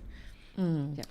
O le wai le te iale taimi le te ini atone a ngā fo iale ave pe o lau cell phone la lau telefoni le e mawai o pe te iwa isa stasi e vile atu taimi ne taulu taimi le te i tono ni sila te le malanga mwhailan wha i loa lau telefoni le na Of course o lo o ngumela New Zealand o le o lua o wha kolu 5 wha o fitu lua ia na wha mawane lau peni o le o lua o wha tolu 5 wha o fitu lua le numera a Ruby mwhaina e so tai e manua le tonu New Zealand nan so tai ia ta umaile ia seisi awala whaingofi mwhaina e so tai tili ai wha lau loa pe maua mai nisi wha amatalanga I le tolanga o lo ia sa ili iai ia e seisi whaingo lo e fia wha pulatili Ruby yes koe kasi vaenga but not yeah o le vaenga le fai le amaka inga le project I I oi Vienna, Austria, ma loo team. E winga I upu I whaonga I whale makaanga po museum foi. So, ole project le ole a launch se tema okay lo ole project online so you can ma fanga lo ke phone po lo laptop or iPad alo lunga le website le ma fanga ma ti lo upu ma fai pe fai for isto contribution pe fa sa o se upu o lo lunga o winga fale mata anga po mesina ya ole o si project nga o le fai gaming ele o launch but okay lo si gaming luma pe ma o se si so avango e ko update winga lo research a kong gaming ole ma fo ingisi information winga le polo ke kile e winga I upu whaanga museum pe se glossary po se type of dictionary ai le launch gaming anga le fa iloa ya si inka lesi lenge ku lenge ngaluenga din ni singa vaenga mfeng kakkalkalungo ya le lo pe fiale le tio e fia maua ona tele fo ia upu whaonga inai Lingalwenga le tio wai tele upu fo ia e tau sa ile ma tauni upu e tau whaani lewa ina ia whawhaingo fie fo I mo le whaafonga anga ma tau fo ia tangata whaanonga longo ia a taunu e mana ia fo ia I stemi ta upu ila le upe ngau ta inga na e pe a whapeo ina tatala ia maute fia matamata atu e fo ia yes that's right it's just a lot of opportunities e mawhainga I don't know, e koe kalkalango winga I upu ngana I wha Sāmoa ai mesia I le vaenga le museum po conservation po measina so but ole wo whailo mai ya from Savelina o linga whai lesi dictionary from Sāmoa so ole fo ya so I have a lot of ekilelanga luenga fo ia is sa ili fo ile vaenga so elo kama fa ya ko ka o palangi reinvent the wheel ko fa si me fo e pe fa wow or expand for I kelonga luenga makango fiele fa in our communities malo ia whaafitai lava au te loa e tele lo pisi. Leanga lea te alu e whaatala noa ma su e tangata ina ia maua mai a whaamatalanga ia lo e saililia.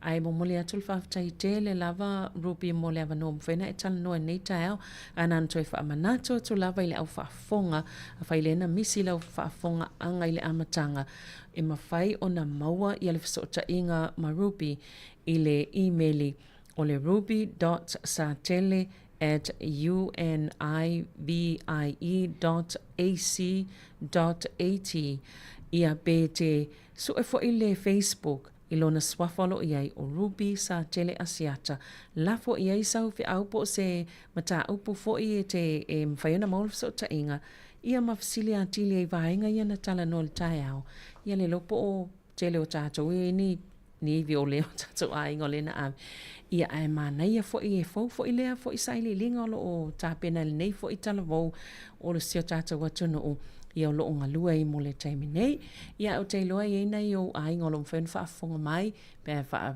fi fa talo fa pe mole atu fo i ne o lo fa anga ia li fa mai al tata no anga nei taiao haftai me leva ngo haftai fo I sunga ya Savelina for ni interview makango fie and so fie mole atulo alo faanga sio tina matua nena malia o te loa ai wo kwa o mga whailanga ki kai au po o whai fo ilanga pele so hi nena love you nena ma tua mum and dad in Christchurch Lucy and Fox Satele and my sisters Leon Iste and Howard and ma sio to lua pele Savelio Asiata so hi my love so that's my lofaanga for this morning and all my family and friends Malo ia whaftai fo lau tau lango mo le sunga ia rupi ia lo manuia i fo i tau mawhainga wa ali ei fo le lango la inga rupi i le mwhena tini le wha moe ma lo ia manuia te le lava so enga masai li linga o lo e alo atu iai ia mantua fo i o lea e watu fo i lango so se alo a po se whanau fo i Sāmoa o lo o awina ia po so se tāleni lava ia iei lava le mātou lango ma le tatalo fo i lata uma lo whaafonga mai ina ia manuia whaiva ia lo e alo atu iai. Ia ai mole au whaafonga le tātou pukalame fo ina ina i laua tina ma tamai tai i le nei tai au tātou tāpua ia whaiva o le nei fo i alo tamai tai so tātou atu nuu o lo o tau mwhai atu iai ina ia tau nuu ma le manuia o lo na wha moe ai mana tua tātou telefoni ia whapena fo i male e-maili ia male Facebook le nā whaafsota i ai rupi pe a whai o lo o e fia fsota i ai ia mamau mai whaamatalanga ia ma sosani lana saililinga o lo whaia ia e manu ia te le lava le tātou au whaafonga nei tai au tātou pukalame nā mau fulu whaapoponga le ina i lau tinama tama i tai i lewa ia so ai mole taimi nei ma te whaatou whaasoi fua. Okay, tō whaasoi fua. Yeah. Bye.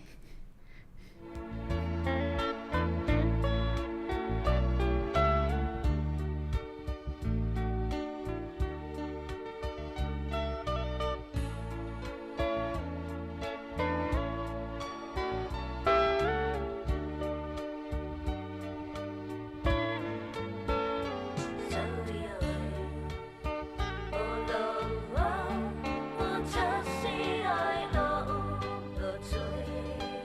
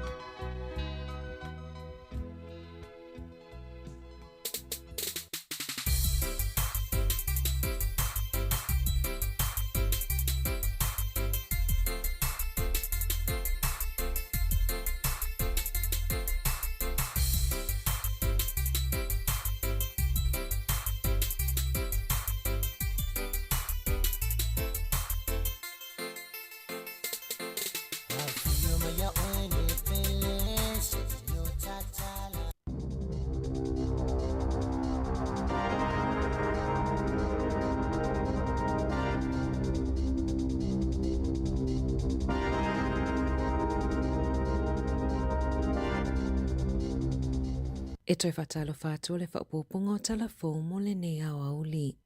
O le latai le awha o tangata New Zealand o lo talo sanga mō lātou sitiseni Australia, e le isoifua nei New Zealand e tu sai ma whaamaumaunga mai le mālo Australia. I le wāo iu lai lua whilua tolu ma Iuni o le lua whilua 5, e silia ma le iwa se fululu afe tangata sitiseni New Zealand, sa talo sanga sitiseni Australia, pei ona whaalia en matanga luenga o le lotoi fale, o whainu merana la ngai ni fesili, pe ua avea New Zealand manofuanga autu mo tangata malanga mai, e fiau maui au Australia. Ina ua malanga mai Maxi Quera mai Brazil i New Zealand le lua se fulu ono, e le ia inia na fuafuanga mautu, na malanga mai se visa siasi, ai ina ua mawala nanga luenga, sa umi se taimina nofuai inei, i pepa nofo mau, mana avea matangata nu o New Zealand i le tausanga na te anei. Ele i umi ai malanga lualo na ai ngai Australia, mana lato fia tele iai ma uono nofo ai nei i Gold Coast. Faalia e Max, e whaingo fia tele mo tangata le talosanga o sitiseni Australia, pe a umia le tusi whalau New Zealand, na ona ia tutongina la volo na pasese, malanga i Australia, whai iai o ia ua sau e nofo i Australia. Sa talosanga ina lana numera mo la fonga i le aso na soso o ai, ma whainga luenga ai loa. I le luafe lua whalawa ia e lata i le tolus fuluafe tangata New Zealand na siiti atu i Australia, ma ose numera mawalunga lea, i le silia ma le se fulu tausanga. Talu maiu lai o le luafe lua tolu, na mawhaia i sitiseni New Zealand i se visa whapitoa le SCV, o na talosanga sao mo sitiseni Australia, i le mai ai o le whatausanga o nofo mau i le atunuu, e au noa malmana o miona avea mua, ma se tangata nofo mau. E le i whaatapula aina i Australia leo whainga o visa whaapitoa na tu uina atu. O le loi tau mo le whainga malo a New Zealand o iai nei, o le tau mawhailea e avea New Zealand ma atunuu e o mai tangata, ma fiano nofo tu mawai.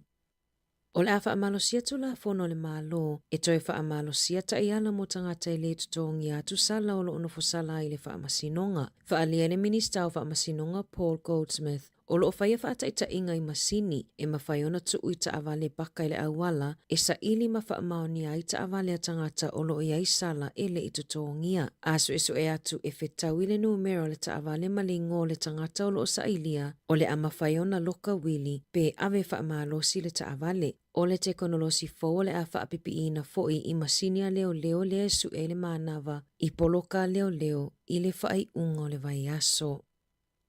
Sa whaale tonu laina mo feso ta inga i le sateliti a le Starlink, mai fōringa mai na a fia i le toa tele o tangata whaatau New Zealand. Ua lipotia mai o le kamupania Elon Musk, o lo o ngā lulue e fofolea whaafita auli, na tā ua e Musk, o lo o iese whaale tonu i le SpaceX, na whaalia fo i ese suisa o upo le One New Zealand, ele i umise taimi na a fia i tangata whaatau, i le motusi ai o feso ta inga a e toe whaale leia.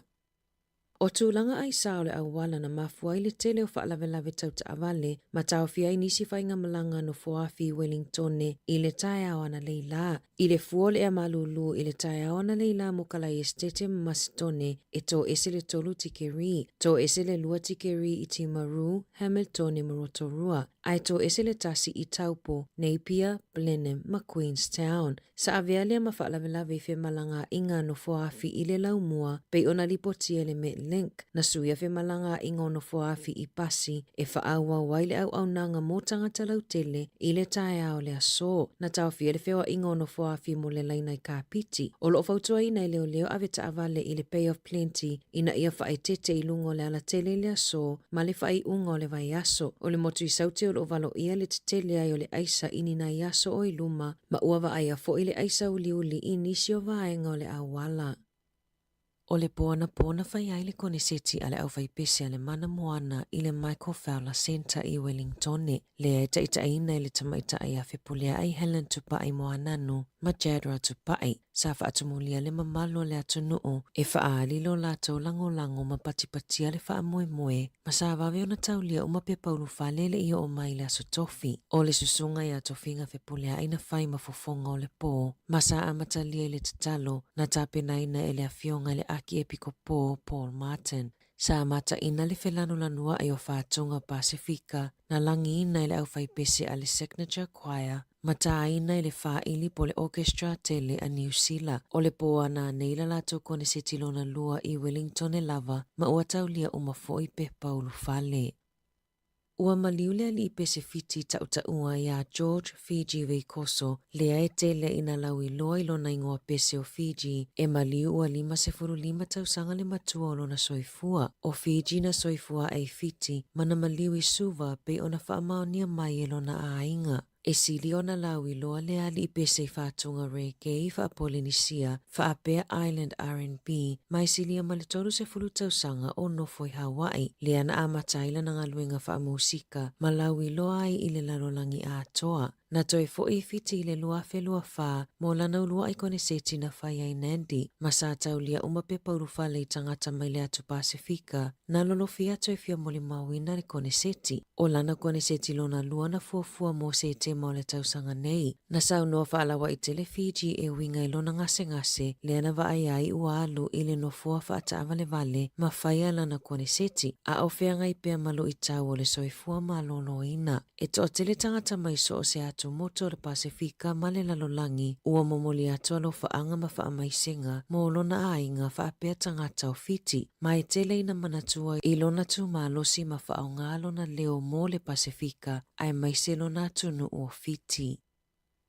Ua whaalia le ofiso wha masinonga o le tapunia I o le sitala a o le iwhaia pālota mua e ono pa ua I le numero tangata e au wai ma whaia pālota ma whaititi ai fo I le talitonunga I whainga pālota. O lo ofisiringa fo I le awata mamai o tula fono tau whainga pālota pe ai se ai mana o mi ai ona whaalau tele I a suinga mo le vaitaimi atoa o le pālota. O se tasi o suinga o le tula fono whainga pālota I New Zealand o le awha amutai le ma whaiona resitala o se tangata pālota I le aso e whai ai le pālota. Ua toi suia whainga nei ai le pālota o le lua whelua se fulu, le ana ma whai ai ona le sitala ma wha afoufa matalanga patino o tangata I le taimi o le pālota e au whiai ma le aso wha apitoa o le pālota tele. O lo wha atu la fono ina fo I le mālo le mana o mia o aso I se fulu lua mo pālota mua. O le wha atuputupula I o le numero o pālota wha apitoa, ua avea ma wha afitauli I le wha angaso longa o wha ai unga. Ma o le taimi o le whaitaunga muli e o atu I le tolu vai aso I le pālota taluai. E le langolango ina e Paul Goldsmith, le minista o whamasinonga, le vawe tapunia o le resitala ina o tangata pālota, ina nei avea mamafua anga e to atele ai I lātou e le pālota.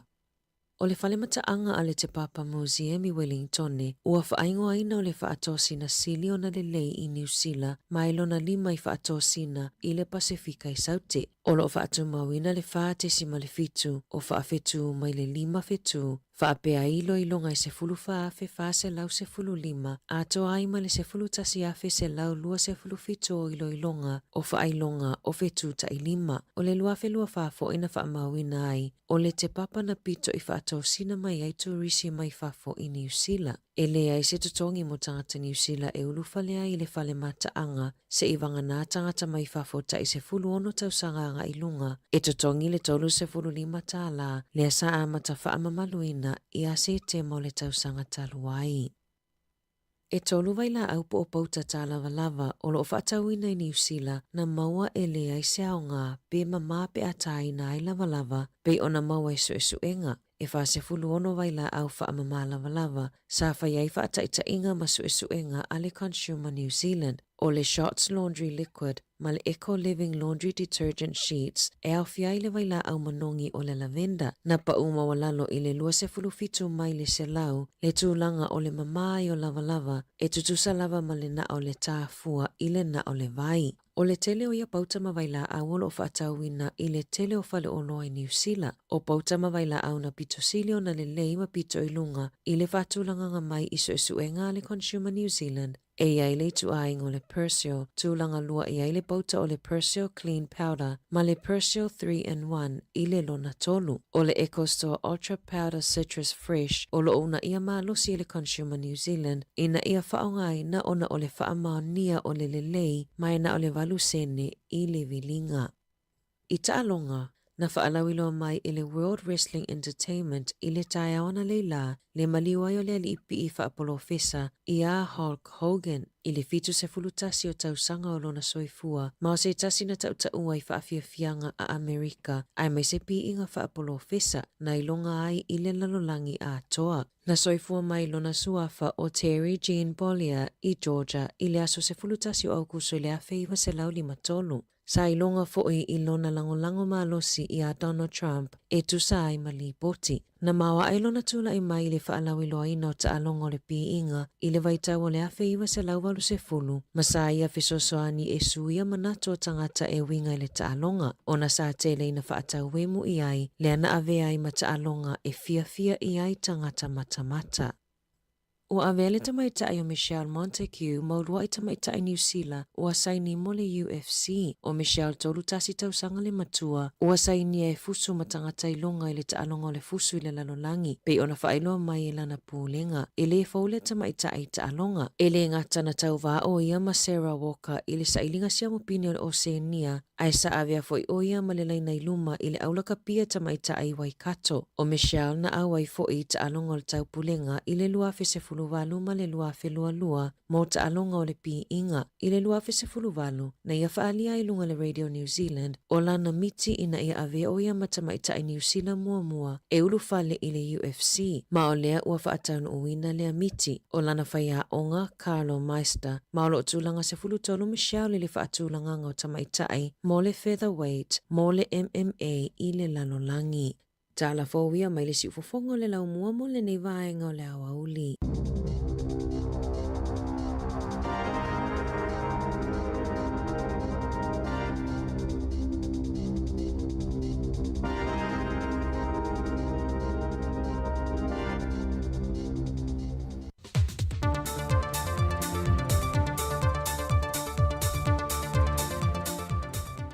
So i fōmaruia le whae unga na waiaso lo tātua tunuu, wa mālole o na sae ma le whina i tiute mga aruenga, ia ai o talafofo i nei mai Sāmoa e disi o meo lo tutupuai.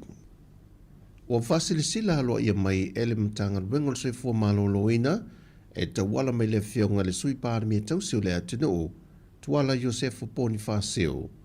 Le joe wha au popo i leo le isi waiaso atua, e a matatu le aso ngafua le aso fau aso luse fuma le valo se ia o atu le aso mua au kuso.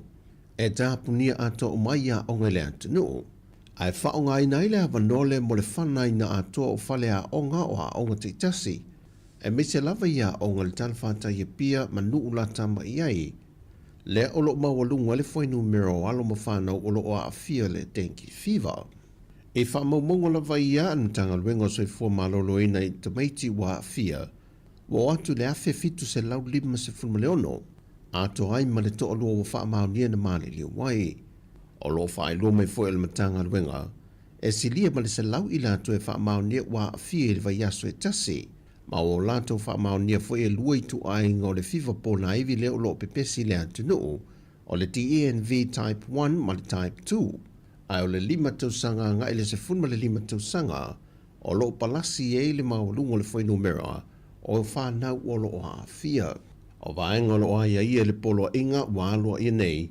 O le atatale na ile ofisa tu tonu mo whaalawe whaafu sei po le New York. Mo le whaafu ino fuawhanga e tali atua ili pepesi le whaamai o fiva po na iwi. Mai ngā ruru e whaatase lava malinatanga luengo le soi fua malolo ina. Lua o le a whaatino i fwoi ma Paul Kalame whaalau i lo le si tio le pui puingo i le atunuu.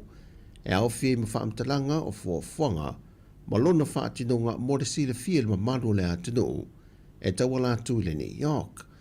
O le a whaatino Paul Kalame mo le whaamai no Malta Malawa, e whaatama i e no whanga lo tautu fua i le namu, ma vaitoa, ma e te talo atu e fo i le langulang sua le mtanga luengo tinam tama i tai, anga fiso tai ma e ngā lulue whaatasi ma lea fioanga, i tu malo ma whonu whaavai whaatino lea fuafonga. Mai whapea fo i le mtanga luengo pisinisi ma leipa, o le atau la mua ngā lulue whaatasi ma pisinisi o lea whaamaina lo toama no whanga, o lo whaatino i pisinisi. O le a whaamalo sia fo i le mtanga luenga ma whaalapaputunga umale malo, ina ia whaamama ofisa mano whanga o lo ngā lulue ai. Mai ole a ngā lulue whaatasi fo i tūtino umale malo ma le mtanga luenga o le soifua malo loina, le whana ina le waila au o no whanga o ofisa o lo mo mia. Ma o te talo atoe fo i le soifua malo loina ma malo le atunu. E tūlanga o mo mia mo le ofo ina fuato le toto po le blood donation, e taula mua ai le sosaieta le koluse mumu, e ngā lulue whaatasi ma le mtanga luenga o le soifua malo loina, e nei a lava i paina toto, mo ngase tinga ina. Wa se ide a our company telefone le Vodafone Sāmoa e o fuatu nei mea lo whaititi e tau ne tali ai le tau ti ngā o alo ma whanau le atunu.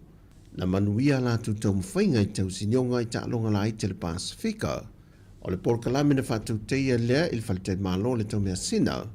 Na whaeloi mo onga o lo il presidente o le asosio ta longa le atunu. Tu au pepe asiata Jerry Walk. O lo te talo mo se whainga malo fau e tūlai mai, la tū te amane e ina le tauti ngā o alo ma whanau le atunu, e malangatu e avea ma ave fua sa mo e ta longa whawau malo. A tonu o le tasi ule lua o la sia langa mai lunga, ia matala no ina foi. Sa no le toi po foi mala e ale sa tua ele il tato malo ma le fiongal minsta. Ia ia whainta fwy na wasu whamtalanga o leo tatu e lunga o teimio whainga whilwhilinga ma ia o le atunu. Ia atonu se mai ale leima mautu se tatu malo ia na tui whaatautula ia o se whainga whaavai ale malo. Ia ma whaina mou ne whaamlianga walam whanau. Lata mai nei na whaamala mai le whingalo o le whionga le minista tausi o ta longa o se Paul Kalame nei na whaanta oto mai e le vaenga whaapawhai le JPP o tū le foe. E mau wha ai longa ai na o i lantou e wha amanui na mai ta alonga le Olimpeka, ta alonga malo le tau pulenga, ma ta alonga le Pasifika e maua tau i tau se leni, ai lea au fia ai ta alonga lai te le Pasifika. Ai i ta alonga le Pasifika ua mawai atu le toltu sanga o mawai, e le i maua fo ini tau i tau se leni a alo mwhanau na mau pine mai ai. Ai whanau nau tu au pepe, e ba fai ona maua umane wha ai longa tau se leni so o si ta alonga au fiem ta alonga la i te le Pasifika. Ona ele fai ngō fia le tāpena ngā alo mwhanau, e ko leni ma tāpena i moia ta alonga. E no foi nātu le company telefoni e le Vodafone, ni pepa tala o loa ta iafe ta la mo i lātou na maua pine auro, ai fitu se lau limas ful ta la pepa tala o loa mo i lātou na whaamuni ine pine siliva. Ma le lima se lau ta la pepa tala o loa, mo i lātou na whaamuni ina i pine apa mea. O le tuto o tase le malo Papua New Guinea na waia tuaile wha ili pū a malu le malo. O le urua i teimi le wa whaavai na i Papua New Guinea, le tu whātasia leo se tau wanga mo wha ili ese leo le Pasifika, i le anganga i ne mawhai o na tutu mga lulue whaatasi ma whaaro whani leo uma le Pasifika. E iwa wha ili sa iei le tau wanga, mai o leo toi tau nuu manuia mai i whanua i le wha ili pū a malu le malo. Ma le wha ilonga le manu malo i le wha ili pitu i silio na fia i ei tangata i la tau wha fianga, po le Fans Favorite Award lua se fulma le lima. Na wai e fwoi le nei wha moe, le silia i le toa se lau tangata musika mai le Pasifika. Ma o tala whiaunga le wha vai no le nei tau wanga, ma le antoanga o le lima se fulta sanga, ma le tuto tasi mai o le malo Papua New Guinea, mai ia au se tālia. O whaelo mai al komisina o le Official Commission whainga pālota, to lea whoatu ia Whelolo John Stanley, e whase lau lua se fulu leo whaio whale pālota, lea o le a wha tino ai le whainga pālota i le māsena fau. E lua se lau fitu se fulu fale pālota i upolu nei, ma le se lau lima se fulu fale pālota i Sawai. Wa mai a foi le awa onga le ofiso whainga pālota mo i lantou uma o le angalu lue le pālota i Sawai, sa whātou teia le vai aso le nei, e tāpe nai le ngata mo le whainga pālota a mata le aso lua se fulu ma le fitu, e me se lava le teimi o le pālota tele, e le aso lua se fulu ma le iwa. O tala ia, manuia le whaai unga le vai aso si o tātou tino, whaasoi foia.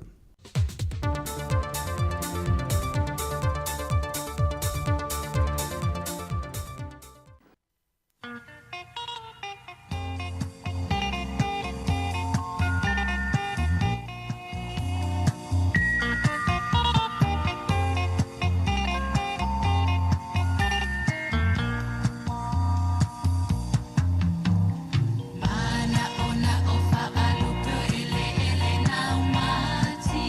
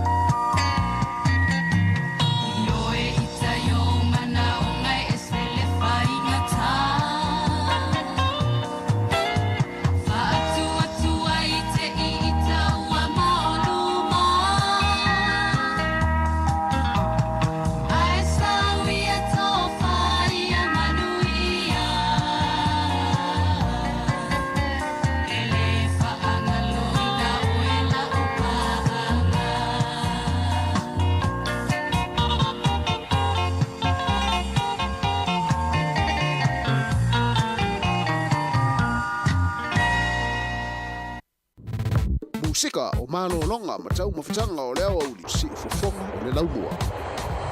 Lua se fulon minute te nei le tu lai se fulon lua fa fianga ma lo pese le punia la va mana na o fa lupe ele na umati i le nei taimi o tatou fa fianga musika se filoi tau tua la fa ala le o si fonga la mo Wellington le tasi o ono tesi ma le tasi fa mo pa pelu o tatou penga te failangi o lo mai mo mai ele to te lo tatou te numpa anga mai la tu fo e muri ta nei tau tua i lungo le Facebook ma le tatou YouTube ia ma le tātou app lena le Sāmoa Capital Radio app.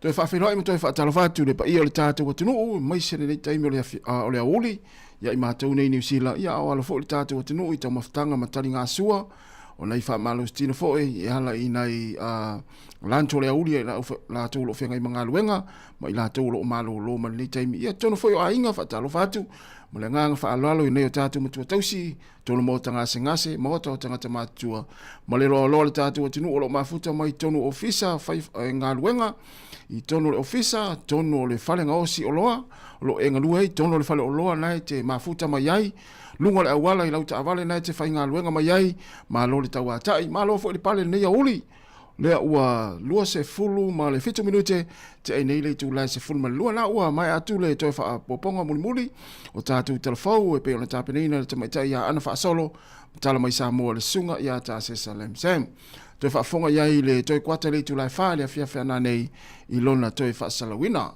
ia o lela a wha atu wha fia fia ngawe pese le fua se e mai le fua wa le wha wina le tātou tautua ia se ipa ia le tu lai lima i le fia fia nei ia pei ona tu o mai fo i le tau mastanga ma le sunga i le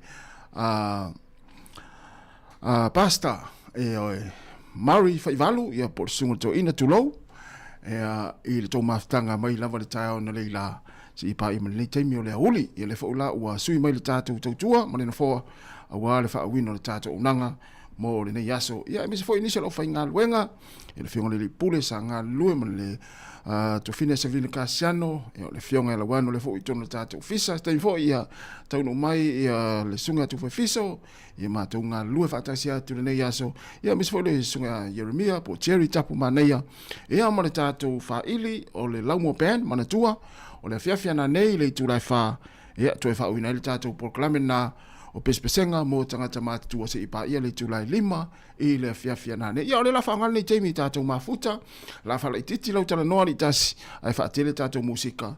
Ia o alwhenga i o le atinuu i malolonga ma tau maftangal nei teimi laso. O, kase maa neia, o le susulu mātanga o fio le la, i le lau mua nei Wellington ma pole rua lea o vai atu, ia lai leina mai tangata ilisi pito atu lea o le awala, ia ma whaala la. Ia o ngā lai lo soifua malolo ina, e sa ape se, si fonga la mua whawhiawhianga.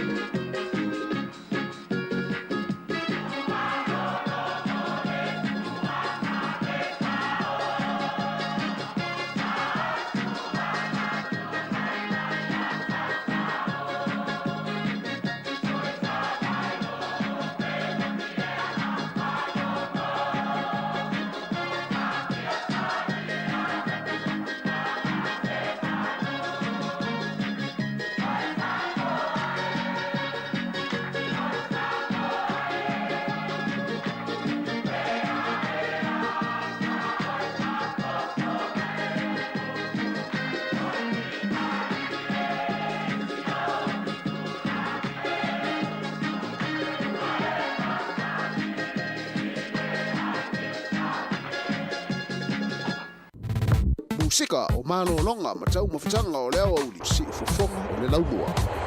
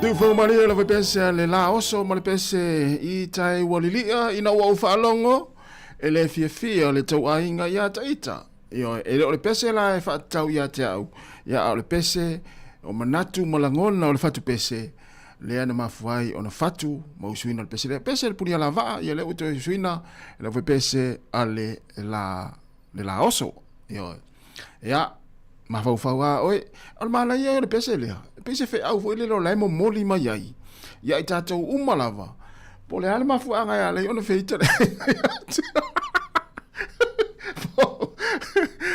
ia ai me se tatou e tu lo ale matou I tu pa me se tatou ia le au mau paolo tu lo lava le nei oli oi ai va ai tu lo pe wa ia le aso foi le wa se asa mai ai ngo se tu lo ia ta milone le sipito ia to yo ta milone le sipito ta la no se fa na mo se tu lo to yo ona e la ngona lo le mai tua mai fa pe nei lo loto po le asa o me se na fai wa amatai ona le fia da inga le ia cha ia na te no e te le amafu anga e mafu ai ona le fia le ainga ia tatou ia tu lo lava ia le tupa o mo polo tatou uma te fisiria o ia o le lei ea lau tau singa le ainga o le lei ea le tau va ma le ainga o tinao le whanau ia po le lei foi ia le tau va ma tu fa fine o se tu ia wai tene amafu anga e mafu ai ona le fia le ainga ia tatou ia ono tulanga ia tofu tatou ma vainga fa pena tau le te fa ia tuna vainga anai te loa ai oe le mafu anga ia lai ona pe wo le fia le ainga ia oi to se full 20 minuti na tale o le tu tasi le polo kalame o le lalolangi o sonei le o te pena mai le feonga la wano ati lawa ile te o le tasi le full 5 minuti te ai le tasi ia po le kwata te ele tasi le o nei ia la fa solo pe fa fia pe pese ma futa mo tatu wetunu ia matua tango fa solo tatu Facebook pe share foi le lau Facebook ia e mai mo ai wa inga ma se tango share ia ava pe o fia share me la sa mo fa nga palota ma fa la wilo ia share to ma tatu Facebook sole o tatu to se full 1 minute na tale o tasi si fonga la mo Wellington fa talo fa felo ya ya zo jalo ese po fua ya po sunga le pese tasi la le tatu tama ya le foi ia na pese o lo fa ngai na lingo le tatu wala leo pese foi le frida ya te le rola le sunga lo ese po mafu anga na le on fa pe Ia ona le frida se ia na sta lo fatu lo sunga le pese lo ese va te tele lava le mafta mai ia ai o le la faso so atu fa fianga ia le la fa pu ama fa ala iti utala ai fa tele atu tatu musika mana ia na ia tatu talo fa foi le sunga ta Steve lo mafta mai Canberra Australia ia mo to tele tatu tunu na fa long mai mafuta mai ilunga le ala le o se fonga la mo i Wellington.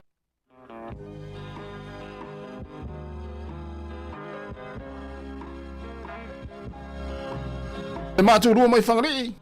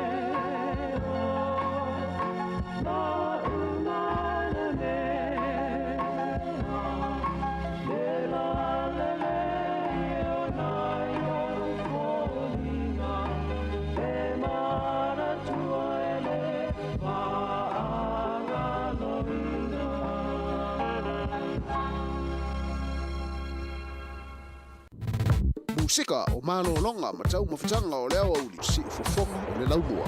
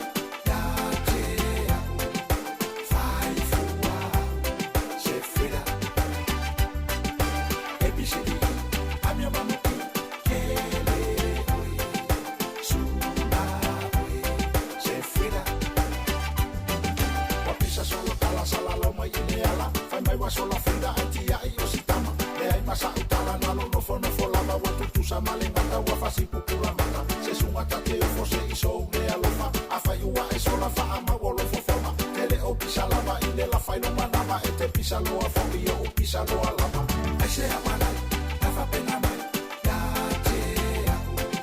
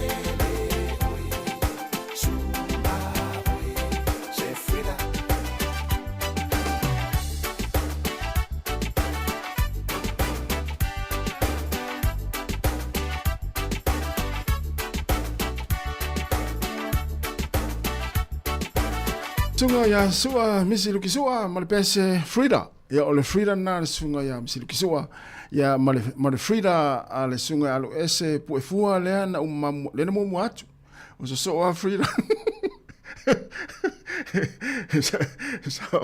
so ito ina ya sola watau Frida irungo opa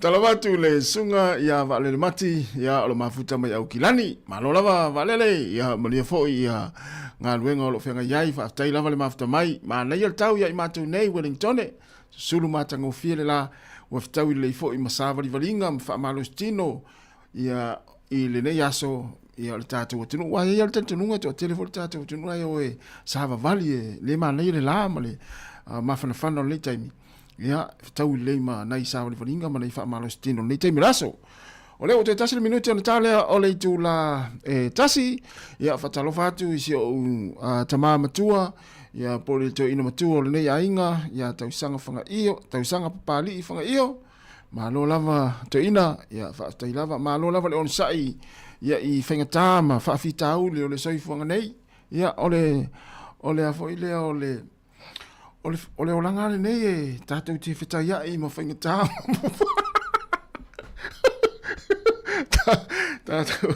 Tātou te whetaya ei ma puapua ngā ma whainga tā ma lui tau o leo langa. Ai a tātou sao mai ai la o le tamā matua tau sangwhanga iyo whaaftai le tua. Le tau o na tātou wha maurulunga i tātou o na wani me se ia o ngai fo ile le toe fuai toe fo tua ile tai au. Ia ai ia ai malo leo tātou no tasi fa o pe fa fia fia ngoi pese nei minute o ia no fa fonga le tātou poklame o le lalulangi o senei le fionga ia la wano atilao ila to fo ila wo to anga e amatanga luenga le tasi malo fa malosi ia tuli loa i tu la lua tasi anga i lua anga i tolu ia ma nava lo tātou ia na fainga luenga mai le tu la fitu ia ile sifiao ia fa malosi ia fa pena wa ovala utau sami le laulans ia fa malosi ia ngai fo le va isi te wa fa le to nunga na wa ova tele le tau sami ia ile tau maftanga o le oli ia fa mali au fo so na ngai oi pe fa pe sa tele le tau mafa ia sa tau sami ta tau le fa ngalu ngal tas ia e mo nei tatu mutu tau si tono ainga fa talo fatu ma lo lava le mafta mai ia ni te mo le tatu po klame si fonga la mo le matu lua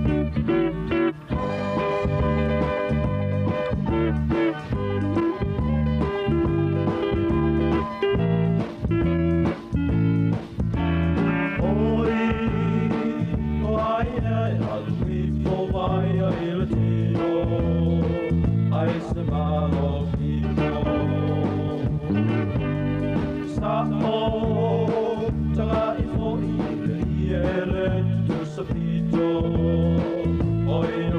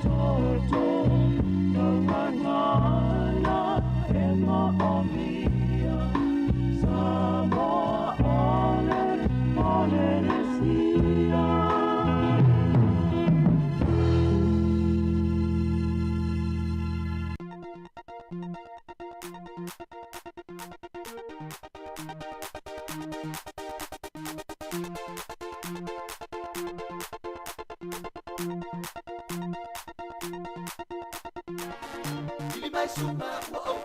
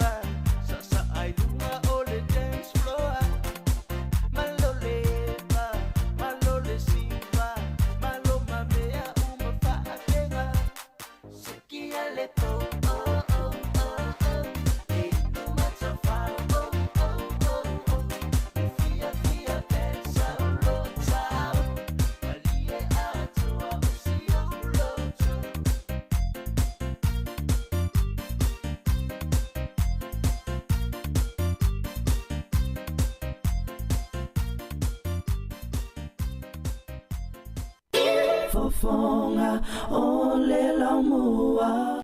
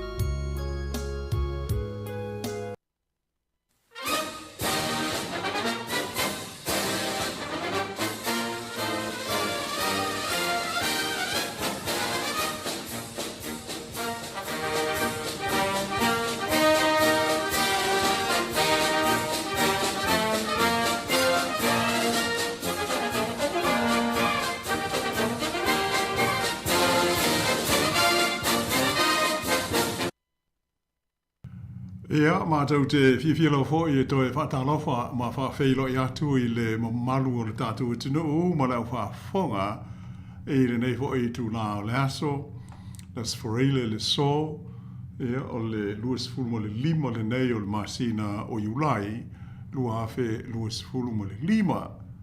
Ia, mai o le teimi masani fo i le nei o le tātou por kalame le nei o le lalolangi o aso nei. Ia, nā i tala fo'i me o tupu i reitu, ma reitu o le lalolangi. Ia, o wālawa le silfia o le malu o le whaafonga, ia, maise le au mātua, ia, ma pāanga masani a le porkalame, ia, ma le nei au nanga a le siufonga o le laumua.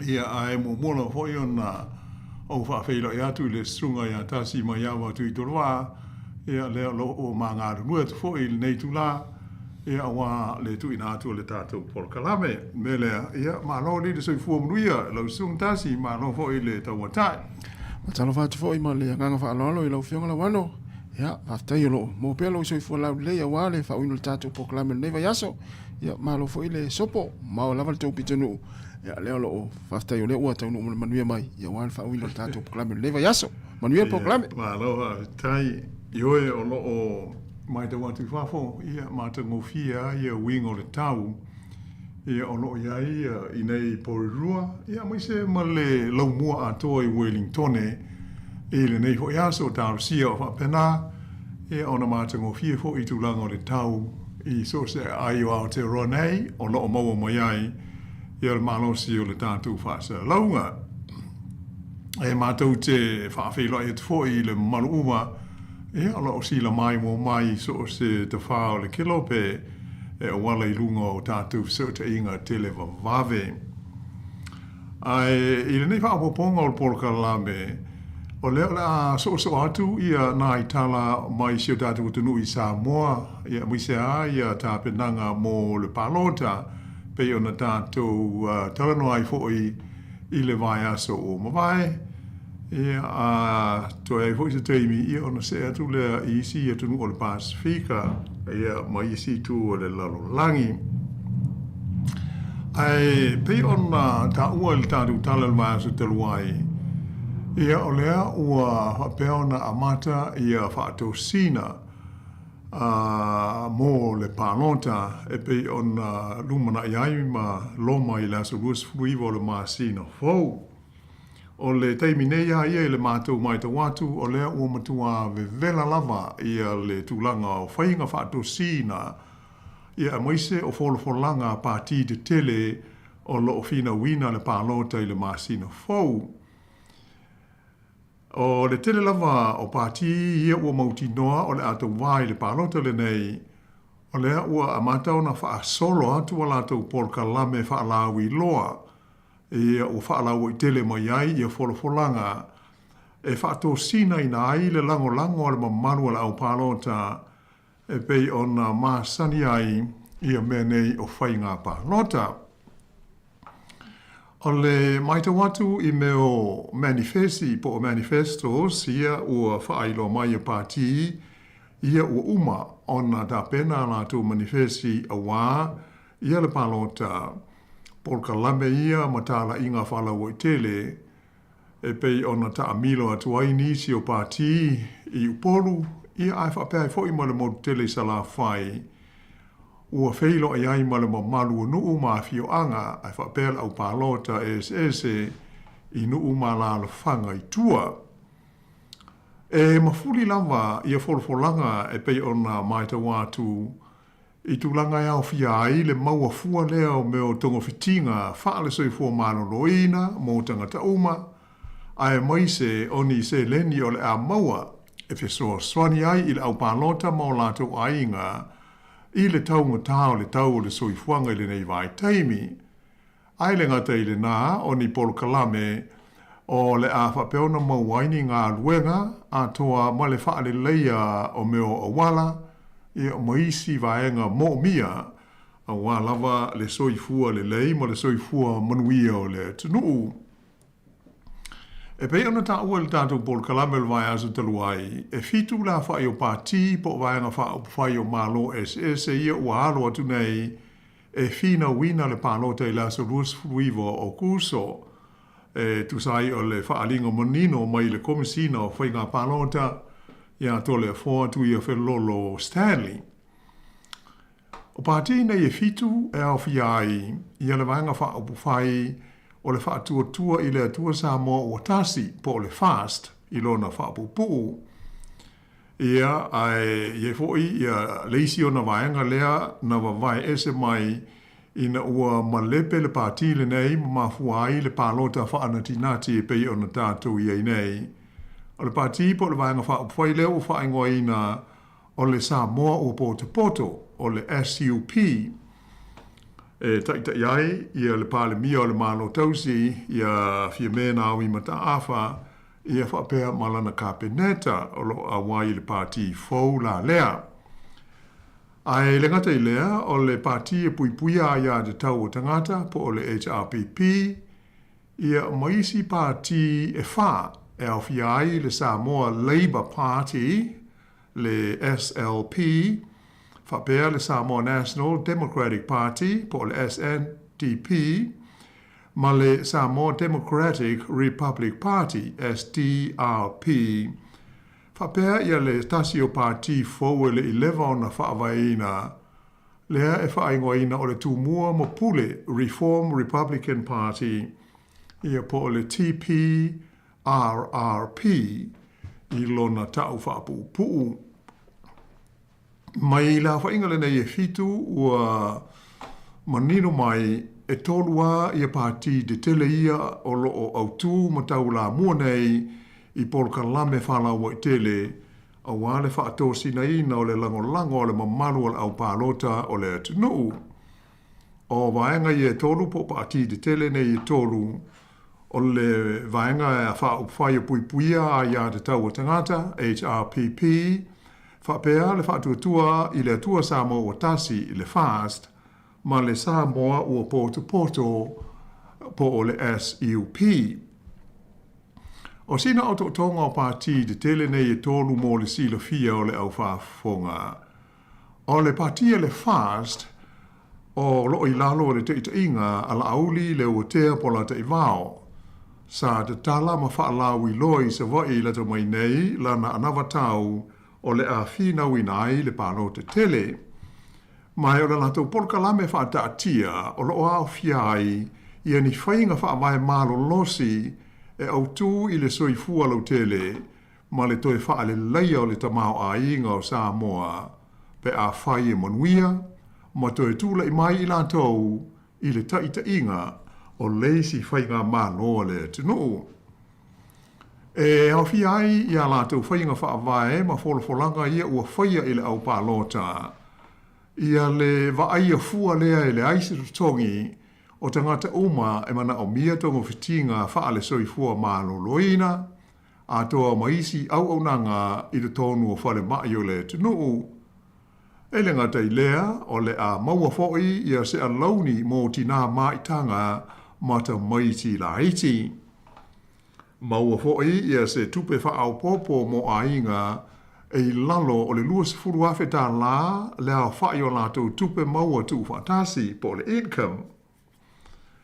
O le asitia fo i le fast pe ato e tula i mai ia mai le 5 e o i le 5 ia le matua o le tangata ona malo lori tai ai lea malana ngā ruenga po o le retirement age. E le ngata i lea o le avesea fo ia le lafonga le VAT po o le value added tax mai le tau o mea ai au pito mana o mia po o le vaenga le tau o essentials. E tasi ma le afa miliona tā la ua fua le fast e amatai ia le maketi mo le vaenga e taua o le carbon credit e po o se leni hoi nei e maua mai le whaasauina o le ea ma le si o manga e wala le whaititia o kasa o ona i whainga e au fiai le totoina o ni la au. O la whapefo i na whaavaina ia se maketi mo he whaataua inga le tinu po se stock exchange a Sāmoa e le pātia le fast pe a mau malo i le mai ai o le pālota. E le ngata i lea ua fuafuina foi ia se vai ngā tupe e tolu se lau miliona tā la e to e whaola o lai le kompani waalele le tinu le Samoa Airways.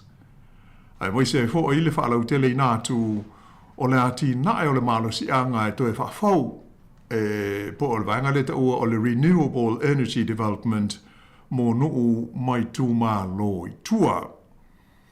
Ia pe o nisi na o wholofolanga, o polo misi, ma whaatou sina, whaalau i loa, po o le alawa le whaapunga.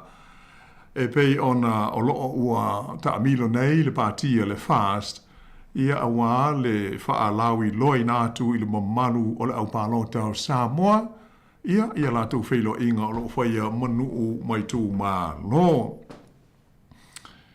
Ai o le pāti a le vaenga ho nei wha whaia puia ia te tau tangata, le HRPP o lona tai e pei ona silfia o tui le epa sa i lele malia le ngoi. O le pāti mua lea na te tala aloa ia lana polka lame whaatūlanga po le manifesto mo le pālota i le māsina a sau.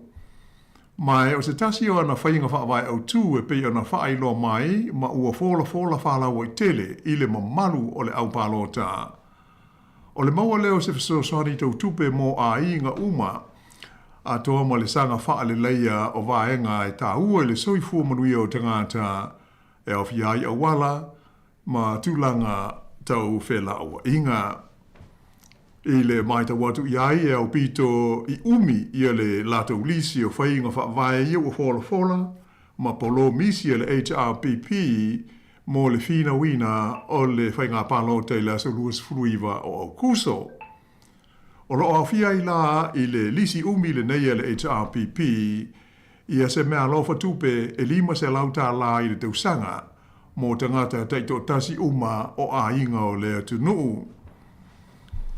O le a wha le leia, ia wha amonianga po le benefiti maua mo tangata le a toa le malosi, le meleta o le Disability Benefit Enhancement, o le a CTI I le toru se lauta la I le masina, mai I le se lauta la o lo iai le masina I le teimi nei, ia le alauni mo le tangata iai maftianga tu mau o le tino, ia po le vaenga lea ta ua o le Permanent Disabilities, e amana iai ho ile tūlanga ese o mawhatianga o whengai ma ia vaenga o le tunu.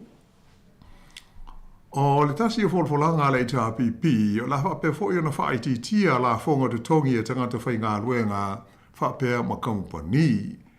O le a whaalautele atu fo I masanga whaali leia le au nanga lautele whaale soifua malo loina. Fola fo I ele HRPP le fausia lea o se ala lau papa tele e fe so o ta iai upolu mo se vai. O le a maua fo I le vai ngā tupe lua se lau ta lai le masina mo tangata uma o loo wa aia ma tausia ia nai tangata e whea ngai ma mai tū ngā o le tino ma mana o mia isi mo le tausi ngā o I la tau. O se so swani e langolango atu ia I la tau ia e wa aia ma tausia ia tangata o le tunuu. E le ngata I lea, ua fola mai fo I le HRPP lana whaalao I loa ma na whaatusina. O le amaua se ngā tupe tasi le awhi tā la mo pepe fau uma e whana nau mai, e whi soni lea ia inga I vaenga I mo mia mo le tausinga o se pepe fau whaato a whanau mai. O le whi soni e nā o le tasi a le teimi e mauai, o le teimi lea e whanau mai ai se pepe fau. Pei tai e maua fo I leisi awhi tā la wha o popo I le taimi e uma ai o na whaia tui pui o se pepe o tui pui nei e ta ua o le Hexa B ma le MMR2 e le tau o na whaia pe a atoa le se furu lima masina le matua o le pepe fau. Se vaenga o le polo kalame mo le tausia le lei o le soifua malo loina o tau maiti.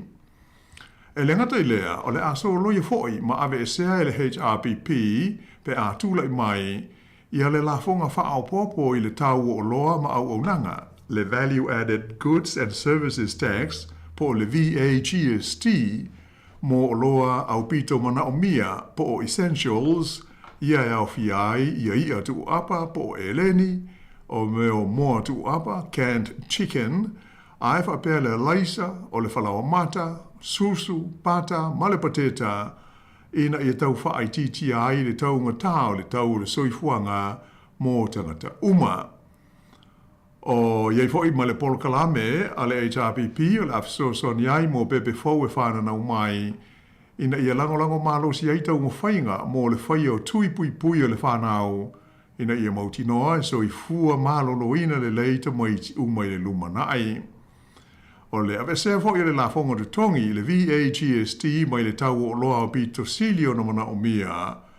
O lona wha moe au tū, ina ia mawai se wha mama a venga mo a hinga uma I le tausinga o le soifuanga masani ia so uma. Ua wha lauilo mai fo I le HRPP o polo kalame ma whainga wha vai uma e pei ona wha ata atitia nei I lana anawa tau. E pei ona ua whaai lo mai whalau I tele I le au palota e tusa ia le tau ma le lua se lau se fulu miliona tā la e whaatino I nai. O le pati a le Sāmoa ua poto SUP le ana whaavaina la ta mai nei e le pānemia tausi fionga ia fia mena au I mata awha ma lana kāpeneta ina ua tutuli ese I lātou mai le pātia le fast, o loo autua lātou whaatou sina o le pālota I le whaupunga, e whapea o I lātou o le pāti e ave le whaamua I tangata. mai o loo nau ina ia wha wau le wha tino ina o swinga a wā se luma na i manuia o Sāmoa. O le manifesto e pei o na wha alawi loi no mai alo ia le SUP e au fiai i o fuafuanga mo le a onga fua o tamaiti ma le whaia fua o le vainga ma tonga fitinga o tangata i le whale mai. E le ngata i lea o le au la tu whaia fwoi ni a launi mo tangata i le a to toa le malosi ma si itia le fua o taui o wha lave wha sei mai le wha la po tonga o taui mo wha lave wha sei po o le ACC. Ua fola mai fwoi le SUP a to e tūla i mai i la tau i le ta inga o le malo. O le a maua i a tau i mō whanua ma ele o nuu ma fioanga e mana mia mō ni a tina e ale malo. E renga te lea o le a si tia fōi ma le fua o le pensione ma si tia au nanga mo isi atu motu o le tunuu e tau ma mao mai le tāulanga. Ai renga te lea o le a halo fōi le SUP e wha mai ale lei ngā ruenga mā tinae, ai maise o ni swinga de tele, ia sa amata lia i le taimi o le teita inga le fionga fia mea o le whainga mā loa le tunuu, ma ia toe wha mausa li ina, ia le tūlanga le lei, ma le wha tua ina i le tunuu o ana whainga mā loa, ma ana pūlenga mā loa. O le tasi o pāti o lo o tau wai le pālota le Sāmoa Labour Party o lona taitai o wha o le sā kato pau ainu u. O lo o wha ma mafa mai le lātou o nā matau ia le wha le leia leo ngā luenga a toa ma mata taha wha api toa. Le ngā te lea o lo o fuafui na fo i le nei pāti e lātou te una ia le whaia leo se Port Kalame Soswani mo le manuia lau te leo a inga matangata uma o Sāmoa. O le a lātou una ia fo i le si tia leo le fua o le tutongi au pito maua lalo whaatu la fonoina po o le minimum wage pei o na iai le tonu o Sāmoa. Ma ia whaavaina ia se sone whaapitoa e ngau si ai o loa mo le whaatawina atu i mā kesi whaafo e lango inai le ati nae o loa ngau si ai maise le au whai business i la iti i to tonu o lo tātou tu no.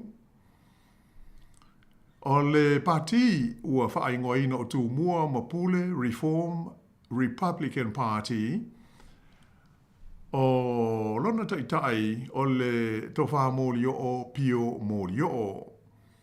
Ua fola fo i e lewa anga wha upu whai fōi lana ana watau a manuia mai la tau i le pālota o le a tau mawhai e una ia le whai ngā mālo ina ia wha apa u i lalo le tau o le elitise i le tonu o Sāmoa. E le ngata i lea o le a tau fōi o na wha atawina mai e le mālo o le a tula i mai ia ni wa alele la iti le lei a wafe malanga inga wha aloto i whale ato fo i mamalanga a ngai isi motu o le Pasifika.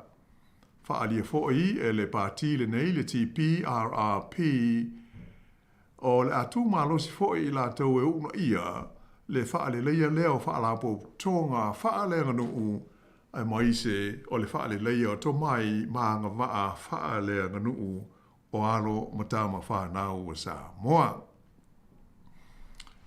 E lua pāti e le i whaailoi na mai whanau i tele i le teimi nei ni ala anawa tau i le teimi na tā pena i nai le tātou Port Kalame o le pāti leo le SNDP ma le Samoa Democratic Republic Party ai atonu se teimi e le o mao pea o ona tātou mo ho i leo se tala ia po se whaaringa e tusa o ni anawa tau a ia pāti e lua mo le fina wina o le pānota i le māsina fau. E le o le atoanga lea po o le au ililinga o anawa tau uma pāti e pei o na whalau i tele mai, ia ma whaasara lau whaalau i tele e i la tau i le nei vai aso a wale sila fia o le mamalu o le au pānota. Ai wana o se o tutonga, ia ina ia sila fia i le tūlanga o le ata o iai, ia le tūlanga vevela le o iai, ia whai ngā whaatosina, ia ma wholanga whalau i tele, a vaenga whai o mālo i lo tātu tino o a wale tāpena ina o le pāno te le māsina. Fau, e pei ona sila fia, o le aso se fulma le whao i ulai, le ana a mātalo ia mo iai le vai taimi, e whaatanga ai ia meo whainga whaatosina nei mo le pānota, la lea wawa no ai pāti uma o lo tau fituli, e whaatino a lātou whaasara launga, ma whaalau i loa, ia po a lātou whainga whaatosina nei, e whaatoa whaamuta whaare tūla whono i le aso lua se furu wha o au kuso, a o lumana i ai le aso lua se furu ma le fitu, o le masina lava o kuso, o le aso lea ua ato whaina mo le whaatino ina o pālota fo i nei e whai mua po le advance voting, ia ai maise ai le aso lua se furu iwa o kuso, o le aso lea ua ato whaina mo le pālota telea le tunu. E si lia i le se lau ma le lua afe, pe iona ta ua mua fōi, ia lea whai o tangata ia ua umona le stala, mai o sauni e pālota e filifilia ia ni sui foi pule e limas fultasi o le palemene o Sāmoa i le pālota i le māsina fau. O teuteunga o le tūlafono o whainga pālota i le tausanga i lua afe se fulu tolu, le ana amata wha mamalu ina ai, ia le fua po le quota e se fulu pasene mo sui ta mai tai e ta tau na iai o le palemene o le tunu. O le nei suinga e mana o mi ai o na se fulu pasene ia le a whai o sui ta mai tai e ta tau na iai i so se paia inga lava o le palemene o Sāmoa. I le maita watu i li poti o lo tātou maua mai Sāmoa, na whaata amilo i le modu tele i sala whai i le nei vai aso le pātia le FAST, ai whapena i fo i le pātia le HRPP mo a lātou wheilo inga mai tū mālo, a wā le wha manino ina ma le wha malama ina o a lātou anawa tau, a mai se lātou fuafuanga wa polka lame whaata atitia, pe a whai e tūla i mai i lātou i le mai ai o le pālota, e tai leisi whai ngā mālo le tunu. O le mai tau iai, a le tātou polka lame, o se tūlanga le leitele ma mātango fie lea ua tātou mori mawina, i le alo atu o se tātou tunu i le nei pālota tele, e ui ina o se pālota ua vave o na whaia, ai le i o le taimi sa na tawain, ai o le tūlanga sili o na māta ina, o lea ua mawhai o na whola mai, ma whaai lo mai. E vaenga wha o whai de tele a tō maisi pāti o lo o tau ai i le nei pālota, o a lātou fuafuanga whai, pe a whai e mālo, ma tūla i mai i lātou i le foe, i le whai ngā mālo a Sāmoa o le aso sooi nei. O se tūlanga le tele lea awa e fesoa soani tele, i fuafuanga i fina ngalo whaalia o le au pālota, i le sui, ma le pāti e ave i ai lana lango. Ia po sisi wha upunga e au ngā tele wholanga ma polo misi nei ua whaia pāti e fuafua te tau i ai le pālota a le tangata pālota. O lona winga, o le awanoa le leilea mo le tangata pālota e filifili ai ma le anta mai ia le sui e pālota i ai a wā le tofi whaipule o lona i tū mālo. E pei ona tā ua fo inisi o tātou polka lame o mawai, ua wha malo sia i le tula fono ia tangata o lo tātou o tunu e lesi tala ma pālota i ana whainga pālota te tele mo le filifilia o whaipule o lona pāle mene. O lona winga la, o le tiu te whai o tangata uma uanga waa e pālota, o na mua, ia lesi tala lona suafa i le nuu ma le tū mālo na soi fua mai ai, ia po o le nuu fo i ma le tū mālo ua nofo ma ua wha mautu i ai le teiwi nei, ina ia au fia i le lisi o le au pālota o lea i tū mālo. Ma a o i le aso o le pālota, ona alu le e whaatino lana pālota I lona lava fina ngalo malie I le sui o le a ioe iai ma ave iai ia lana e kisi. O le tiu te foi male mata whaioi le tangata pālota, lona tau mawhai lea e manino ma mala malama le lei I wholafolanga ma polo misi mai pāti ma vaenga wha upu whai o loo tau vai le pālota I le fia avea ma vaenga wha upu whai e tūla I mai I le pūlea ma le taita inga o leisi whai ngā mānoa le tunu o e fua ma whai wha te tau iai Ia lana filifilinga I le sui nate lango ina. E peila o na tātou mori mawina le whaailoa mai aloa ia o anawa tau ma polo kalame a to ai ma fuafuanga whaata atitia a pāti ia ua alo e tau wā I le nei pālota I le māsina fau. E le ai la se awanoa e te tau ai o na toi whai tio muri ane ma whaapea a se uti le I loa le nā fuafuanga po le nā tinae. A o lea ua te tala le awanoa mō le si le fia le au pālota o polo kalame ma anawa tau uma vaenga wha o whai ia o loo fina wina le pālota tele I le aso luas fumareiva o kuso. Ia ai se iwa vai foi le nei vaenga o le polo kalame toi so atuai lea pe a te riu mai ia eusi pea le wha fonga.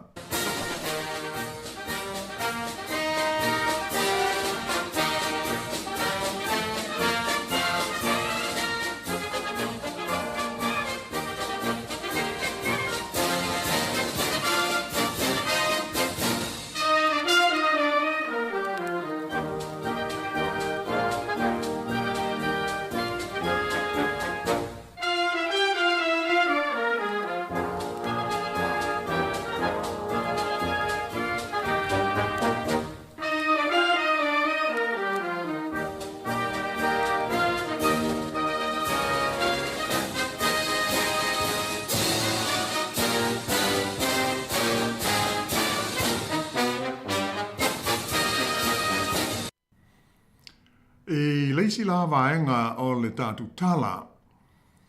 O lea ua whaai mai e le whaalapo tonga a le soifua maloloina o le lololangi, le World Health Organization, po le WHO e whapea.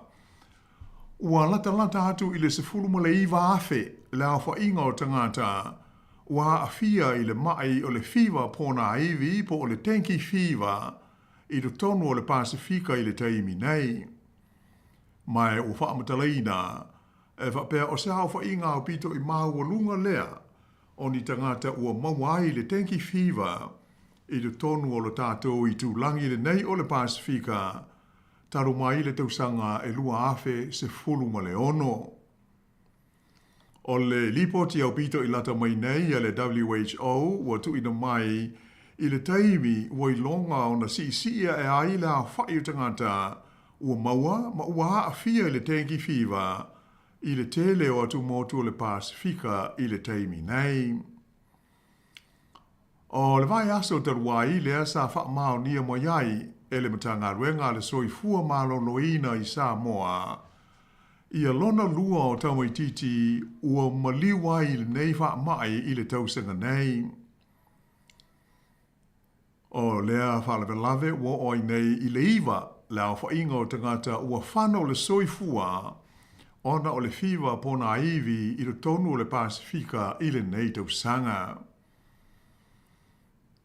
Sa whaino mai le whaatonu mō ngā ruenga fisoswani a le WHO I le Pasifika o le lifo mai ngo ia Mark Jacobs I se talanoanga ma le wales whaasaralau o New Zealand e whaapea whaamau maunga mō le masina o JUL na ilo ai ua o atu I le se furu ma le valu afe fitu se lau ono se furu ono le au whai o tangata ua afia I le fiva le nei o pōna iwi po le tenki fiva I te tonu o le Pasifika.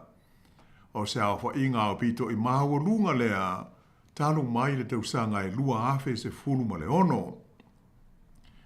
Sa ta umoi fo I le lifo mai Sa mai ta wina le whaala po tonga, le si e peo la whaitanga te le Pasifika, e maua maa fia i le nei wha mai, i te tonu o le lua se fulu tau sanga ua mawai. Ai o fwai numela mo le se fulu tau sanga ua tua na i tunei, sa atangi a ile iai o tau sanga na pa ua i lalo, ai ai fwai nisi tau sanga na si e ai ilunga, le au fwai ingo tangata e a fia ai le nei lava wha mai.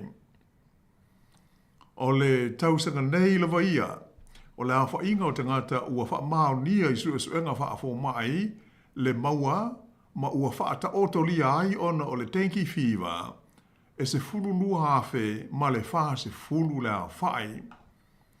Ai o isi tangata na maua iaunga mauinga o le wha mai le nei, e fe ave ia lona siama e namu. O le whaawasaka ina o wha maunga nei le WHO o le wha mai mo le masina o Iulai, e au pito i maua lunga le tūlanga pipisi o le whiwa pona aivi i to tonu o le atunu o Fiti. Na tūle mai Fiti e se fulu tolu afe fitu se lau ma le lua le a whai tangata na masalomia le a fia ai ia unga o le mai. Ona pito atu le ia i o Tonga, e lua afe varu se fulu ma le fitu.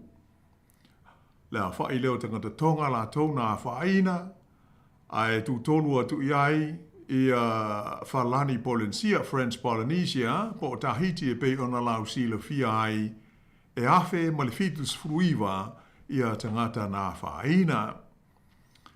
Sa hatangia mai foi i wha mau maunga nei le WHO pei o le masina o mati le asa o pito maa losi ai le pipisi o le fiwa pona aivi e ui ina sa mai to wina foi nai masina na sei mawai atu nei le pipisi atu o le vairusi o le lava wha mai i nisi atu motu i le Pasifika e au fiai Amerika Sāmoa o Nauru ai wha pe ai foi matu waru.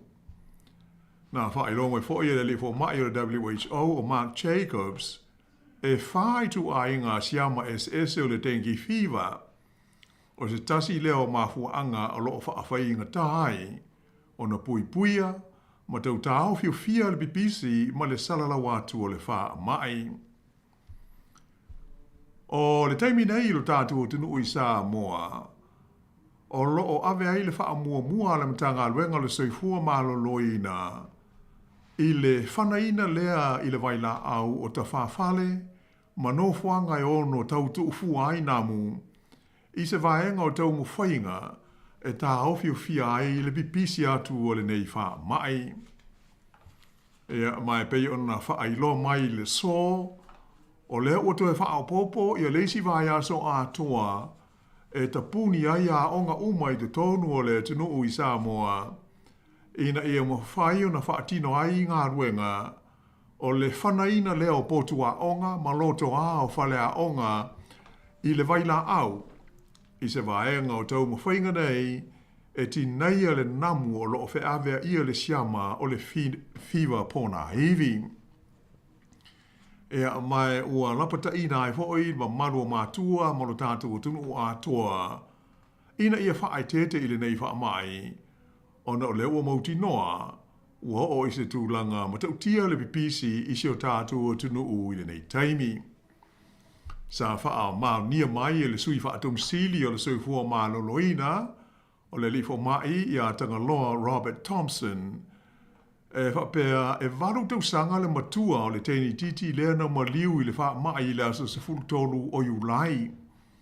Leo ua toa lua i aita maiti o Sāmoa, ua malili wai ona o le fiwa po na haivi.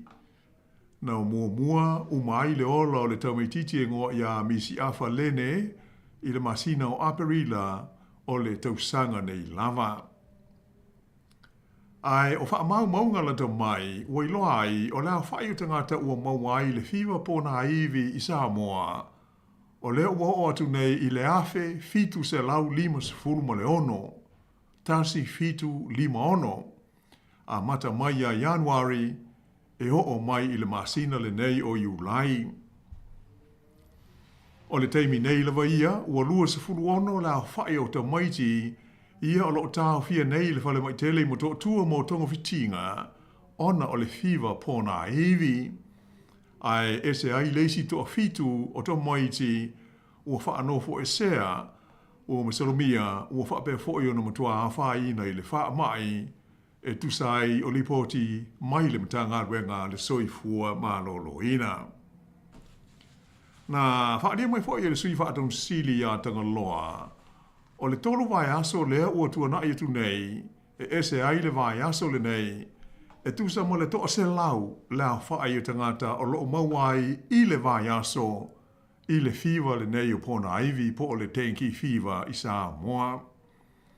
Na wha mawhaina mai e le lifo mai, o le whaafita auri o ngaonga o loo whea ngai nei manatou, o le to tele o tau moiti laloifo le se furu lima tau sanga le matutua, o whaapeo nā whaina ma whaata oto lia ai le wha mai, ia mai fo ringa mai ai o le tūpulanga la iti lava, lea o loo mamawhane iai le pipisi o le wha mai ilo tātou te noo.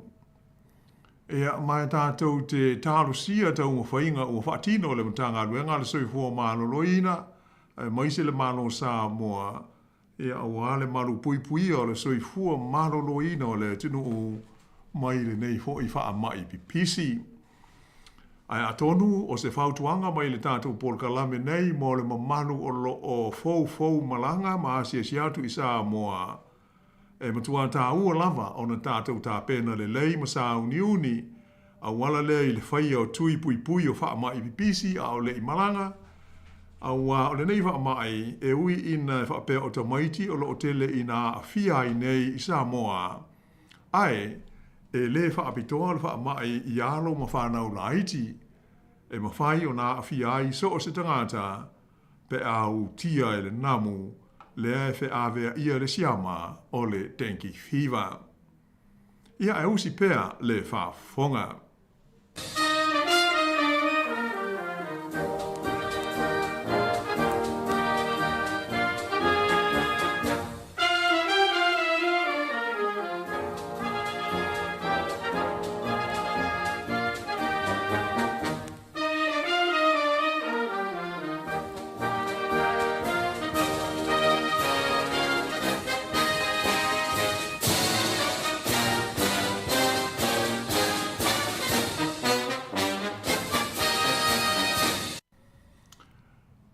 O lo o tātou iai pēa i lo tātou i tūlangi o le Pasifika. Ea maalisi tātou tala, o le vaiaso nei, lea sa tuina mai ai ia le whaai unga, a le whaamasino ngā pito māwalunga a mālo au whaatasi, ua whaamau nia mai ai e whapea, e mawhai ma e te tau na mōlia, ma whaamau nia ia le solitu la whono a tunu uma, i le a whai po o le tele o kasa o ona e maua mai ai ia o lo a whaina ma wha leanga ina i le si o manga o le larolangi. O le nei whaai unga i longa ma le tāua mai le whaamasinonga le nei a le larolangi, le International Court of Justice, o se tūlanga ua lewa o na manatu le tele o atu motu le Pasifika, o se mea e te tau mataala whenga iai. Pei tai sa telea ina wha tele ngese o na whaia iai se fuafuanga e mā lo te tele o le lalolangi. I le tuina mai o lana whaai unga le nei i le nofuanga tūru tonu o le whaamsinonga le nei i le Hague i Switzerlandi, na tā ua manino ai le Pelestene o le International Court of Justice o le li whaamsino e ngō ia Yuri Aiwa Sawa o se Sapani e whapea. O swinga o le tau, o se mala le maalofia uma lama tia ai le soifua, mai o se whaale tonu e mafua mai, ona o ngā ioinga le tangata soifua, mai le aise tua oi ona a whaina ma ona a fianga.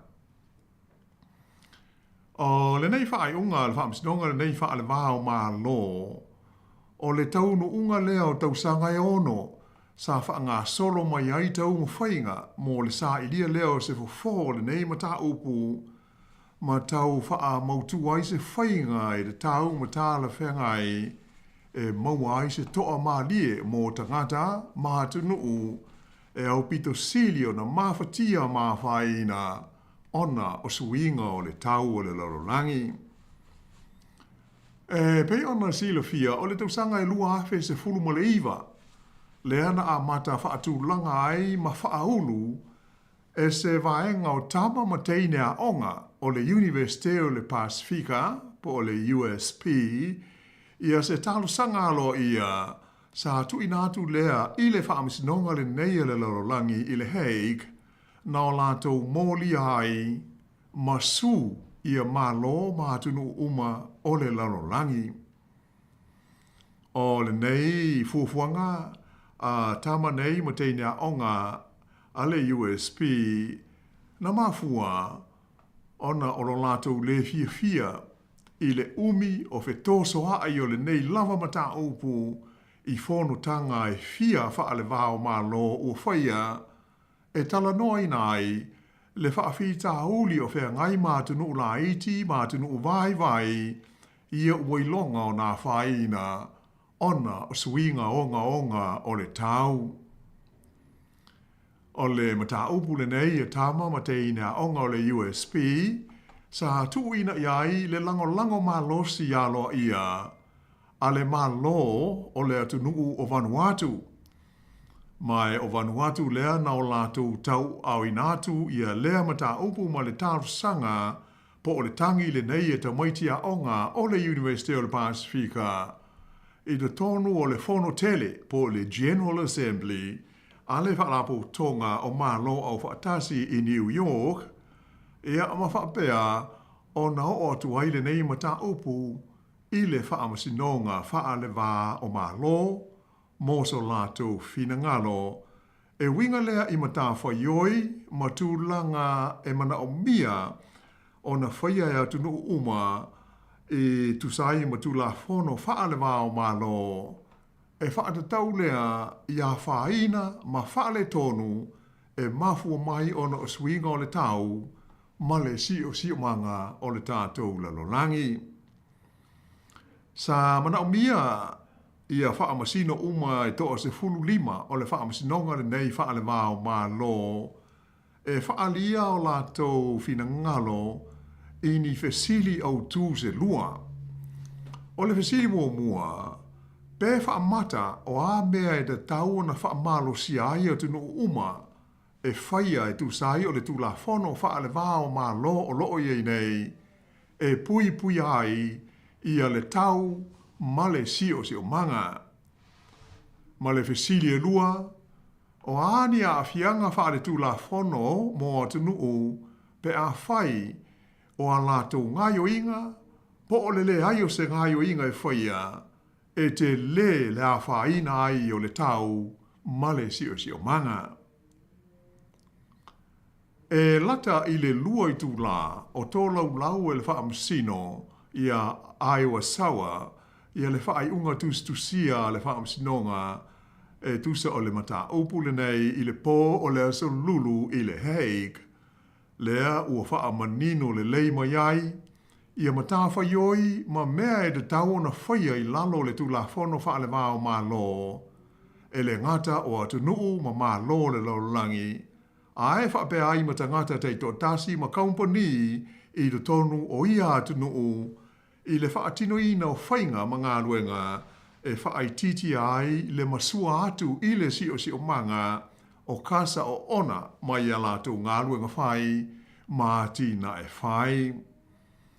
Sa wha mawhaina mai fōi e le li wha amasino i a Iowa Sawa o tūlanga ma mana o ngā uma e winga i le si o manga wha pēr male aia te tau o tangata e pei o na wha atu langa ina mai tū la whono wha le wā o mā lo e wha pēr fōi o na awhia ai masu winga o le tau. Sa ia ta ua e wha pēr e winga tu tusa lava le puinga o le si manga ma le mata au pue winga ia te tau o tangata. o a whaina e pei o le sisi iae o le suatai, ma le whaalau lau toafa o le ele, ai moise ai foi o munga la, maisi mala whaale natura, e mawhai o na matua a whaina ai le ai a te tau tangata, e au fia ai, male ai a te tau e soi fua ai. Na whaalia mai e whapea, e whaitau fia se fuluafe, ia i tū lau o tūstusinga ma wha mau maunga o mōri mau tūstusia, ai whapea ai fōi ia mōri mau whaingutu sa ilo iloina ma wha fofonga i aile wha misinonga le nei, a o le i tā penaina ma tuina mai lana whai unga e tūsai o le nei ma tā opu. Elenga te lea sa o la tō sua ina fōi ia le ata atoa o tū la whono wha le wāo mālo, e au fi ai whono tanga te tele e uinga i le aia te tau o tangata, ai whapele tu la whono o le Sami, ai moise le whenga inga i pale mō swinga o le tau, ma nisi ma tā opu wha le wāo mā lo. I le tau fua ina lea, ma le wha atulanga ina, pe iai se ma tā whaioi tau i le aia te tau o tangata mō te nuu uma, e te tau wai i se atu nuu o na whaia se fuanga i suinga o le tau. O atu nuu te tele, ma atu nuu malo losi e pei o Amerika, wha peo mo saina, ia e au pito i tele, ia le kasa o ona o loo wha leanga i nai le ea ma le si o manga, ona o lātou whalenga o si mea. Sa whinau mā losi i taimi o ilo i longa o le nei mata upu e le whaams nonga le nei wha le wahao mā lo e whapea. O lo lava tā pena ma ngawhatia e whea ngainga wha le wahao mā lo e pei o le whea ngainga i pale, lea e ta ua o le Paris Climate Accord, e wha tonu ma maua mai aise whisol swani i tau mo whainga e tūsai o suinga o le tau. Pei tai, o le whaai unga le whaamsinonga e pei o na tuina mai. O le matawha ioi ma le tiu te whai o mā lo o le lorolangi, e le ngata i whea ngainga nei wha le wāo mā lo. Ai o lava i isi vaenga o tū la whono wha le wāo mā lo, e pei o le tū la whono o le aia te tau o te ngata. Tū la whono o le si o banga, a ato ai ma tū la whono e a whiai, le whaatapu laina o a whaina whe sopo ai, mai leisi tu, i leisi tu, ia mai leisi atu nuu, i leisi fo i atu nuu. Ai, o se tūlanga e siri o na tā ua mo atu moto le Pasifika, na whaalia manino fo i se manatu o le whaamasinonga, i le mea e ono tupu mai, pe a hoo ina maua lunga pea le si ai o le suatai, mai u ina lilo fiai nisi o ia atu motu. Na whaalia manino mai e le whaamasinonga, o le taimi lava e whaawai na ai alo ia se atu nuu masona ma lo. E tusa pe mau malilo fia se tasi o na vaenga au tu e pei o na laufanua. Ai, e le mawhai o na whapea ai ua mau atu ma le toi ai se atu nuu e tusa ai o le tula fono whaalewa o ma lo.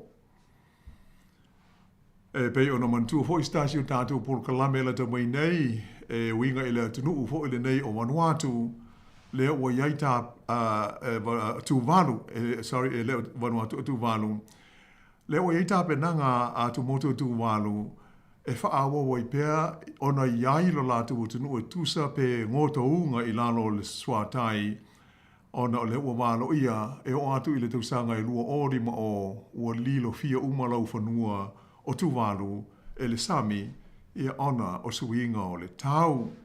Le la ua whaamautu mai nei, e tu sa ape lilo i lalo lau whanua o Vanuatu, ai, e tu mau pēr, fo o Tuvalu, sorry, ai, o le a tu mau pēr, ona iaile tunuu e whaingoa ina pēta ua o tu motu o Tuvalu.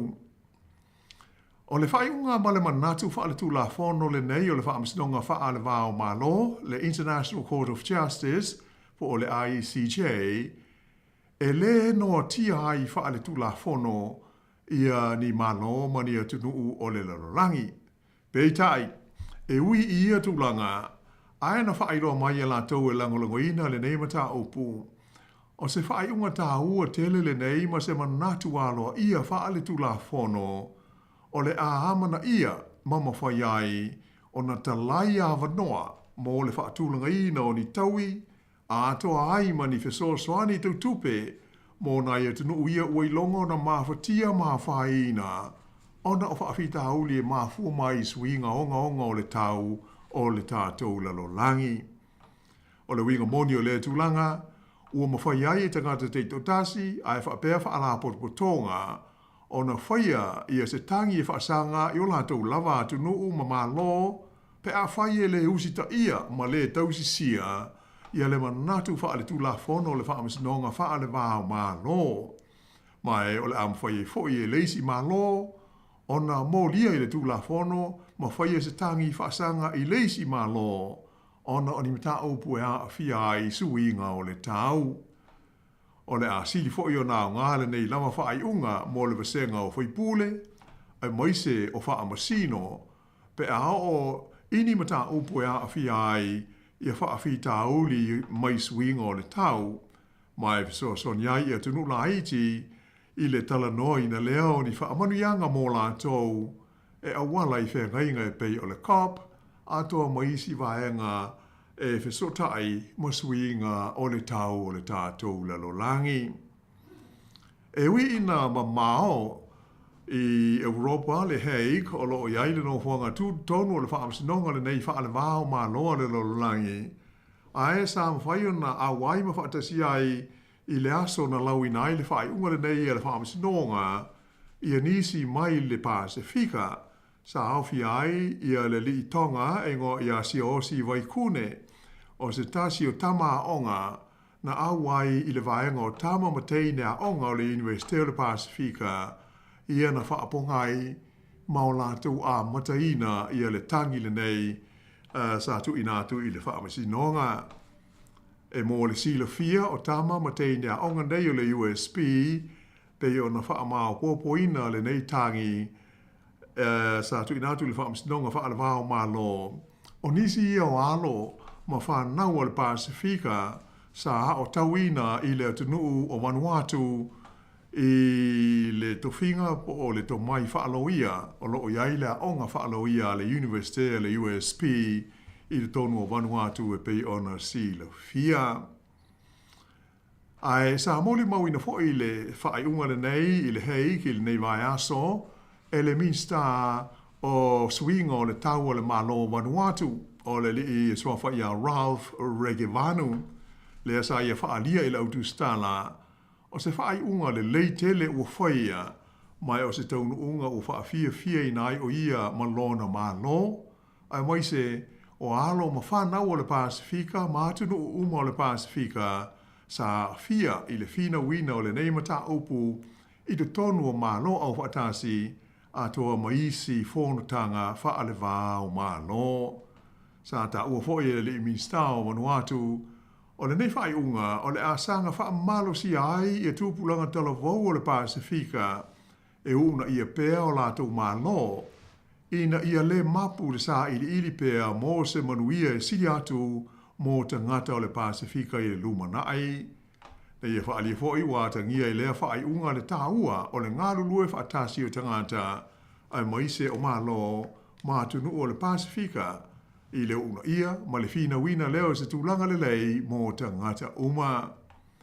Na whairo mai fhoi le whaatonu mō suinga o le tau i le ofisa o le komisi o le Pasifika le SPC o le tawatai ngoia Coral Pasisi o le nei whaai unga o se taunu unga le lei ma malosi mo tunu ui le Pasifika.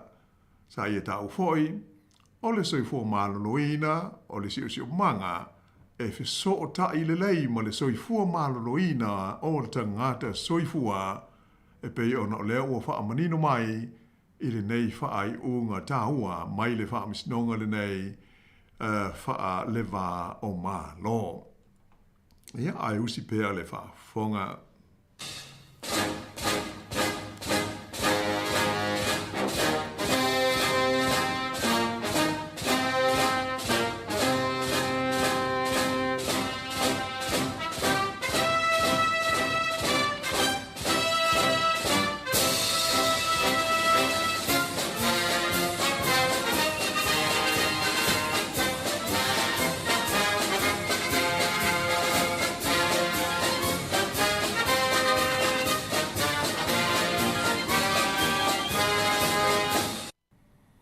E masalo le tātou tala muli tasi ona le tātou taimi.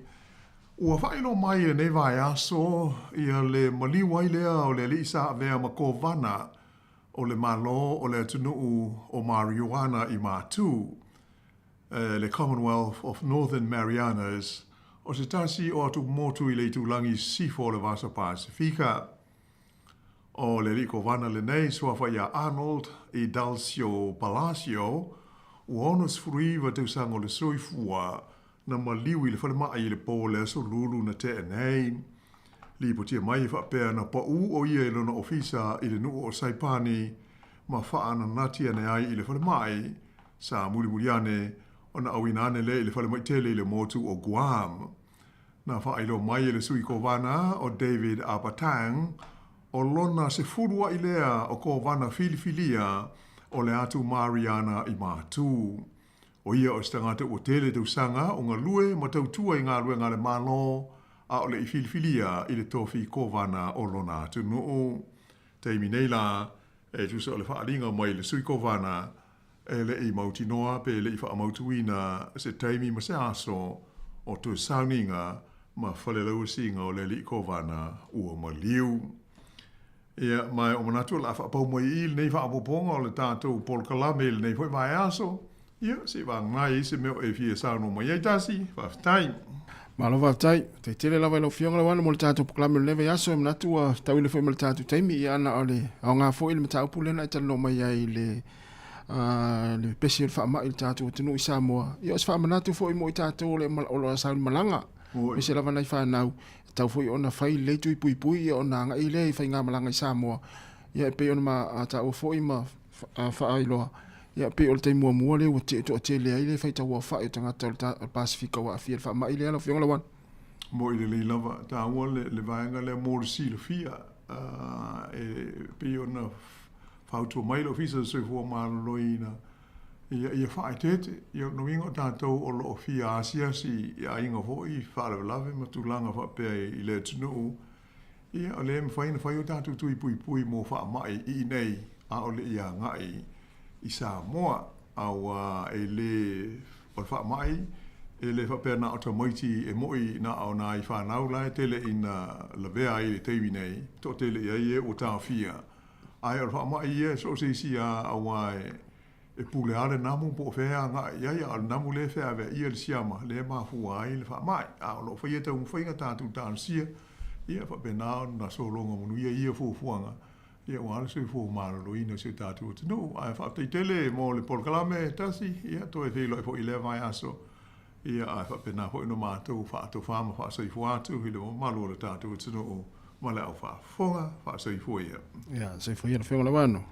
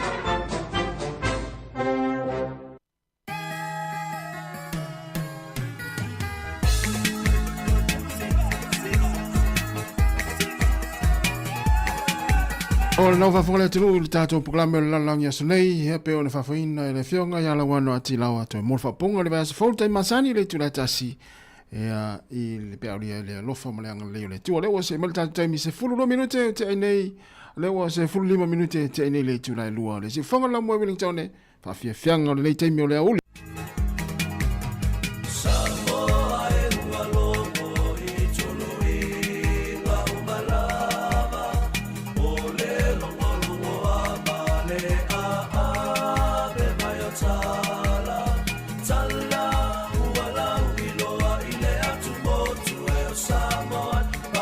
samanaya ole ali iwai ai lana pa tausala se ia fio maia se sila sila i vai fanua ole meiola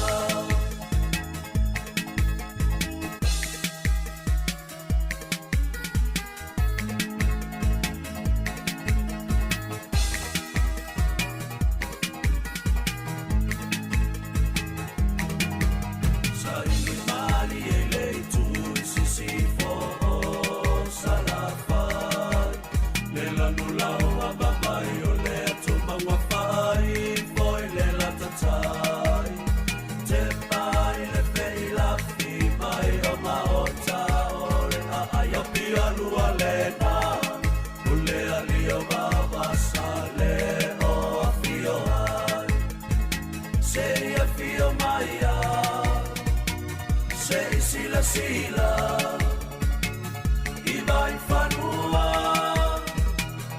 ole leiola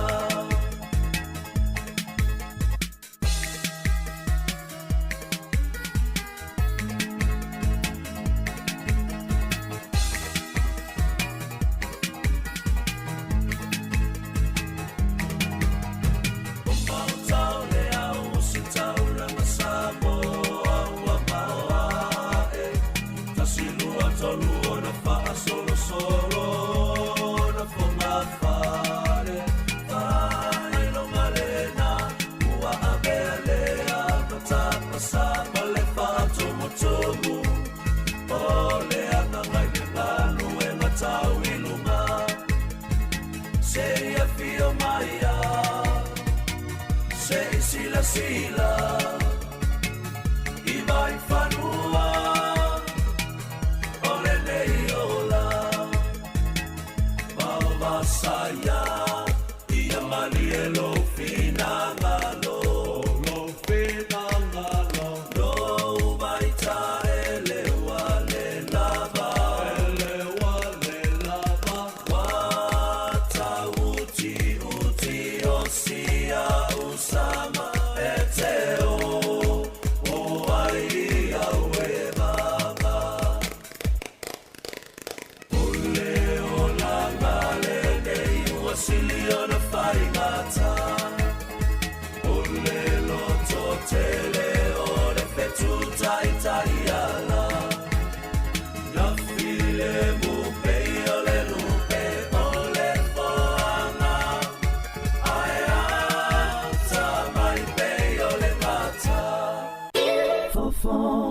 ole la mua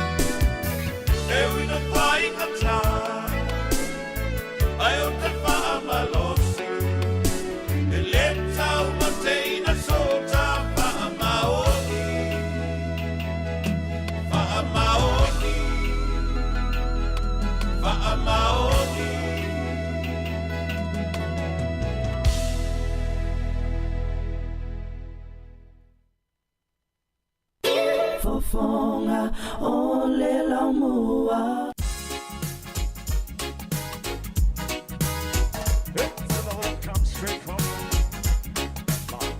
E ola fa fome pele tau tua si fonga la mua mana fa fia fianga ni taimi o le fiafi e po le awa uli fo i nisi o atuno. Ya ma tau lava ia ni sila le ulua sifuru minute te ai le lua le aso Florida nei lua sifuru mali lima o le masina Julai lua fe lua sifuru mali lima le tau tua fa awa pea le si fonga la mua Wellington le ngata dunga le nei ala leo.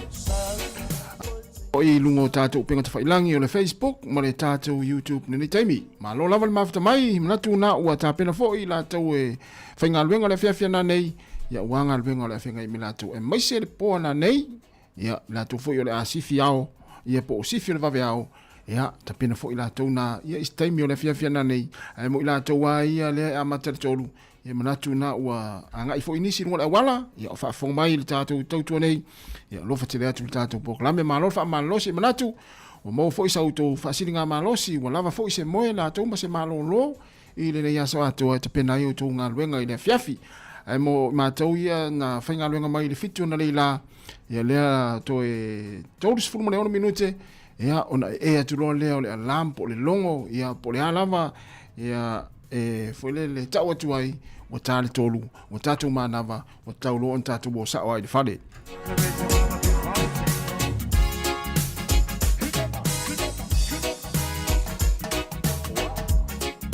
Pawhiwhianga mai le whetu ewa.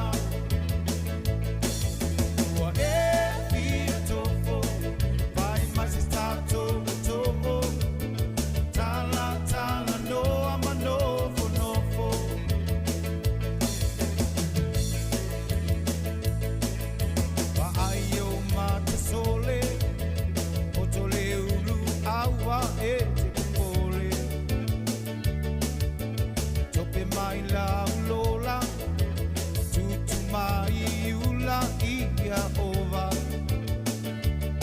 Vai oe I maua.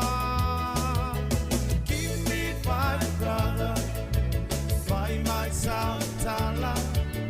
Awale ata tango I lautanga. Ua e pia tofo. Vai mai se tato to'o. Tala tala no ama nofo nofo.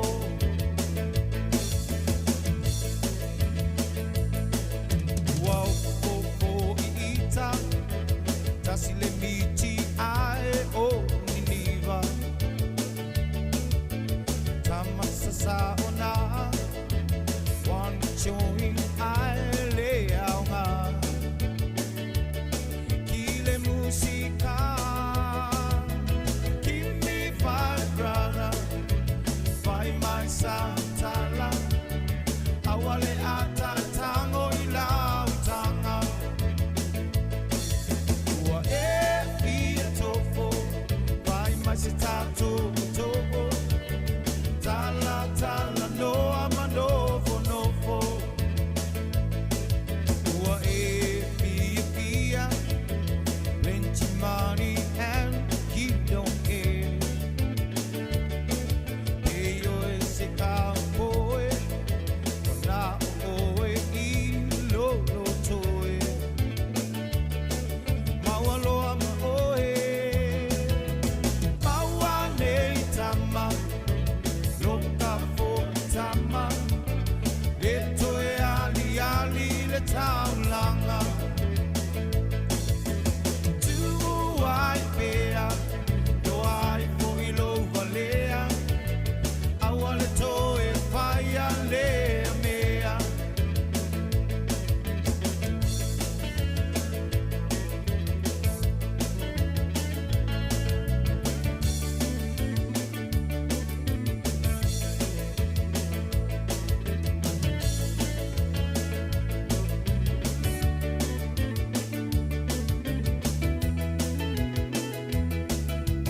Maua nei tama. Loka fo tama. Le toe ali ali le taulanga. Tu ai pea. Do ai fo I lo valea. Awale toe faya le mea. Maua nei tama. Loka fo tama. Le toe ali ali le taulanga. Tu ai pea. Do ai fo I lo valea. Awale toe faya le mea.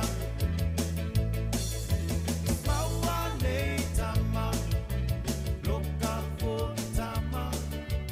Le toe ali ali le taulanga. Tu ai pea. Do ai fo I lo valea. Awale Le Bauhaus mo le pese ia na Give Me 5 Brothers. Ia. Ina ua toi lua se fulu. Ma le faminu tana tane o le tunai tolu. Fa fie fianga se filoi le tatou maftanga ma le tatou atunu le nei taimi. I lungo le ala leo tasi onu tesi ma le tasi fa mo. Apia fo I lungo tatou penga te whailangi. Ma lo fa aftai fo I le mafta mai le tatou atunu. Ia. Leo toi pose lilo I le nei fo yaso. Ia. Fai fo I o se tala fo I pe on tatou fa longo ia fa fonga le tunu. Ia. E mesi la tu fie fie me neo musika. Ia isi alo fiti lea, ia po se alo Pasifika, ia le fo ua walau I le tua, ia o fa mai a fo I fo I ta leni pese, ia ai mai se ai ia ole, masalo tatou umalama, se vanga na tangata fo I le fie fie, ile iola e sona ai ngai Sāmoa, ia ona le mata le, ia yaso ala, ile vaitai me o le valu se fulu, ma le iwa se fulu, ia le taronga leo le piinga I Amerika. Ia leo toi pose lilo na o I lungo tātou, lungo fo I tātou pengata whailangi, ale si fonga lau mua, ia le atua I fo I le malo, ia po o le wala upa ia le atua, I le fo I tamali o Amerika, ia e lau I loa tele, ia I nā fo I ona po, le taimi o le valu se fulu, iwa se fulu, wha solo mai ai luma, ia le te ulanga ta alonga le piinga, ele ia masisi o tātou, le I fia mata TV, ia sola, ia I taimi o fiafio sa. Wa pe o taimi ana e luatu e pi inga yaso la ta'alonga. O ka le luatu sa o i Amerika i fea. I tutuila, Amerika Sāmoa. Ia, il taimi i la fiafio la sa. Ia, i leta i taimisia. Ia le sunga, ia Hulk Hogan, le la wilo ai le ta'alonga le o le pi. Ia, po olo na ingoa fo i le, lo na ingoa mo i po olo na ingoa, olo i pepe whanau ma le, vaengo fa pena, o Terry Hollier. Ia, olo na ingoa sa o le na. Ia, o le ingoa le sila fia o mai tātou, ia, to tele fo i la tau sa fo i le sa whata i tai, ia sa muni tai fo i le ta'alonga yaso la, wau te ilo, le to tele o tātou, ia, whaafonga mai, mai se nai mātua, la to fo i wa, valu se fulu, fitu se fulu, ia ono se fulu, 5 se fulu, ia sa mata umai le TV, yaso la pe alua tu, ia ta'alonga leo pi inga vo le Amerika, ia na auto si la fia e fo le o se ta'alonga vo le moi, ia ai a whaatino la tangata ia le ta'alonga, so le pe ia moi, ia pe ia la o tasi le tangata sa suia atoa ia le tūlanga mo le meo le ta'alonga leo pi inga i Amerika. Ia le whaafonga mai tātou i Amerika ia e pe on whaelohat me se Amerika Sāmoa, ma Sāmoa umalawa sa muni tai ta'alonga ia ma fia i aso e o maltaimi nei. Oe, e fesili to e ina inisio to e ina ia wata i valu se fulu, ta i fitu se fulu, ia po pe lau mai ngoa o tama ta'alo sa ta'alo pi inga yaso la, i le ai ma se misi, au whai atu la o le meu te ofoi. O le iloa umoi ngō tama sa ta'alo ta'alonga le pi inga. Hulk Hogan, to tele fo i tātou sa ta fusi ulu, sa fia Hulk Hogan yaso la. Ia, ia, to tele tātou sa fia Hulk Hogan yaso la. Ia, e o mea temine, o e sole, ia, na. Ia ai pesa tele na foilele ia e uma ia ta e uma ia ni na luatu ia pi inga terminal le fiafia sai Sāmoa. So le tava ai atu i lalo ulu nunga le one o luma fale o inga i taimi o so le o fai mai foro isa o ia foi nisi o le tatu watunu sa fa ingoa ai o lo fa ingoa le taimi nei na ia lata walo. I le ingoa lea, sua whalea Hulk Hogan. Ia po Hogan fo. Ia. O tangata lana, e te longo fia la tangata whapena, o tangata sa fia tele to ino nei Hulk Hogan. Wa tasi lea tangata e, po le ale, fo le, ai sau lorto ino le tonu le taimi ya, taimi o ta alo ta longa. Ia, e mtau tia. Tele fo to ina Sāmoa so le sa au ma ia Hulk Hogan ya so la pe ala tu ia pi inga i Sāmoa ya so la le fia fela sa. Ia talo fai ia o le olanga nei ia le fo le tātou te umala vai le pala tulou. Ia le fo wa vala au le tu le fo i alo Amerika ia po United States. Ia tangata sa lawi lo langi. Ia ile wa efe so stay me te fisili ai tangata so tangata o ai lautama ese te muli ta ai mo meo ta longo pinga o le to tele ai fa ia o ia sis Hulk Hogan ia na ia o le se fu yo minuto ta le o le tu la tolu fa pe fa fianga be bese ia fa talo va tu le sunga ia polisione pa malo sione ia lo tele atu fa tu a media fa moana manuia lava le nei o uli po nei fiafi ia o le sa te sang fanga io ia allo fale sanga ia o mala ia vaenga po vaenga nga olo te tele lava ia mo le to tele le tatu tunu ia o lo mafuta mai lungo tatu penga te failang ia ele o fai ona tala no mai lungo tatu ia ono e itanga tala ta fia ia e itanga tala fai e te comment lo lungo Facebook to pelo telefone ia tatu mafuta i fa fianga si flo ia ma watu nei fa manatu o le fa ingol yaso matua o le to kwata le fa ia ona tu ina tu le o tatu tatu telefone tala mai Sāmoa ia ma le proclame muli le o te pena mai o le fa fianga proclame pespesenga mo tangata matua e fa ili ale lau mo band ale si fonga lau mo Wellington ia fia tala no mai foi ia po wan yo ia pe sai muni tai foi to ino har koken yaso la ia mana ia foi ta tu tal no ai nei taimi ia ma matu nei fa manatu fa ingol va yaso ia o le o to es full 2 minute ona talo lea ole tu la tolu si fonga lau mo Wellington mai tawatu le o pisi mai fa fa tu ta to ofisa fa salau ia ile awala ia o foi nei matua ia e fa tali taimi e piki ai nei fa nau ia ile tu ai o onga ile tu la tolu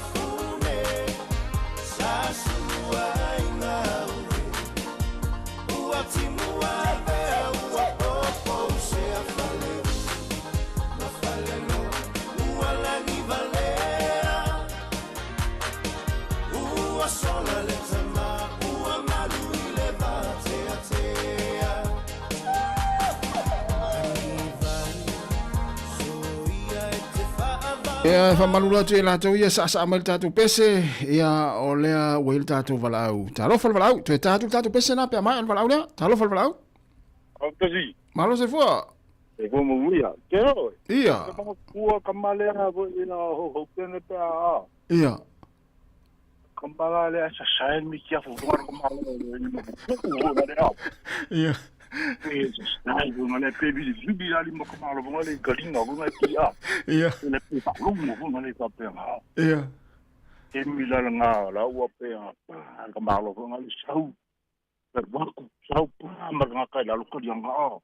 Ia. I. Ma ku ka ala me mai fa ka pe sai mi kia bunga le. Ia. Na. Le rula kakapi yang kamai keio nga funga le pise ha. Ia. E te tau loa fai ia na tanga fo ia malona leo vola le te mile interview. O le wa, ro la ma. O ngal makamaka ngale a leo. Yo asola kamaka a fai pi nga o ngai mo ale nga.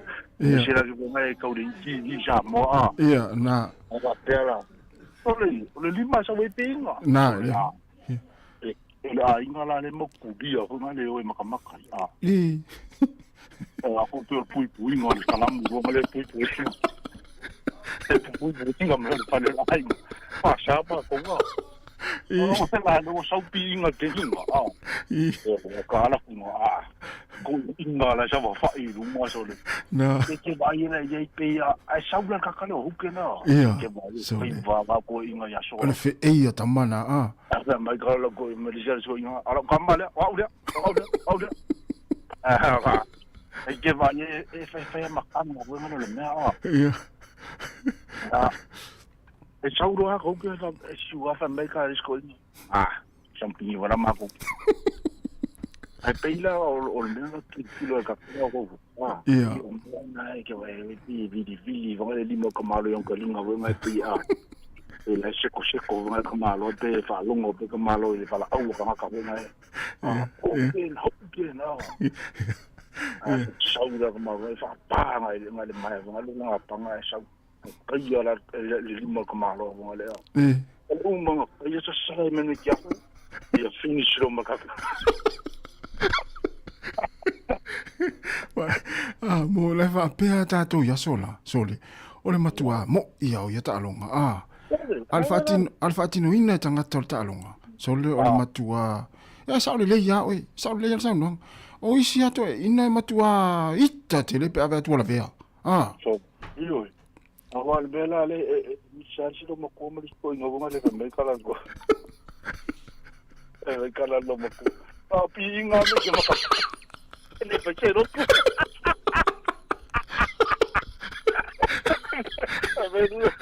Lo mako. Apa pinga me ko inga wa. Lo so mako. Ai sei, vai mako lia e sau preview va le mer vai so. Sau preview va pa pe poi panga ya la pingi mai ko ngol mai a. Ole si mama. Mai ka wa pe. Le lo ka male pi me la sa. Isi a ore lo kule pe pe la sa. Ole si mama ni e sa ole le ya pe na taua. Sei uma sei sau lapi inga fo ilele sei uma lapi inga sei fai lapi inga le fai lo tua fiafi. E fai ina lo le ia hoken e fai lo tua fiafi. E montino o le se lo tu. Se lo tu. E me cara scoinga. Ya fai lo po kan kai lo. Quale fiestia lo mo. Na sa ole iso. Wa pe o kama ya sora o hoken. Yeah. Into the giant. Yeah. Na. Into the giant sa wa ki. Yeah. Na o snuka. O kimi snuka. Sa ole le iso. O kama ya pe o kama ya sa fai la aso. Se saula mar tamao macho man Yeah. Andana kama lo foi kama lo Ric Flair. Ric Flair. Yeah. La olo se flote. Ole pe kama e pinji ma kama lo ha ko ke no. Sa ole le iso. Kama ya kama ha ko ke lunga le. Yeah. Lesianga YouTube ngam kama kan. So la le ripo le pa ma pe a. Pe te vai atu pe ya se mai foi le pe o le fatu. Pe se mai pe se tu non fa pena le o mali wa sia tanga te tau. Pero kama ya la kama pi kama ya. E la fa ma mo po ko vo ya. Me na. Yo fe me o mai mangi masto fa. Se vai ya anu sa singa ka ya. Ya, se vai la ye. O mi ningi ki mo kama.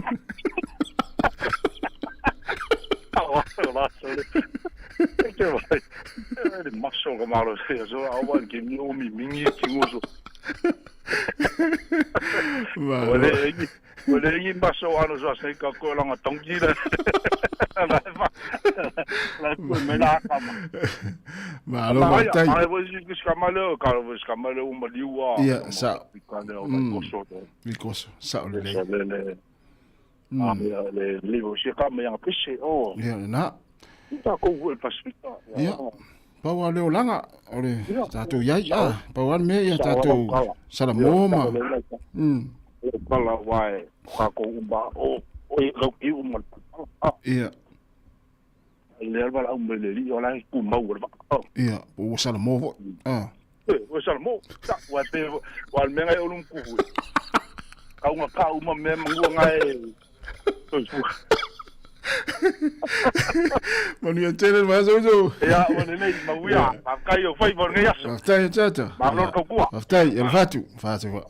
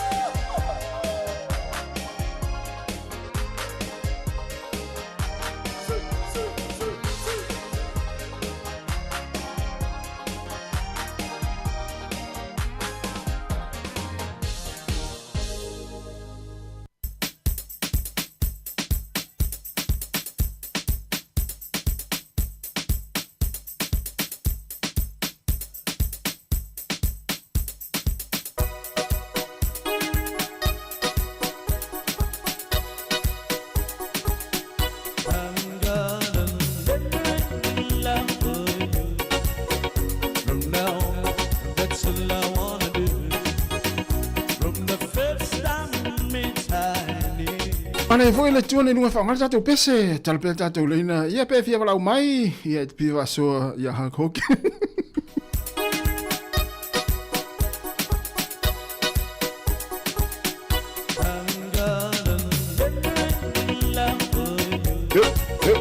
From now, that's all I wanna do. From the first time we met, honey, I'm gonna never end in love for you. Never end in love for you. From now on, that's all I wanna do. From the first time we met, honey, I'm gonna never end in love for you. After all this time being long, please don't just love one another from now on. From now on, it's okay now. Every day in love and in love for you. From now on, that's all I wanna do. From the first time we met, honey, I'm gonna never end in love for you.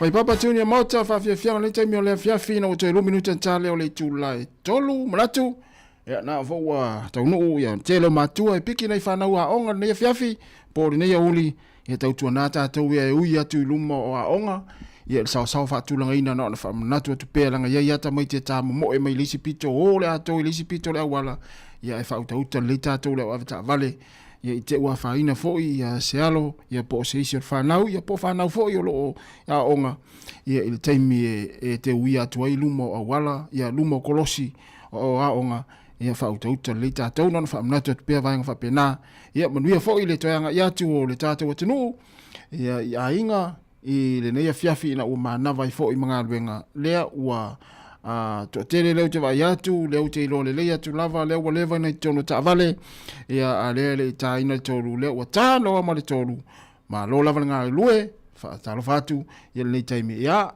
o le fautuanga masani ma le fa mna tu le tatou programe ma le tautua le se fonga la mua e tono lo lau ta vale ia usa o ale afio lau ta vale i le mga ala po le awala nai masani ona e sawa i tai au ia ma e fa sa o lo i lo ainga ia malo fale ia fai le se malo longa fa tali ia nisi o la ainga po le fa nau na ua toititi taunu watu ia le la atu ua onga ia fai le se tala ma futa fia wa fo u leo mai ia ngā luenga o le neiva yaso fa malo leo tali tolu si fonga la mo Wellingtone e fa o tu fa fianga o pese yo pese nei va ai lo le ya taina tu mo ila to o malava na nga lulu e mai le tau na le la le wai u male manuia nga luenga o le nei yaso fa ia le tua ia mai se foi na fa na ya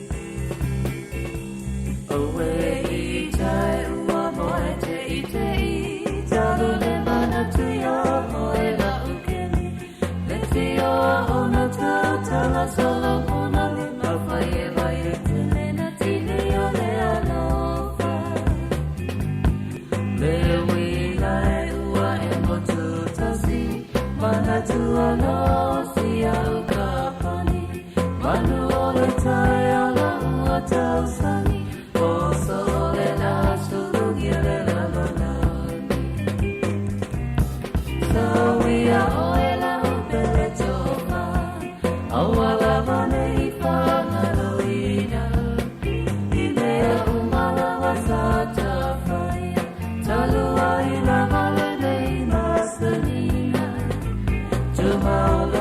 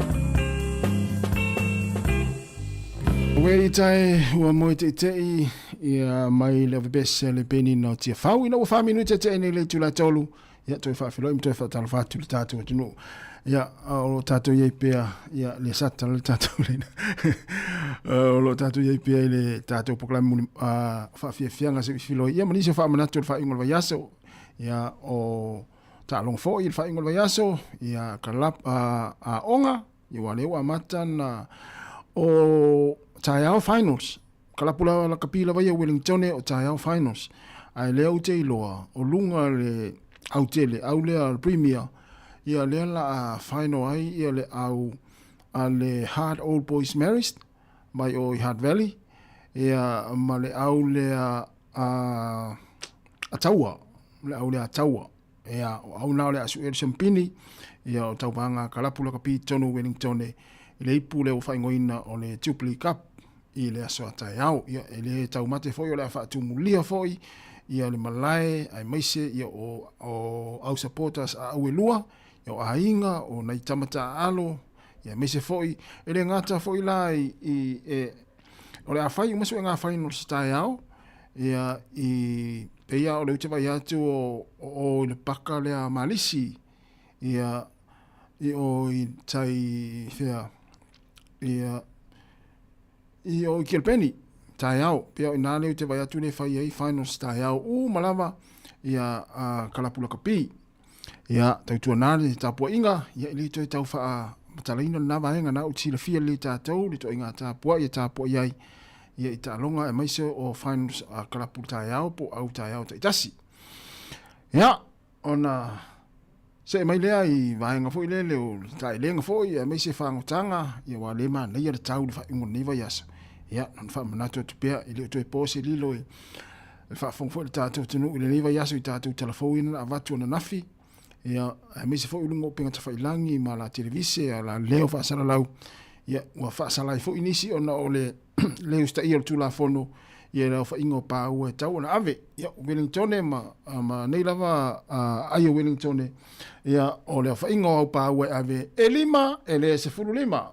ia whamlato te pēwha pēnā ia i le tātou atunu ia wai whai o vaenga le mana in pā ua ia e sāsala i tātou ia tautua nā vaenga wha pēnā o 5 minuta te ai le tū la tolu mana tua la ia utoe vatu le vaenga lea ia toso atu le tala isto ino hokin aso saa i tausanga uma vai po se vai meo le fitu se fulu ia valu se fulu ia e lasi o anko ina i funga le i tūlou ia sa matua o ngai matou nofa o ngai matou to ina na e folele fafsanga i mal TV ia ai o la te mi folele lata alo ia Hulk Hogan ia tate wha longo atu toi titi nei tete to ina toi titi matauria foi Hogan e alo lua e ta alo talo ai ale le folele vang folele o langa ia game plan pi tete folele va pelto ina ia le na tu wha longo toi titi nei tete to ina toi titi nei tete almela tarie e pe ia fa longo mai Hogan il matu to ina le na fa folele na umatu al talo ina e tete lo mal malo Hogan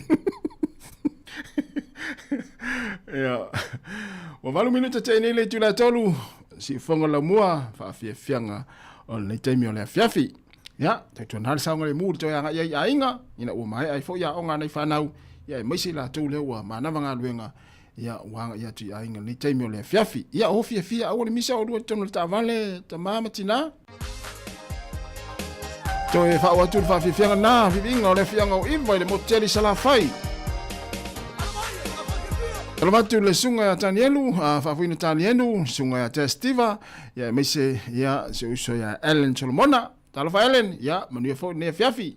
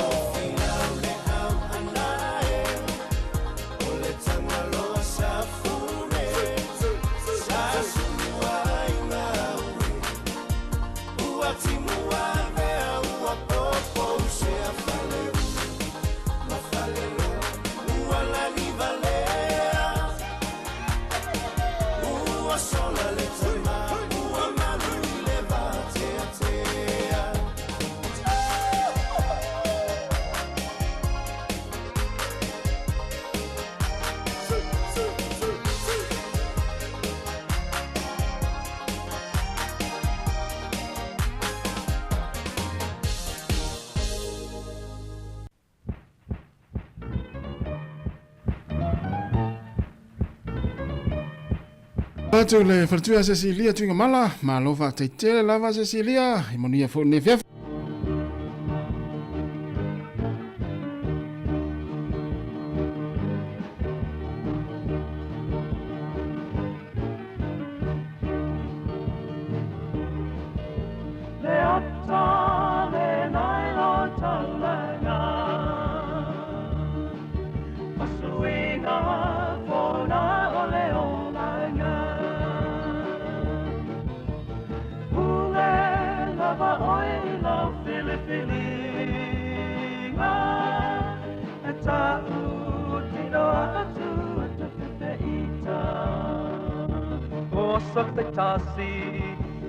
Mana mga luwenga Maay sao solo Masama valino ileahala Watonui lua matawhau E amatai le tifau Le happy hour mo oe Whaamalu I loti noe Ole aso mauna ngā luwenga Ola ua mai a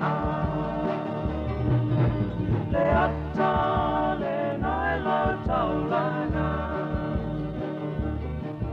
O suinga kona ole olanga Ule lava oe I lau Filipininga E ta utino atu atu whiwheita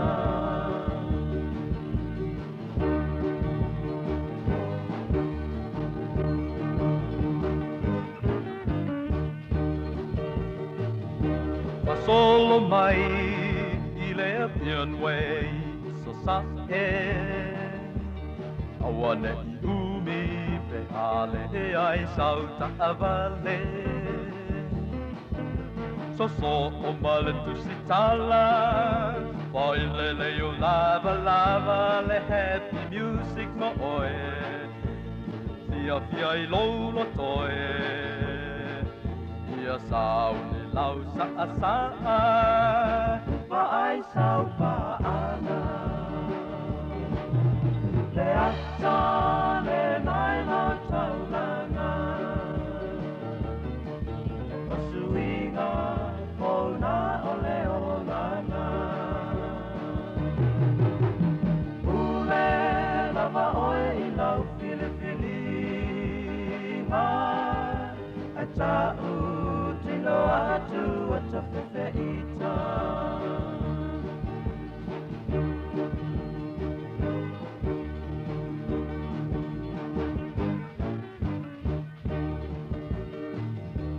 Ua tatau nei o na sao ni loa le whate A amene atu me ama me maua sao ta amale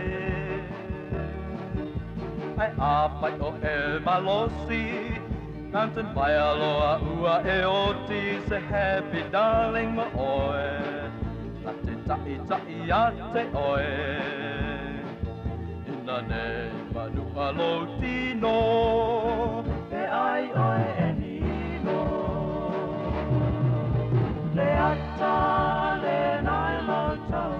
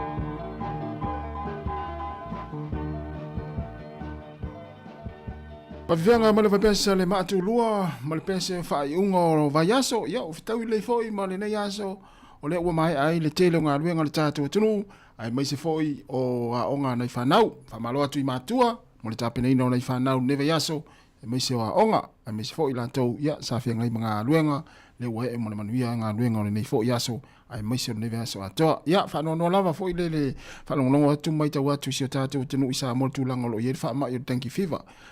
Ia lenta ua le whionga ala wano, ia e meisio tātou tala mai Sāmoa o le neiva yaso. Ia i le pepesi ai o le whaama i o le tangi fiva. Ia a tawa ai atu i upenga ta whailangi. Ia ma o i le whale mai ma tō tua. Ia i le ngā solo ato nei mātua ma nei whanau oka. Talo whai, ia talo sia ia. Mawe o na Mose fo, ia awane i na ia tāo fia i le pepesi o le whaama i. O le tangi fiva si o tātou tinu.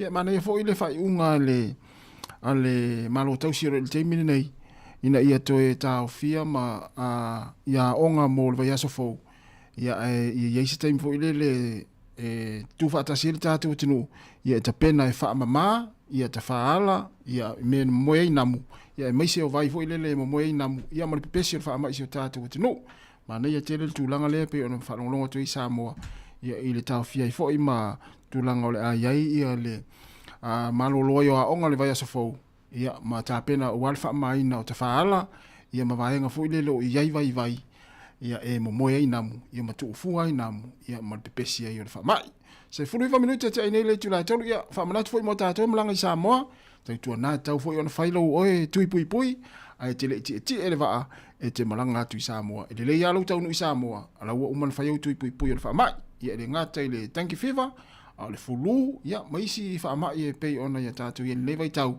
o le soi fuanga nat fa pena mana i fa manatu ia ana o sila fia o me tatu me tau fai ia o pui ngala fo o le tatu saunga le mo ia i tulanga o lo pepesi ai fa mai ia i si o tatu o tunu i Sāmoa fa o fa fia o pepese ia alo fa tele mo tatu o tunu ia le taimi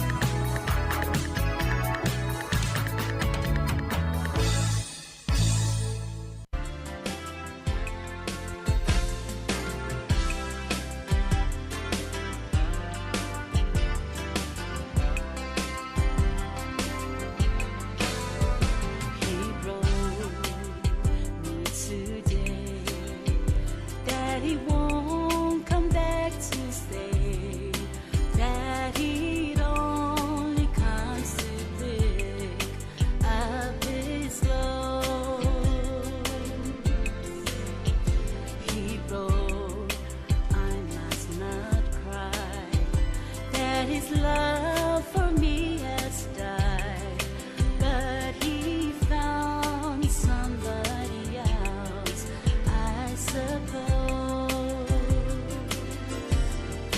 Baby blue, baby blue,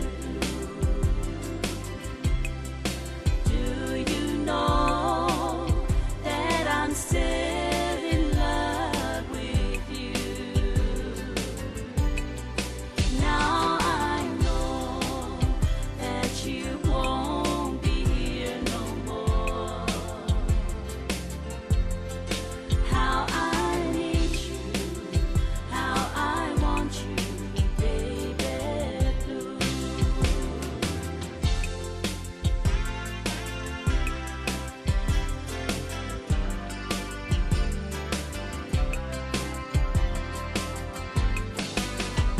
I know I must forget all the good times we had, but I know that I can't forget you. You're still on my mind, and I know I can find such a boy as my sweet baby blue. Baby blue, baby blue, do you know that I'm still in love with you? Now I know that you won't be here no more. How I need you, how I want you, baby blue.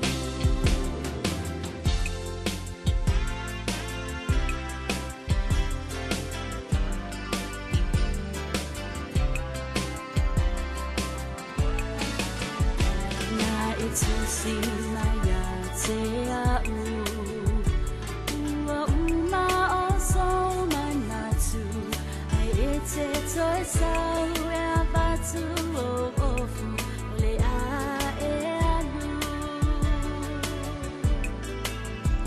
Na etusi mai awa o te tangi o loa lo famo au e lasi ai ua iai se tasi ua a veane mau kapani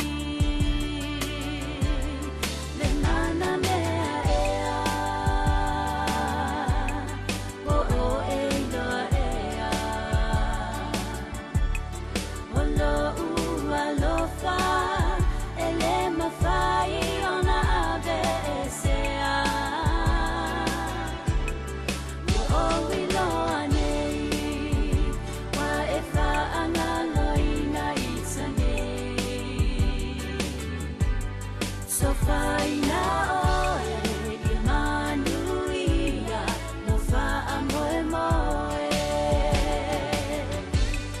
so whaina oe i manuia no wha moe moe.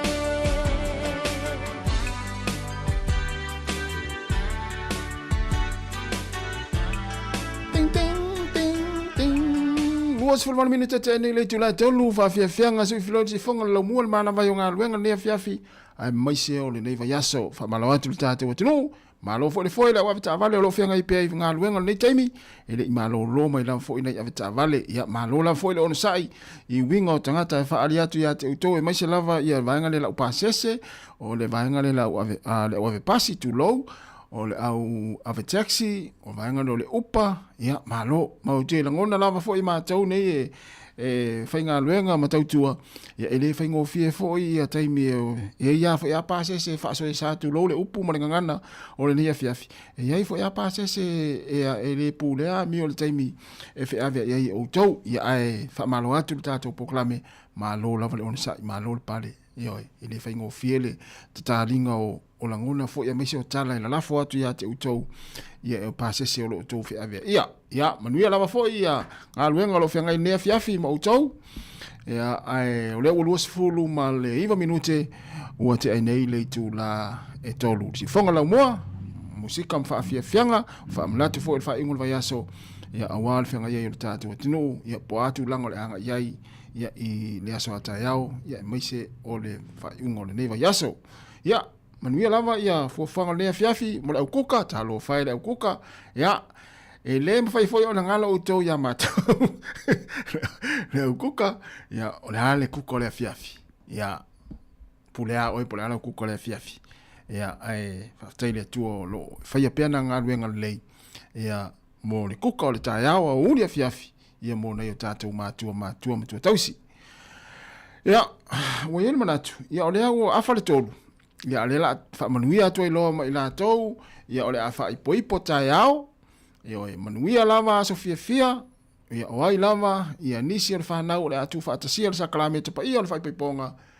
ia whaamanuia le atua i o tau aso fia o ai fo inisi o le atu e whaipoipo whaalua whaatolu ia manuia lava ia whaipoiponga ia i le aso ataiao whaamanuia tele lava le atua i ainga ia matu mau le alofa ia mama i le alofa i li tauria mama fui e aulo le sulu i lo lima ai tauria le mama o le alofa esa ia na alofa tēnā tulu tātou proklame manuia lava ia o tau aso fia i le whaungo neva iaso ia ma le whaamanatu maasani lava ia le tātou proklame le fiafi wasfaraile a le eisa utusi walaulia tu lou au e te alu fuol whaipoiponga au ngai tumuai o ia alawe pe na o le lua se lau ia le au walaulia lana walaulia ia le o atu e matatu wai ai si ainga fo le walaulia mai to lua ai ol to fa to ono ia na whaamanatu pe whaanga whapena ia ai pulea oe ana o le tuato e o tafa e whaamanatu atu ia au e te alu whaipoiponga pe ale eiso walaulia ia wai te alu atu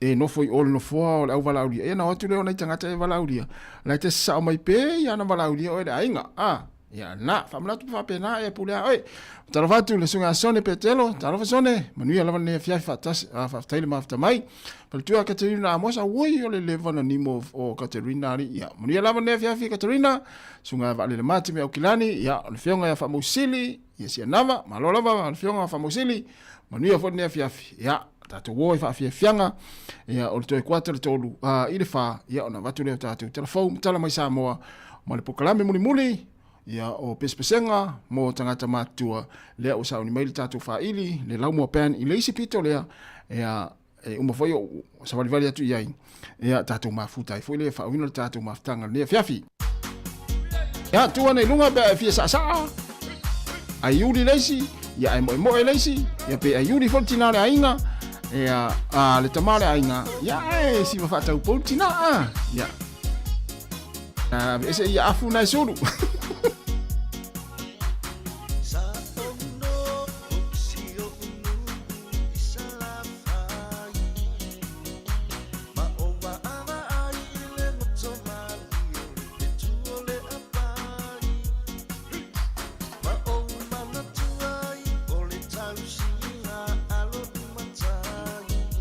o ile ai umona le pesele o fai poiponga ia na tatu lo le pesele fel tatu si va Sāmoa mana ia le pesele nei ya ulo fa toi mo la to le as fai poipo la so taiao mai le pili o ua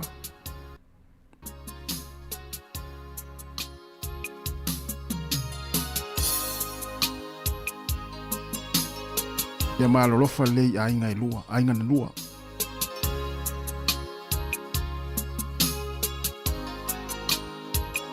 Look at us, and for all these years together.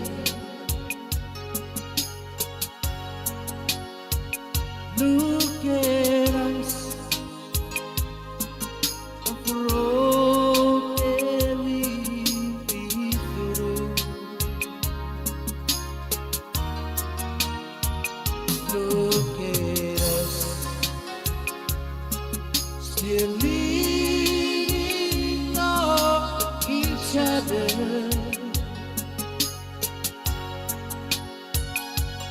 If you wanna see how you love at us. Look at you, still pretty as a picture. Look at us, still crazy over you. Look at us, still believing forever.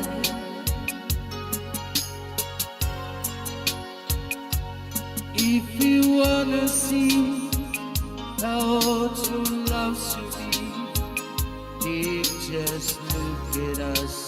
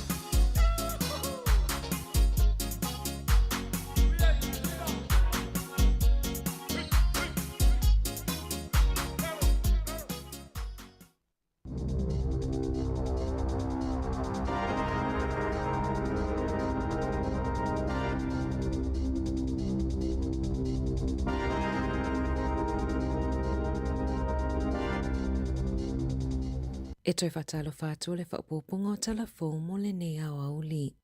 O le latai le awha o tangata New Zealand o lo talo sanga mō lātou sitiseni Australia e le isoifua nei New Zealand e tu sai ma whaamaunga mai le mālo Australia. I le wao iu lai lua whelua tolu ma Iuni o le lua whelua 5 e silia ma le iwa se fulu lua awhe tangata sitiseni New Zealand sa talo sanga sitiseni Australia pe ona whaalia en matanga luenga o le loto i whale o whainu mera na la ngai ni fesili pe ua avea New Zealand manofuanga autu mo tangata malanga mai e fiau maui au se talia. Ina ua malanga mai Maxi Quera mai Brazil i New Zealand le lua awhe se fulu ono e le ia inia na fuafuanga mautu na malanga mai se visa asiasi ai ina ua mawala na luenga sa umi se taimina nofuai i nei i pepa nofo mau mana avea matangata nu o New Zealand i le tausanga na te anei. Ele i umi ai malanga loalo na aingai au se talia mana lato fia tele iai ma uono nofuai nei i Gold Coast. Faalia e Max e whaingo fia tele mo tangata le talosanga o sitiseni Australia pe a umia le tusi folau New Zealand na ona ia tutongi ina la volo na pasese malanga i Australia fai iai o ia ua sawe nofoi au se talia. Sa talosanga ina lana numera mo la fonga i le aso na soso o ai ma whainga luenga ai loa. I le luafe lua whalava ia e lata i le tolus fuluafe tangata New Zealand na siiti atu i Australia ma ose numera mawalunga lea i le silia ma le se fulu tausanga. Talu mayu lai o le luafe lua tolu na mawhai ai sitiseni New Zealand i se visa whapitoa le SCV o na talosanga sao mo sitiseni Australia i le mai ai o le whatausanga o nofo mau i le atunuu e au noa malmana o mio na avea mua ma se tangata nofo mau. E le i whaatapula aina e Australia leo whainga o visa whaapitoa na tu uina atu. O le lo i tau mo le whainga malo a New Zealand o iai nei o le tau mawhailea e avea New Zealand ma atunuu e o mai tangata ma fia no nofo tu mawai.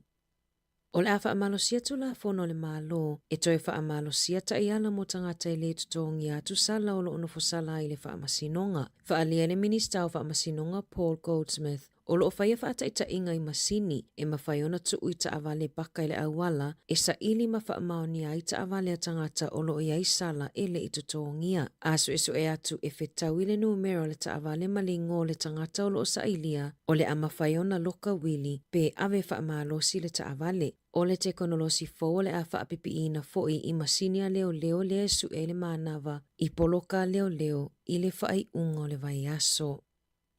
Sa whaale tonu laina mo fiso ta inga i le sateliti a le Starlink mai fōlinga mai na a fia i le toa tele o tangata whaatau New Zealand. Ua lipotia mai o le kamupania Elon Musk o lo o ngā lulue e fofolea whaafita auli na tā ua e Musk o lo o iei se whaale tonu i le SpaceX na whaalia fo i e se suisa o upo le One New Zealand ele i umise taimi na a fia i tangata whaatau i le motusi ai o fiso o ta inga a e toe whaale leia.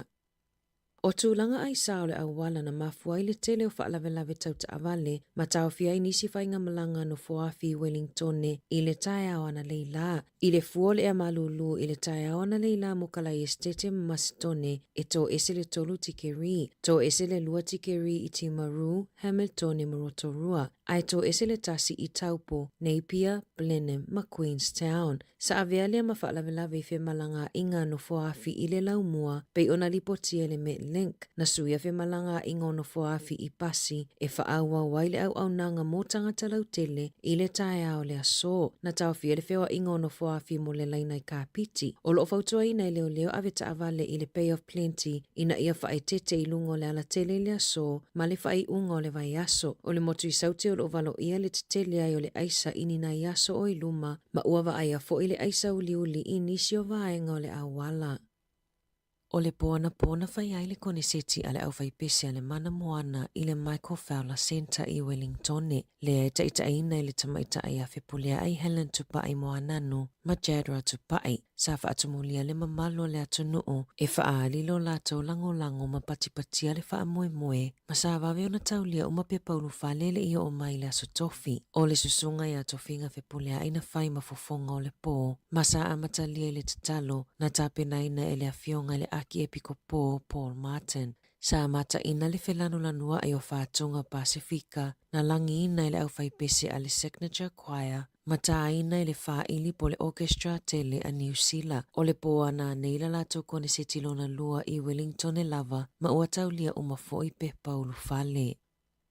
ua maliu le li pese fiti taʻutaʻua ia George Fiji Veikoso lea e tele ina lau iloa i lona ingoa pese o Fiji e maliu ua 5.5 tausaga le matua o lona soifua o Fiji na soifua ai fiti mana maliu i suva pei ona faamaonia mai e lona aiga. E sili ona lau iloa le ali i pese i whātunga reggae i Polynesia, Whaapea Island R&B, mai silia ma le 30 tausanga o nofo i Hawaii, le ana amataila na ngaluenga whaamusika, ma lau iloa ai i le lalolangi a toa. Na toi fo'i fiti i le lua wha, mo lana ulua i kone seti na whai ai Nandi, ma sa taulia umape paurufa le tangata mai le atu Pasifika, na lolofia toi fia moli mawina le kone seti, o lana kone seti lona lua na fuafua mo se te mo le tausanga nei. Na sau noa whaalawa i tele Fiji e winga i lona ngase le ana wa ai ua alu i le nofua whaata le vale, ma whaia lana kone seti, a ofea ngai pia malu i tau o le soifua ma lolo ina. E to tele tangata mai so o se atu moto le Pasifika ma le lalolangi, ua momoli atu alo whaanga ma whaamaisenga, mo lona ainga whaapea tangata o Fiti, ma e tele ina manatua i lona tu malosi ma whaonga lona leo mo le Pasifika, ai maise lona tunu o Fiti. Ua whaalia le ofisa o whaamasinonga o le tapunia i o le sitala a o le i whaia pālota mua e ono pa ua i le numero o tangatai au wai ma whaia pālota ma whaititi ai fo i le talitonunga i whainga pālota. O le ofisiringa fo i le awata mamai o tula fono tau whainga pālota pe ai se ai mana o mi ai o na whaalau tele i a suinga mo le vaitaimi atoa o le pālota. O se tasi o suinga o le tula fono whainga pālota i New Zealand o le awha amutai le ma whai o na resitala o se tangata pālota i le aso e whai ai le pālota. Ua toi suia whainga nei ai le pālota o le lua se fulu, le ana ma whai ai o na le sitala ma whaafou whaamatalanga patino o tangata i le taimi o le pālota e au ai ma le aso whaapitoa o le pālota tele. O lo whaatu la fono ina fo i le malo le mana o mia o aso i se fulu lua mo pālota mua. O le whaatuputupula i o le numero o pālota whaapitoa ua avea ma whaafita auli i le whaangaso longa o whaai unga. Ma o le taimi o le whaitaunga muli e o atu i le tolu vai aso i le pālota taluai. E le langolango ina e Paul Goldsmith le minista o whaamasinonga le vawe tapunia o le resitala ina o tangata pālota ina nei avea mamafua anga e to atele ai i lātou e le pālota. O le whalemata anga a le Te Papa Museum i Wellington ua whaaingoa ina o le whaatosina sili o na le lei i New Zealand mai lona 5 i whaatosina i le Pasifika i Saute. O lo whaatu mawina le whaatesi ma le fitu o whaafetu mai le 5 fetu. Whaapea ilo i longa i se fulu whaafe se lau se fulu 5 a toa ai ma le se fulu tasi afe se lau lua se fulu fitu o ilo i longa o whaailonga o fetu ta i 5. O le luafe lua whaafo ina whaamawina ai o le Te Papa na pito i whaatosina mai ai turisi mai whaafo i New Zealand. E lea i se tutongi mo tangata New Zealand e ulufalea i le whale mata anga se i wangana tangata mai whaafo ta i se fulu ono tausanga anga i lunga. E tutongi le tolu se fulu 5 tala lea sa amata whaamamaluina i a se te mo le tausanga taluai. E tolu vai la aupo o pauta tā lava o lo whaatauina i New Zealand na maua e lea i se aonga pe mama pe ataina i lava pe ona maua e suenga. E wha se fulu ono vai la au wha mama lava sa whai ai whaataita inga ma suenga a le Consumer New Zealand o le Shots Laundry Liquid ma le Eco Living Laundry Detergent Sheets e au fiai le vai la au manongi o le lavenda na pa uma walalo i le 25 mai le se lau le tūlanga o le mamai o lava e tutusa lava ma le na o le tāfua i le na o le vai. O le tele o ia pauta mawaila au o whaatauina i le tele o whale o noa i New Zealand. O pauta mawaila au na pito silio na le lei ma pito i lunga i le whaatulanga mai i suenga le Consumer New Zealand. E iai le tuaing o le Persio, tūlanga lua i ai le pauta o le Persio Clean Powder ma le Persio 3-in-1 i le lona tolu. O le EcoStore Ultra Powder Citrus Fresh o lo una ia maalosi i le Consumer New Zealand ina ia whaongai na ona o le whaamaonia o le lei mai na o le valusene i le vilinga. I taalonga, na whaalawilo mai i le World Wrestling Entertainment i le taiaona leila le maliwai o le alipi i whaapolofesa i a Hulk Hogan I le fitu se fulutasi o tausanga o lona soifua, ma o se tasi na tautau ai whaafiafianga a Amerika, ai mai se pi inga whaapolo fesa, na ilonga ai I le lalolangi a toa. Na soifua mai lona suafa o Terry Jean Bollier I Georgia, I le aso se fulutasi o aukuso I le awheiwa se lauli matolu. Sa ilonga fo'i I lona lango malosi I a Donald Trump e tusa ai mali poti. Na mawa ai lona tula I mai le whaalawi loa ina o taalongo le pi inga I le vaitau o le awheiwa se lauwalu se fulu. Masa ia fisosoani e suia manato tangata e winga I le taalonga. Ona sa tele ina whaatau wemu I ai, le ana ave ai ma taalonga e fia I ai tangata mata.